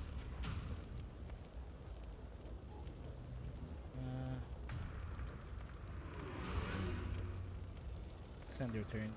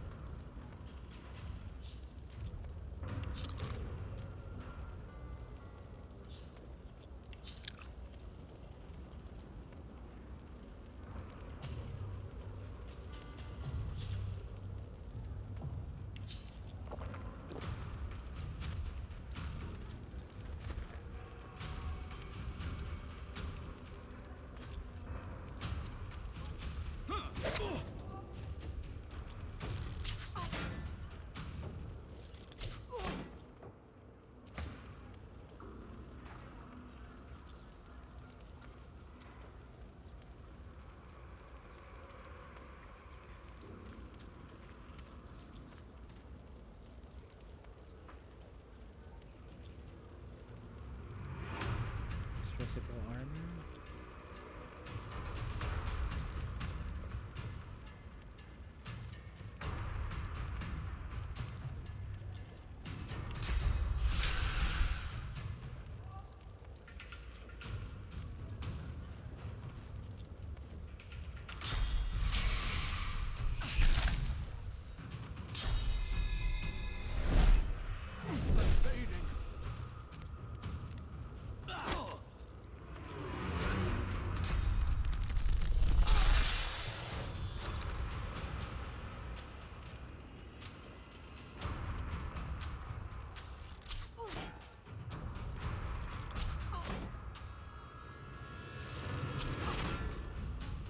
And I'm dead.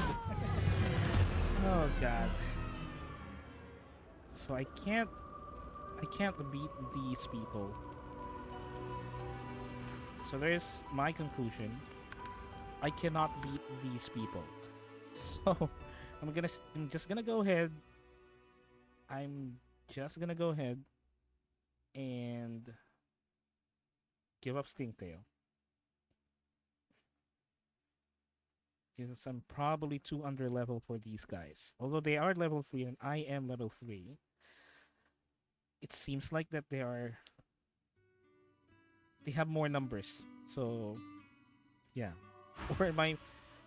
Yeah. I'm just on copium. I'll kill you next time. That's a kid. Your guys. I'm just gonna kill you this... If I get stronger, I'm just gonna kill you when I get stronger. It is done. I hold my end of the bargain. I show you the way out. But I have something more to ask of you. Sahela, she is everything. A ruler, a seer, a knower, a child. She cannot be lost here. It is for all our people, for the world. Give me your map. I show you the way out. A secret, dangerous, but it leads to freedom. I give you this amulet. You must pass it to the elves who still remain. Tell them Sahela is here. They will send help. Please, she is important. I go to her. I wish you good luck, and I thank you for us all. Special shipment he was asking after. Okay. So we chose not to kill Griff, but once he gets stronger, I'm gonna kill him. The old dog whimpers sadly, sniffing your hand.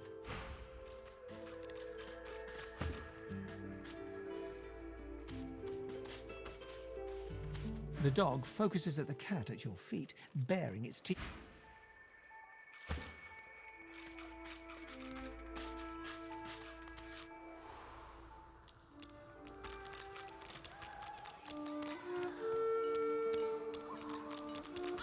Sahela, you are all right. I am fine, Amiru. I am fine. I know they help us. Yes, they do. It is as you say. Sit, my friend. Come. As you say. As you say. As you approach the young elf, Losa suddenly grabs your arm. Her hand is damp. Her face looks pale and grey. Hey, listen, I don't know why, but I think I need to talk to this elf. You mind? I can't. I just need to talk to her, okay? Okay. She turns towards Sahela. She darts over to the elf without responding. They begin talking in earnest, more quietly than you can overhear. Losa suddenly snatches up both the elf's hands and leans close to her. Her voice rises. You have to tell me. The whites of Losa's eyes fade to grey, then black. The color runs into her veins, crisscrossing her skin like lightning. She keeps hold of Sahela's hands. It rises in you even now, Losa. Do not let it. You must be strong. Be strong. Fight. Fight. You are okay. You are yours. No one else's. Shut up. Let go. Let go. Let go. I don't want to hurt her. Don't make me. Losa is rigid as a board, tense with the effort of holding Sahela's hands in tight, painful bunches. Leave me alone. Leave me. I don't want to. You are hurting me. Losa's eyes are black. Sahela's fingers are white under her grasp. Let me go. Please. A sinister smile spreads across Losa's lips. She jerks the elf toward her. Chatty, chatty elf. Chatty elf with all the answers. I wonder what your blood tastes like. Losa, please. You must not defend her. She wakes if she is weakened. We must hurt her to protect her, you see? Sound by Losa inside this mess will help her very good. Okay. I bet the elf blood tastes like honey, like nectar, like joy itself. Let's find out. Okay, I'm gonna fight Losa. You must weaken her to help her. Alright, fine.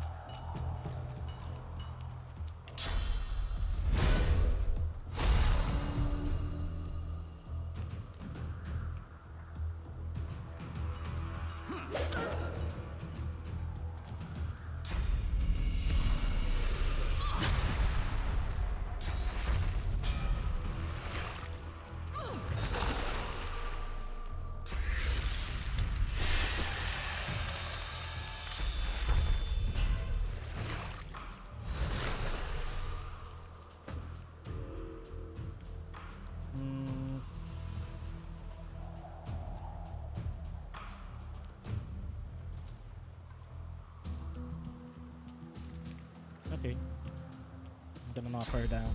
I am sorry, Losa.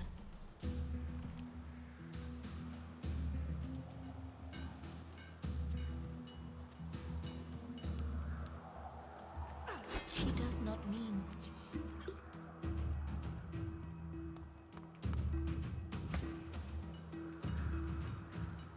Can I put her to sleep? Just gonna put her to sleep now.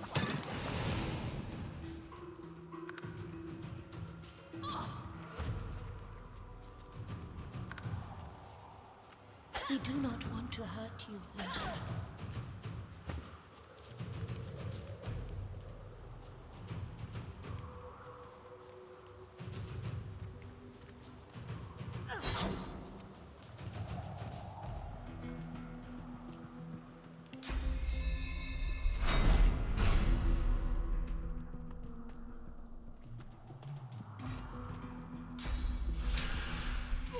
Almost. Ow! A few more hits. She comes back to us when she is weaker.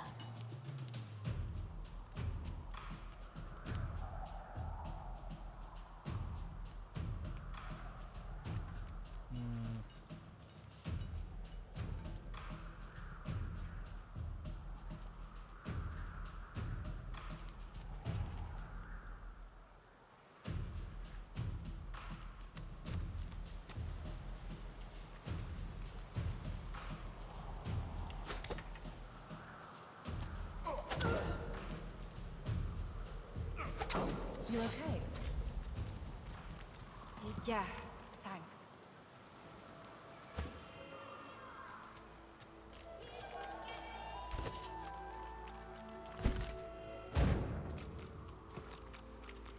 What? Don't look at me like that. Saying you're not looking at her like anything. She doesn't want to talk what just happened despite by you. I wish you almost killed that innocent girl. Look around however you please. Hang an arm around the circle to light it up. You were happy to defeat the other how. Other how. That thing has nothing to do with me. It's just a visitor. A fly that won't buzz off. Glad it didn't freak you out too much, though. I know this kind of stuff can be weird if you aren't used to it. Smile there and the weirder the better. Tell her I cannot smile. I'm a skeleton. Tell her you have limits. She hasn't caused them yet. She wouldn't find a way to control it. Seems unpredictable. Yeah, I know. I'm working on it, okay? Let's keep moving. I want to get out of this bloody place as soon as possible. I'm fine. You're fine. We're fine. I just want to get out of here. Let's go. Alright. Let's go.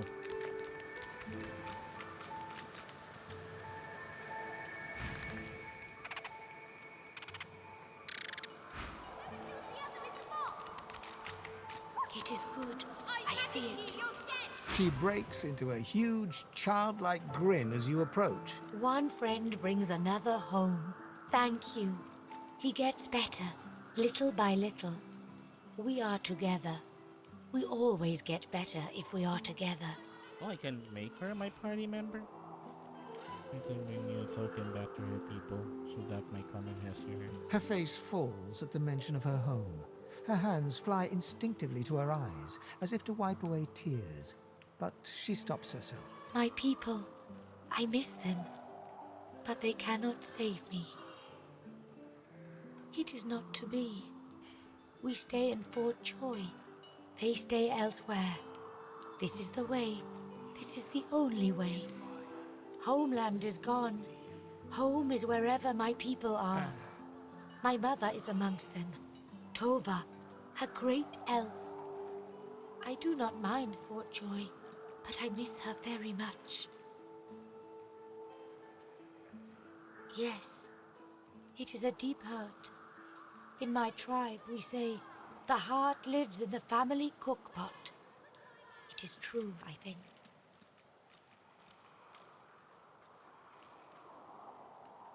Tell Mira showed her way now. She should join you. You will protect her.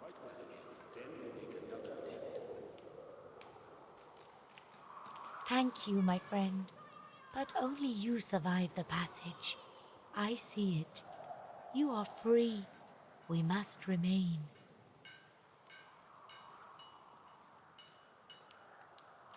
I see your heart. You want only to help. But if you want to help me, you must go alone. She squeezes your hand. I do not forget you. Remember me too. Ooh, okay. Receive decaying touch and go. We have help. We survive. Magic skill Soon helmet. we leave. Magic leather boots. Wizard mitts.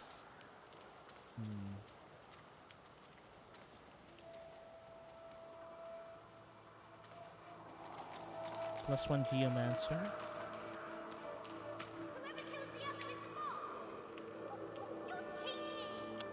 Okay.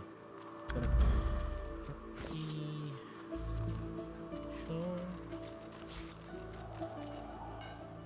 Amiro.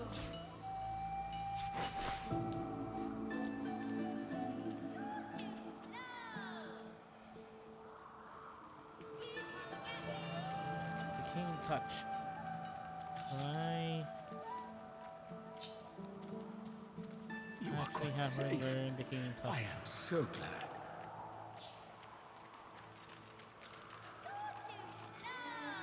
Oh, this is a scroll. Okay.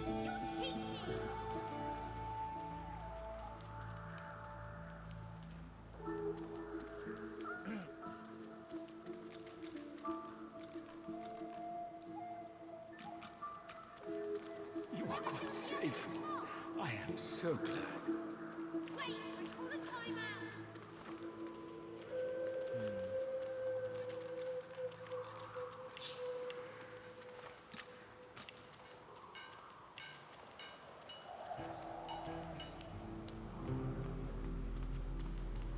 Got you. I got you. Let's see. Wait, I call a timeout. I know I trust them well.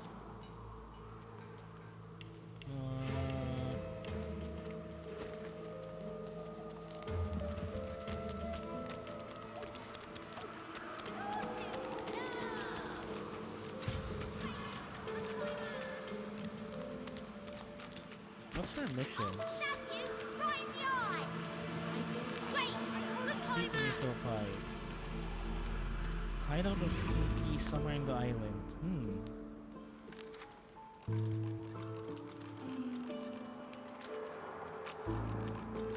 The Blastmith Nebora can remove Sword Scholars. Whoever kills the other is the boss. The Murderous Geist. Learn about the Geist of the Beast is dead. The bloody corpses increase suggest likely rise to give the stranger a figure contact. I did kill. Yeah, I did kill one, right? I did kill the. You are quite safe. I am so glad. Got you. I got you. The Path of Common Call a Knowledge. timeout. Mark an escape route in our map. Once free the island, we are to tell his people that Sahela is in Port Roy. You are quite safe. I am so glad. Got you. I got you. Other rebels in the Order may help us escape. You can't get me.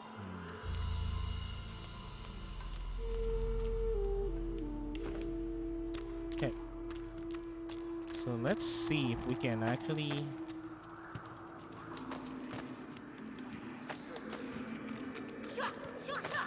Got you. escape somewhere. Or find a way to actually level up or something.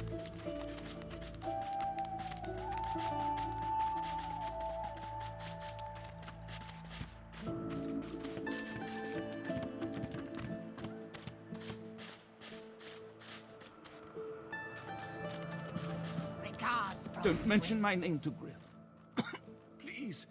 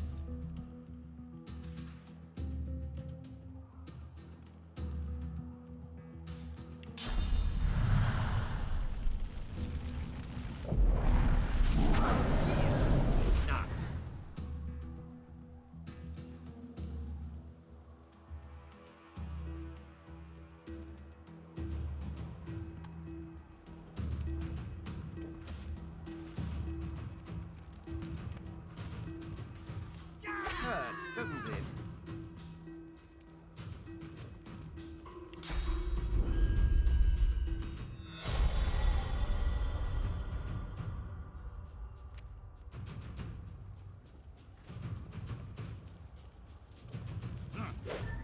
Oh, well. I missed.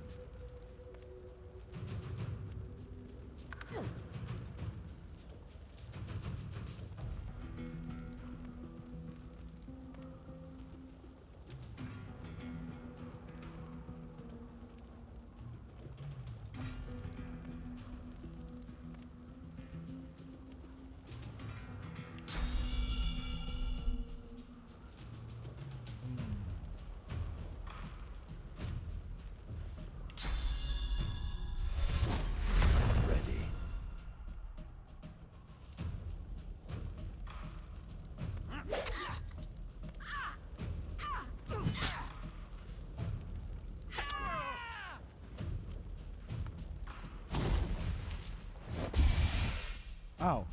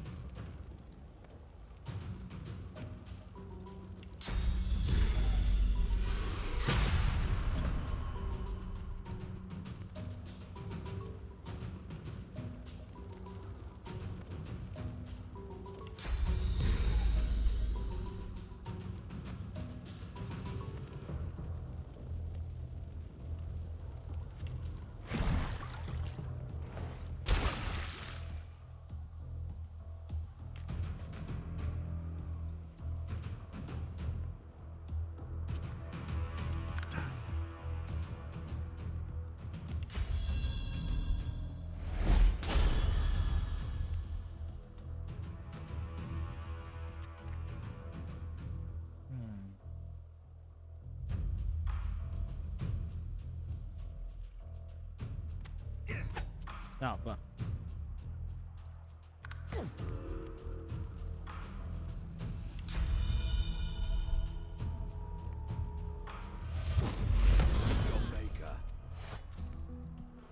okay. We did kill Greer. We did kill. Thank you. Thank you for saving me. I do not have much to give, but I owe you all I have. Take this.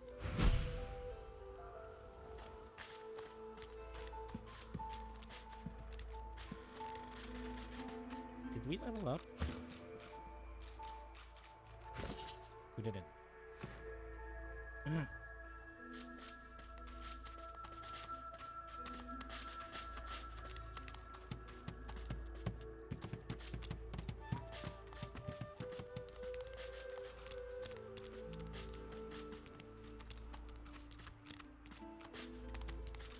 Does that corpse have anything?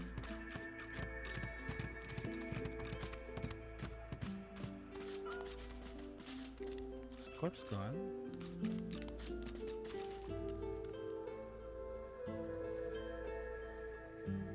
Silence. Okay, here you go. Okay. Tap disarming, gold, and poison flask.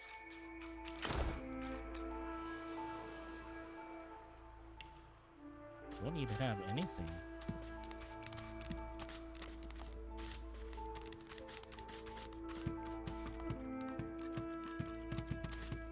What I'm going to do is this.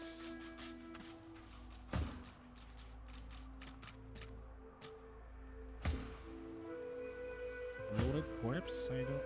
Oh, okay.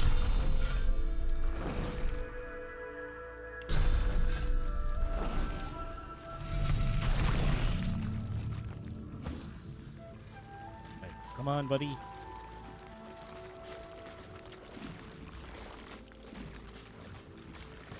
Come on, buddy.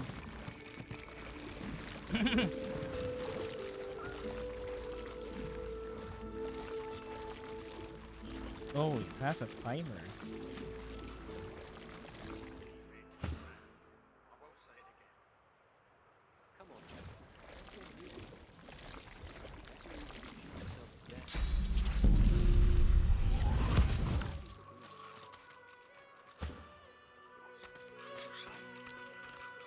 That's what happened, isn't it?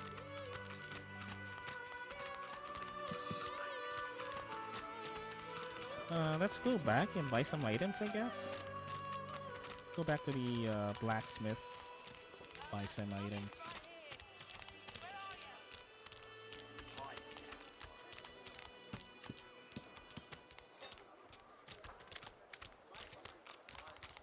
The woman looks up as you approach. What do you need? Okay. She doesn't have any... She doesn't have any potions, I guess.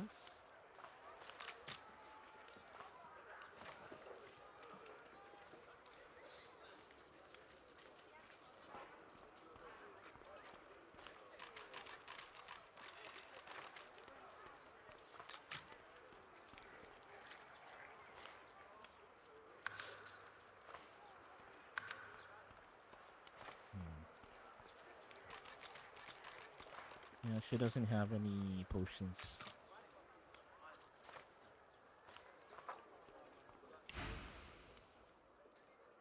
Ha! The hammer got you curious.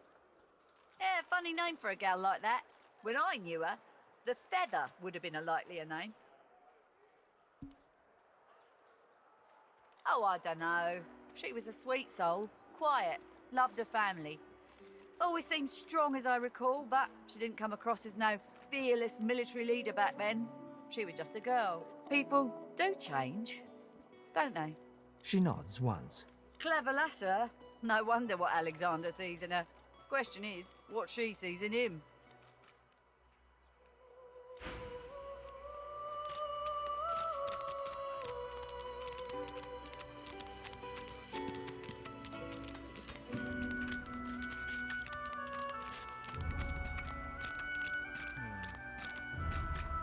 I can go to a few places, but what's this? Oh, it's the underground cavern entrance. Underground cavern entrance. Arena. Okay, let's go here.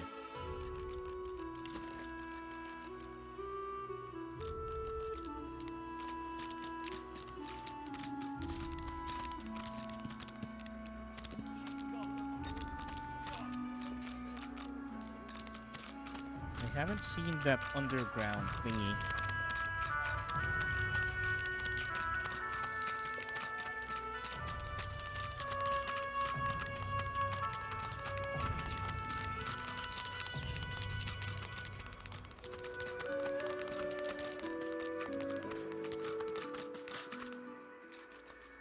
Oh, this one.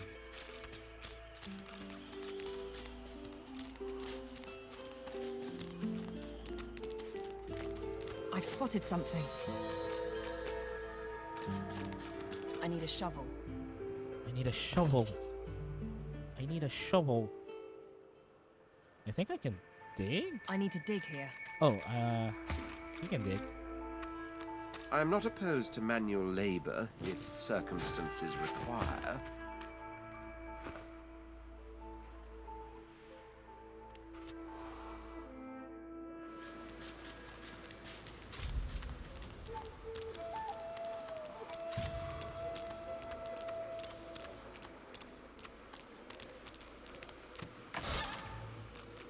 Balloon, gold, lock, minor healing potion, makeshift club. Makeshift club.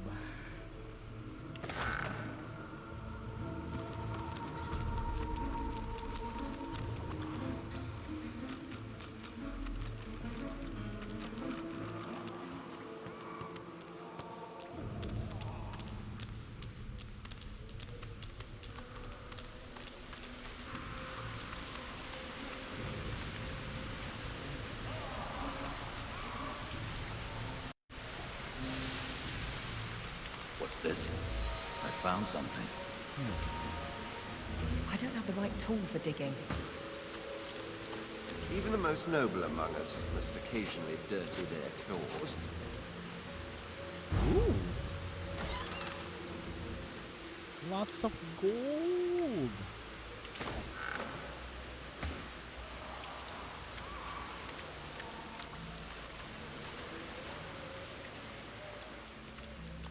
Whoop. The hell is that? A talking one?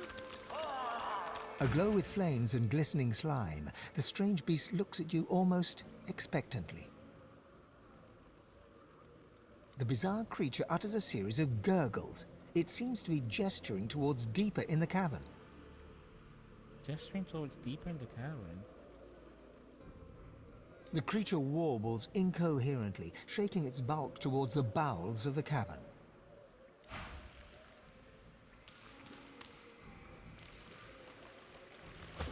Almost like the... You there, scaled one! You're trespassing in the princess's royal court! Well, how do you think? I have a mouth, don't I? I have a mouse, don't I?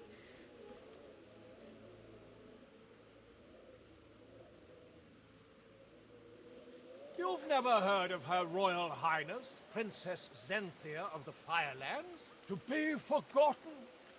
Truly the cruelest part of that dog Brachus Rex's punishment. Every creature in the world should know and love the princess. You would be wise to leave here. My princess is already in a foul mood. To have an uninvited guest show such ignorance would only inflame her further. She's fed up of being trapped in this cavern, of course. She wants the curse of Brachus to be removed so that she can find a prince who's worthy of her hand in marriage. Until she is free of the tyranny of Brachus, her mood will only darken, I fear. Her own courtiers can do little to cheer her. And outsiders? Well, outsiders rarely survive her wrath. Truly? Then perhaps the tyrant has fallen, and my princess might be free. Be sure to tell her. It'll raise her spirits no end. But what? Where is her? And who are these creatures on the bottom? Oh, they're slugs.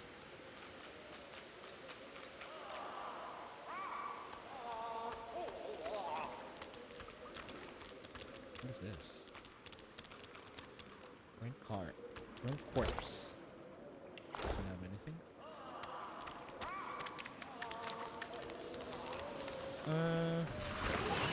Fuck.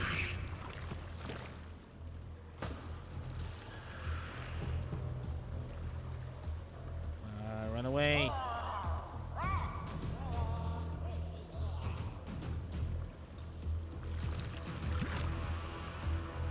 My mouse squeal is broken again.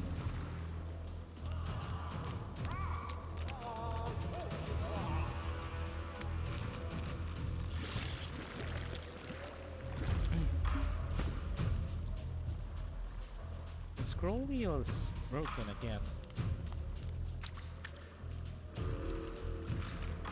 That's what I've been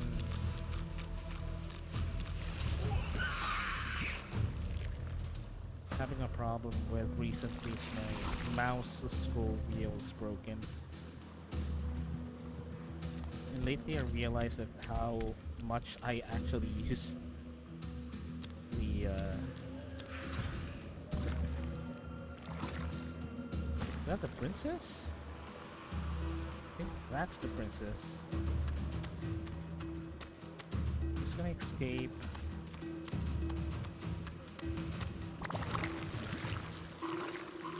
I think we'll be able to. What the fuck?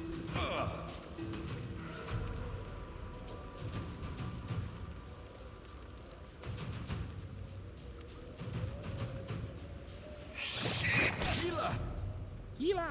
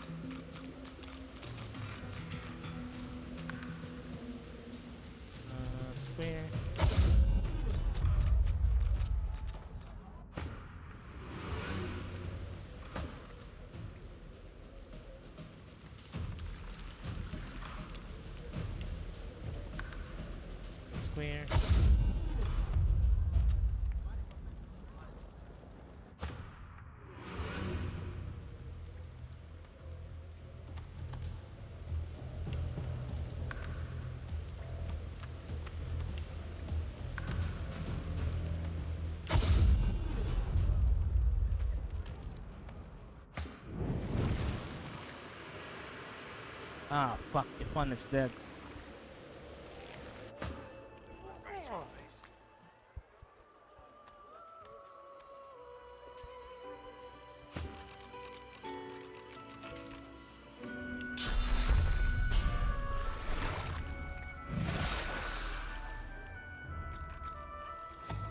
We need to save Ifan.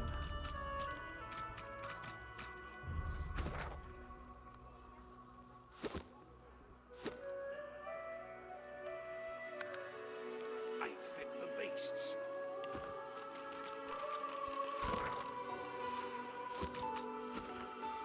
Okay. Yeah, Ifan. Need something in the kitchen, do you? Man died, man. Where is it again? It's here.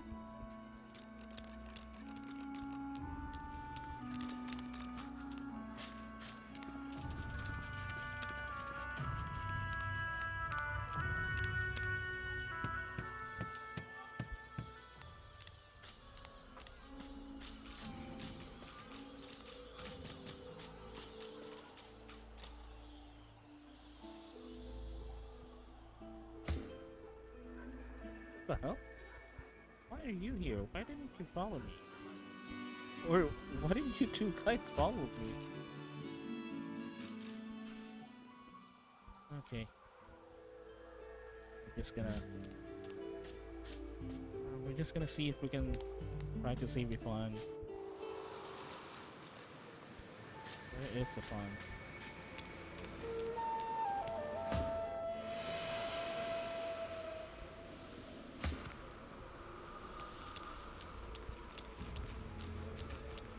Okay, there he is.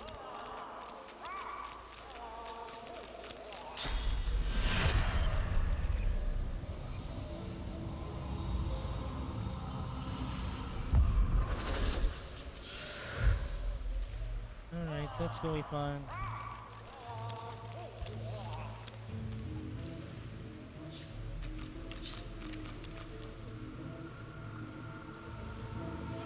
Can't do anything here.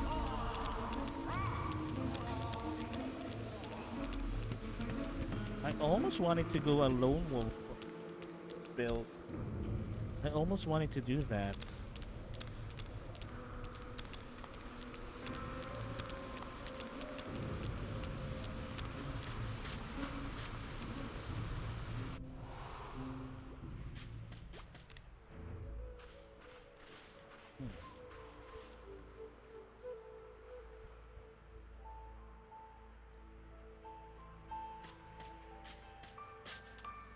Yeah, Migo, the one that we killed.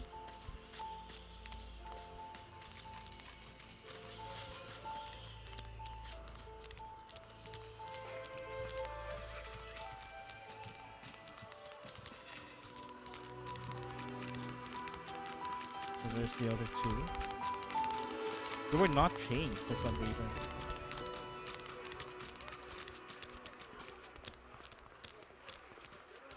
It's gonna chain them.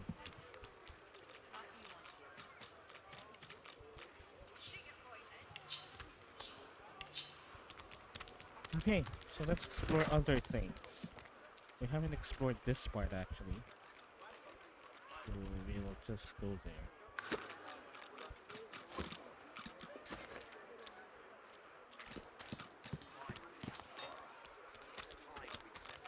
Or maybe, I think this is the one that is gated off. I think. Yeah.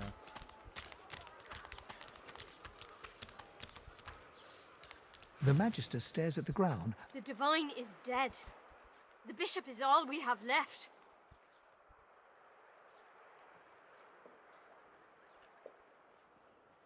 I wish I could think like that. All I can picture is us, alone, unprotected. Her voice trails to silence, and she resumes staring at the ground, lost deeply in thought. I do wish Alexander would ascend sooner rather than later. Hmm? Oh, yes. Only a week or two before, well, you know. I wanted to serve him more than anything. But who didn't then? He was driving the Black Ring back, soon to rout them entirely. They say his powers are not developing as they should. They blame the Voidwoken, but we need his powers to develop so that he may banish the Voidwoken. It's quite the pickle. I put my faith in the bishop. Reminds me of his father. And what he said has been true. Wherever there are sorcerers, Voidwoken strike. I wish it every night. More than anything.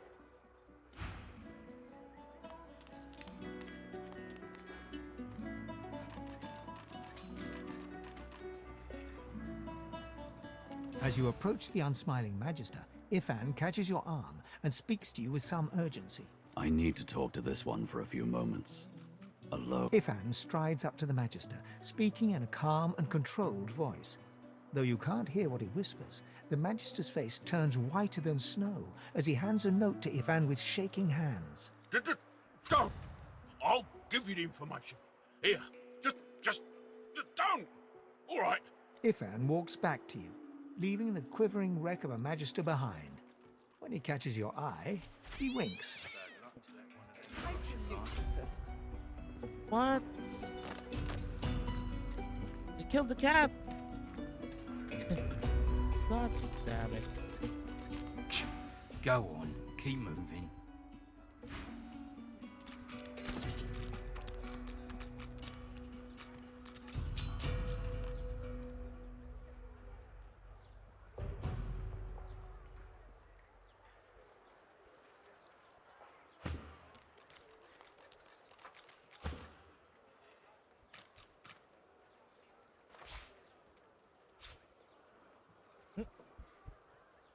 Did I drop it? Oh. Oh, cannot be equipped.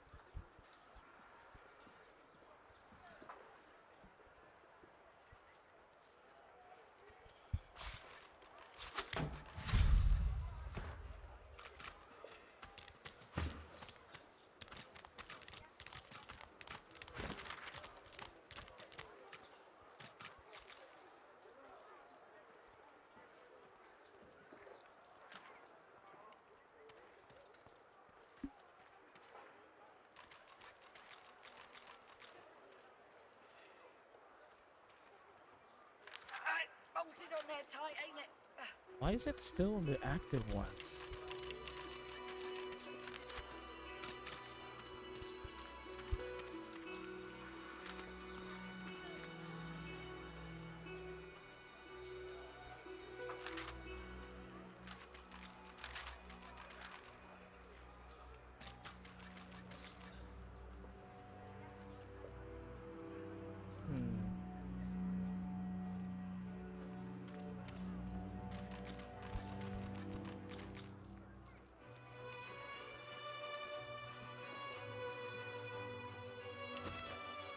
Dallas, you maniac.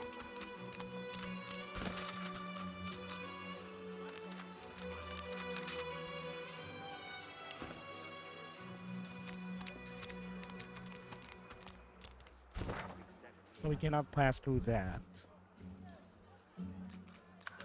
There's another part here.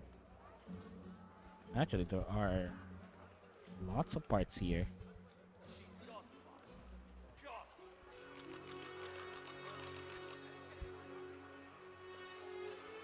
To the arena.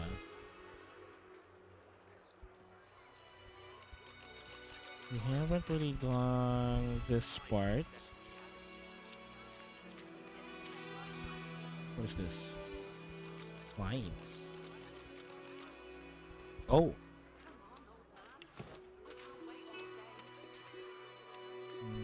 Let's go to the vines. I think I have a fire bottle here. Okay.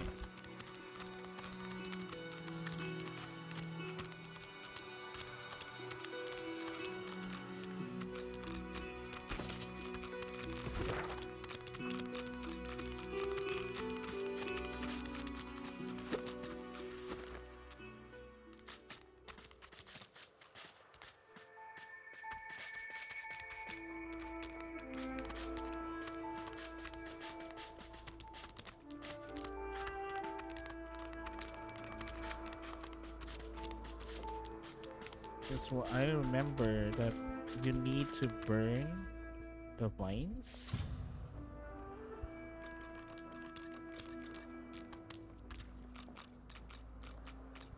Where is the vines?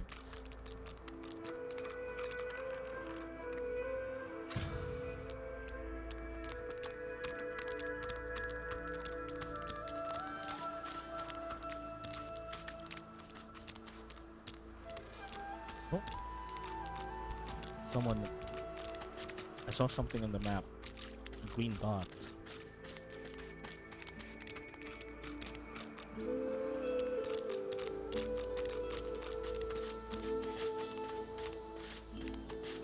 I think it's this one.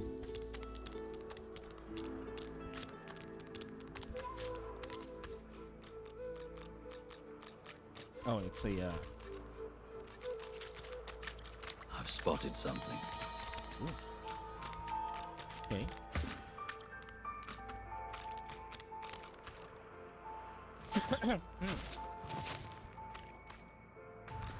What? It's a fucking enemy. What the hell is this?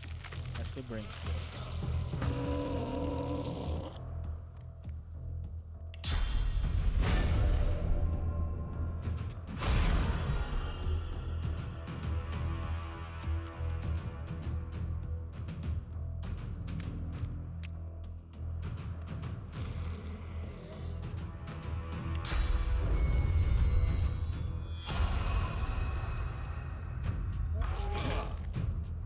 What?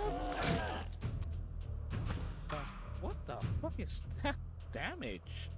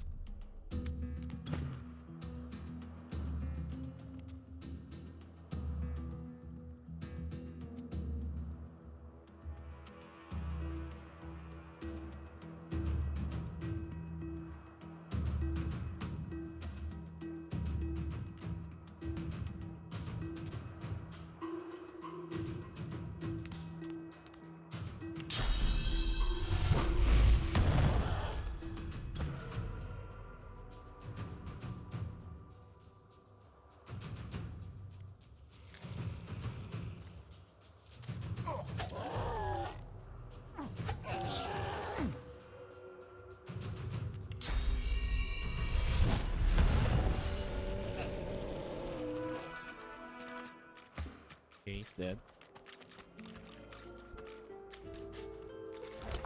I don't even have anything.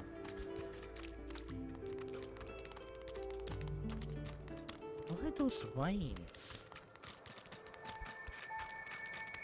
I swear I saw those vines that were way back. What's the vines?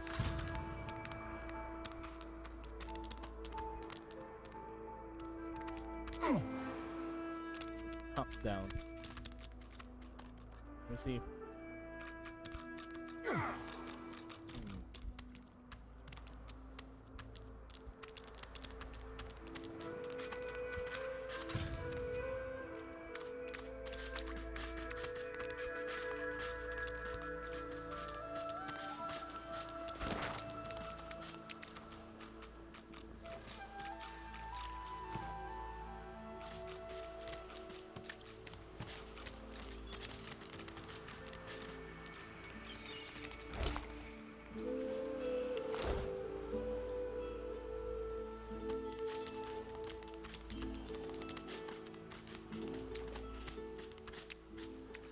Okay, let's go back to the city and go to the other side, I guess. The great Brachus Rex, the statue Thrum. Could go to the dungeons though. Let's travel and let's save and let's see what we can do here.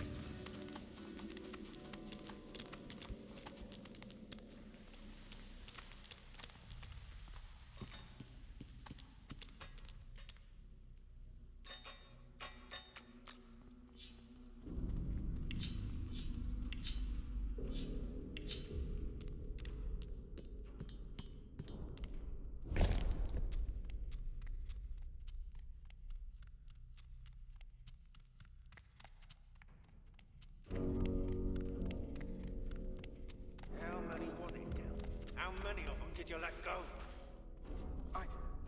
I... Go on, speak. That's why you're here, isn't it? It isn't right. All right, Elf. Isn't right to save the entire realm from divine, damned chaos. Please. God, no, Alex. Blood in your hands now. Can't let them go. This is our only hope against the void. I ought to feed you to my hound for this treachery. I have thievery? I don't think I have thievery.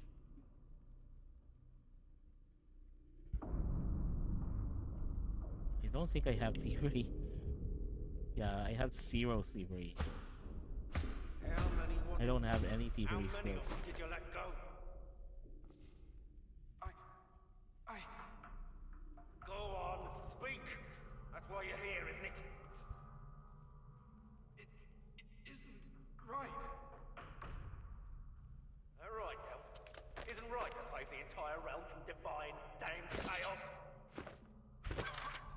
Please. God, know how much blood you have on your hands now. You can't let them go. This is our only hope against the void one. I ought to feed you to my hound for this treachery.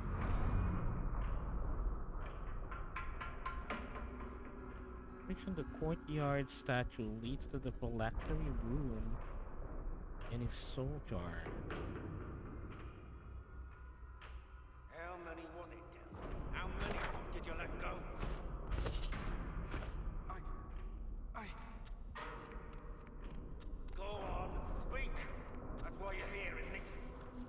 It isn't right. All right, Del. Isn't right to save the entire realm from divine chaos.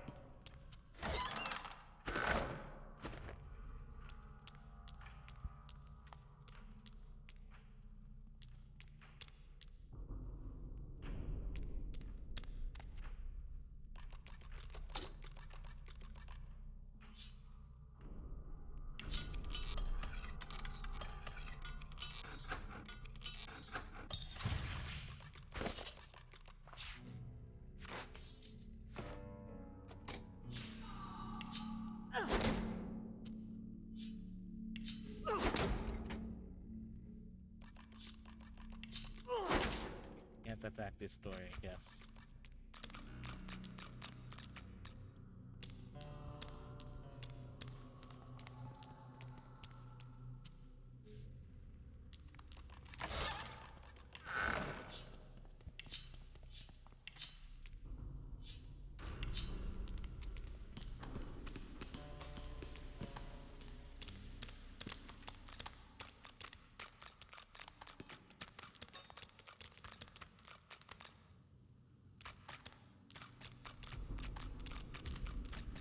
To explore this one thing.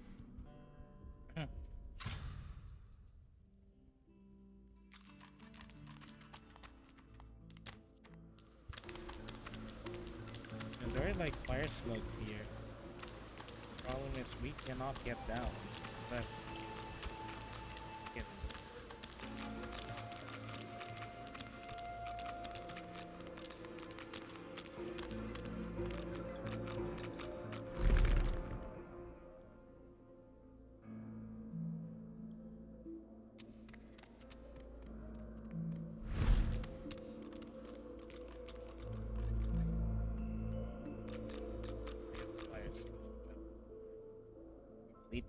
we literally cannot move that.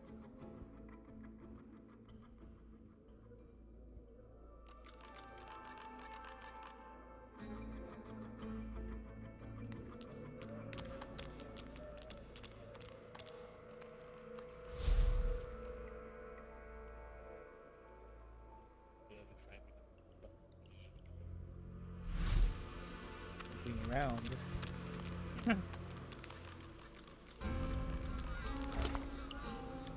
Down arrow.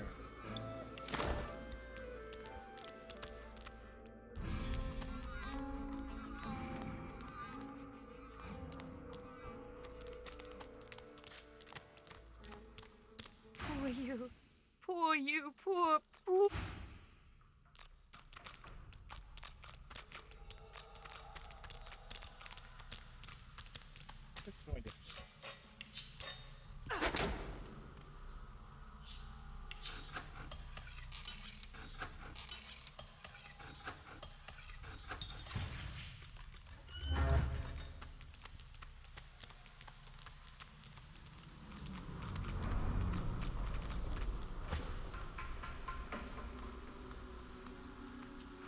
The rat glances nervously at your teeth. Hi, friend. You're here for the pointy lock undoer, right? Not lunch? This place? Well, the fleas seem very happy, at the very least.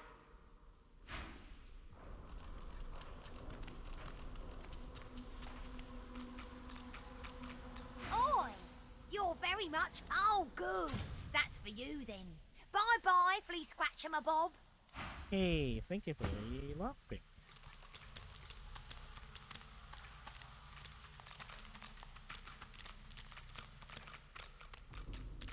There's another door over here.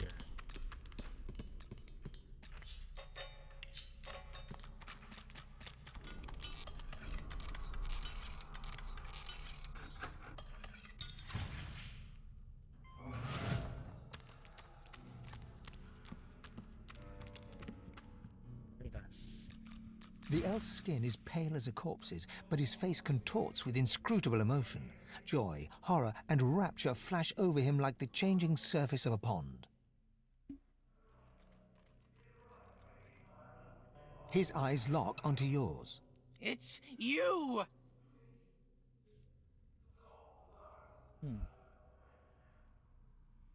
You! Oh, love, they've been looking high and low for you. He spasms suddenly. Do you know, Dallas? She fears us. Of course she does. She knows what we'll do. Atuza, a noble soul, brave, trying to help me, trying to help many of us. But they thought maybe I could have. You need to go. Dallas, after she took me, she did something. My head. I feel like someone's rummaged their fingers through my skull. Get out while you can. Oh, love, I'm wrecked. Can't go. Couldn't move my feet. As likely to stab you in the neck as shake your hand. He giggles coquettishly, then bellows like a bear. Leave! Points of resistance.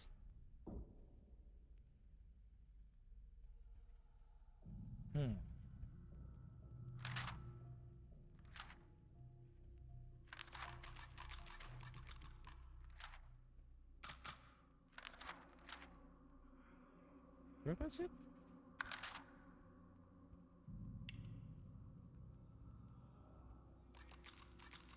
Okay.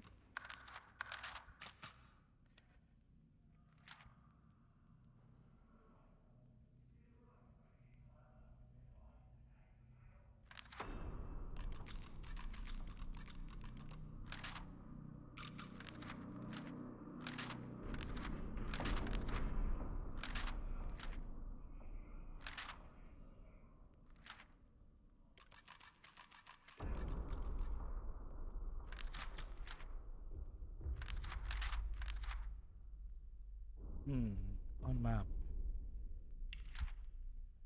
Oh, so this is it.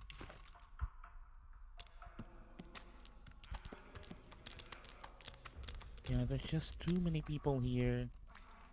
Too many people on high level.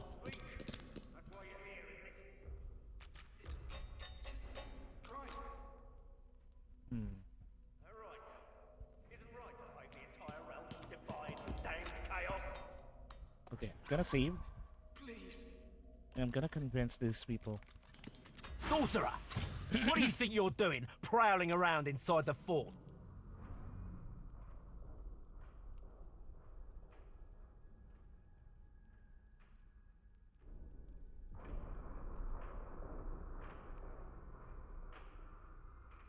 Ha!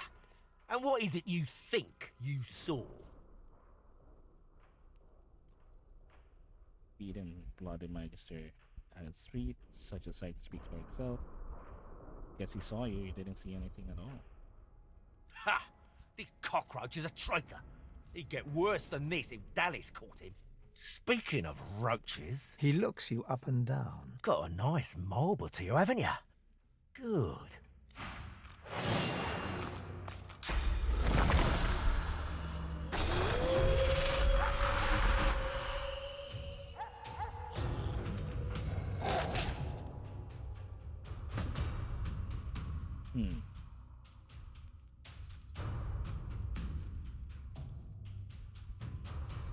Oh god, even the fucking summons are strong.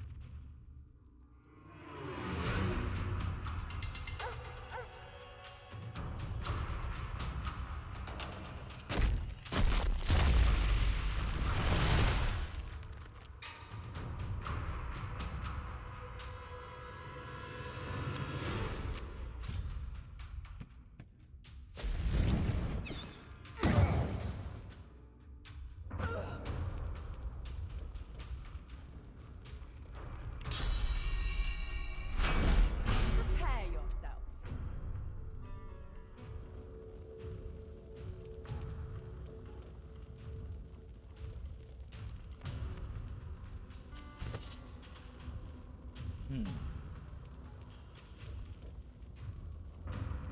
What is this? Knockdown arrow?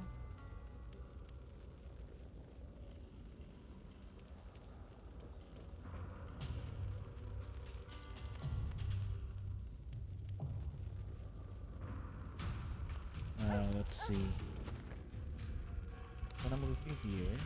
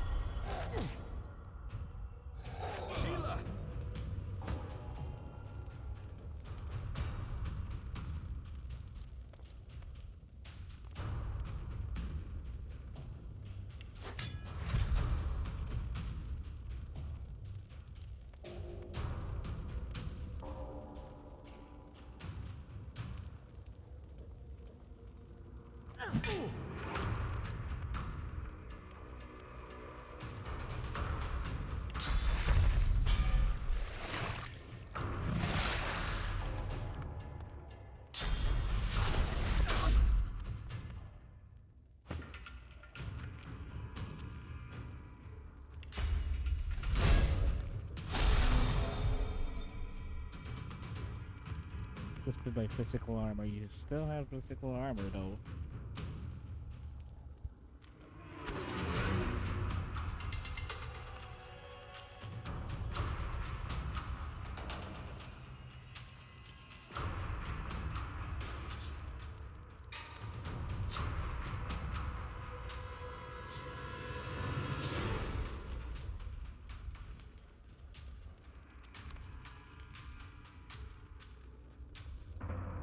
Let's see what we can do.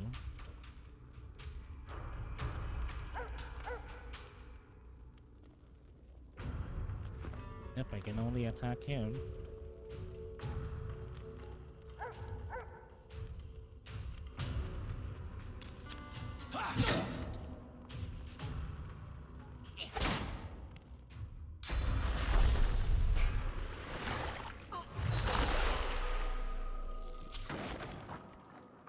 Whoop.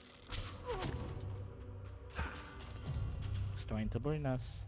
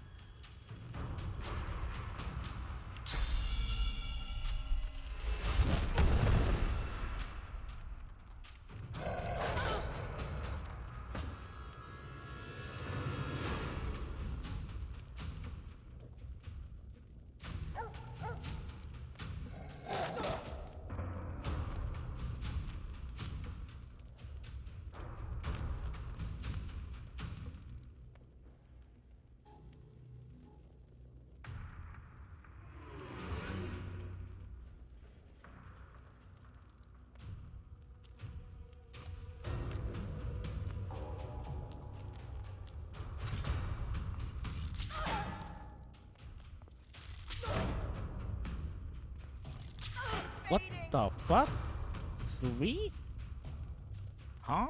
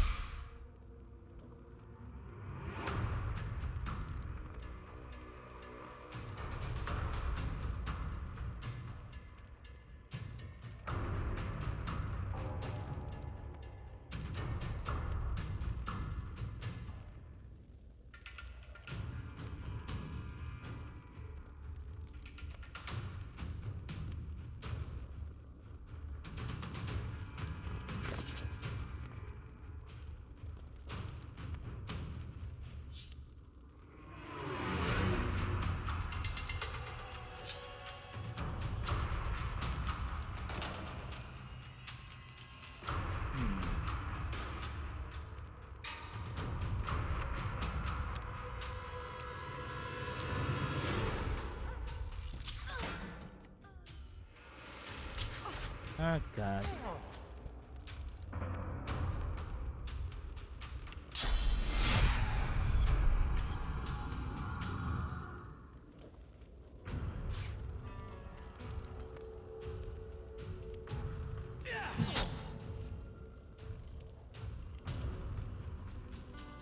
Wait, what the fuck happened?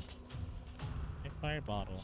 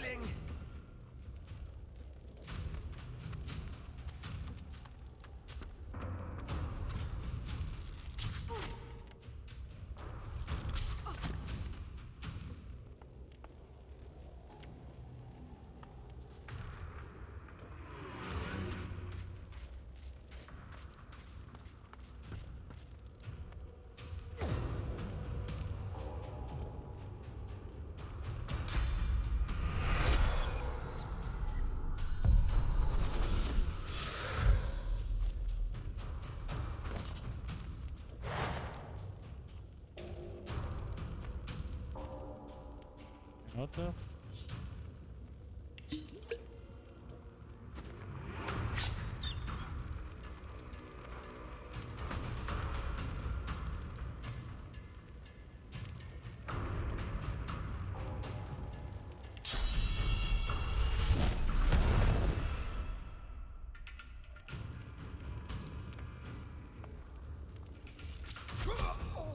And he's dead.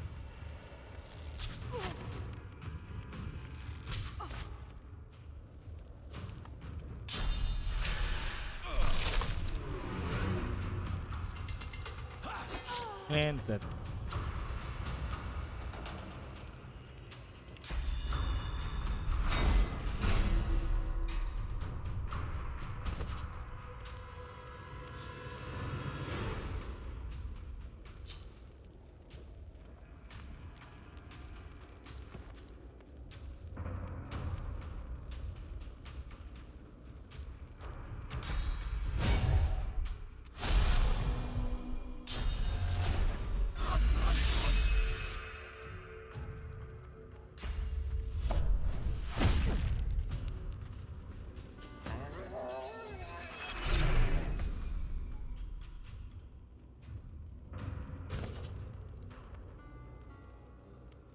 Hmm.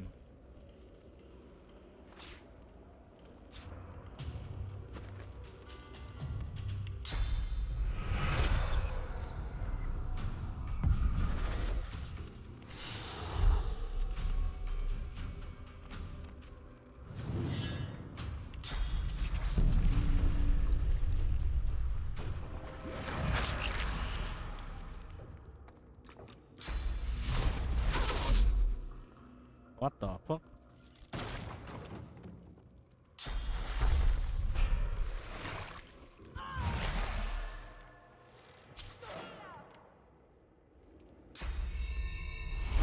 And I'm dead again.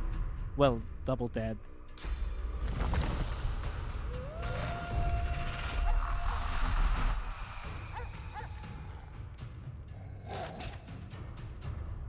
I need aid.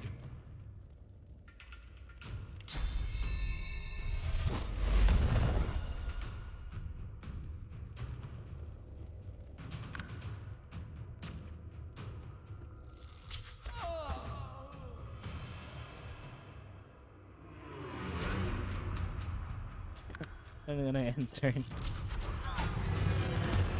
Okay. We're dead again. Alright. Alright.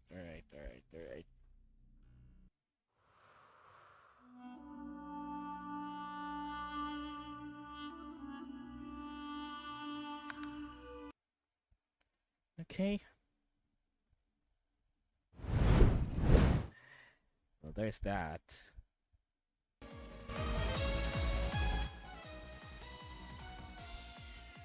Anyway. Oop. Am I dropping frames? 7.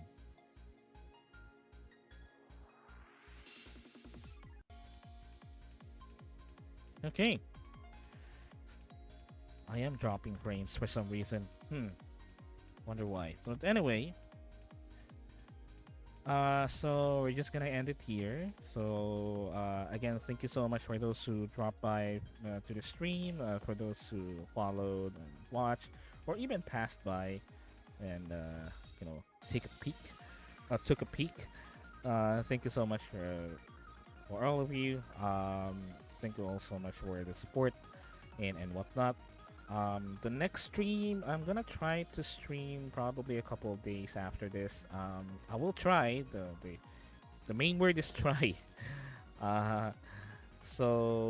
Anyway, again, if you wanted to get some updates on whenever I stream and whatnot, or any other things that I am up to, you can go ahead and follow my Twitter. It's on the bottom, the link on the bottom below. This will be uploaded also on my VODs channel, YouTube VODs on YouTube. You can go ahead and also click on the link below to subscribe. So if you missed a stream, you can go ahead and follow that. So you'll be you'll be able to catch up with the streams if you like. So anyway, again, I will be streaming whenever I can. I will try in a couple of days if I'll be able to stream. Otherwise, go ahead and check my socials. So again, thank you so much to everyone that has been part of the stream, and I'm gonna have to bail out now because I will be doing a lot of more things. So again, this is Ryu Shinden signing on, and as always, brave on. Bye bye, bye bye. We're gonna raid someone, so just stay tuned, right? So thank you and goodbye. See ya.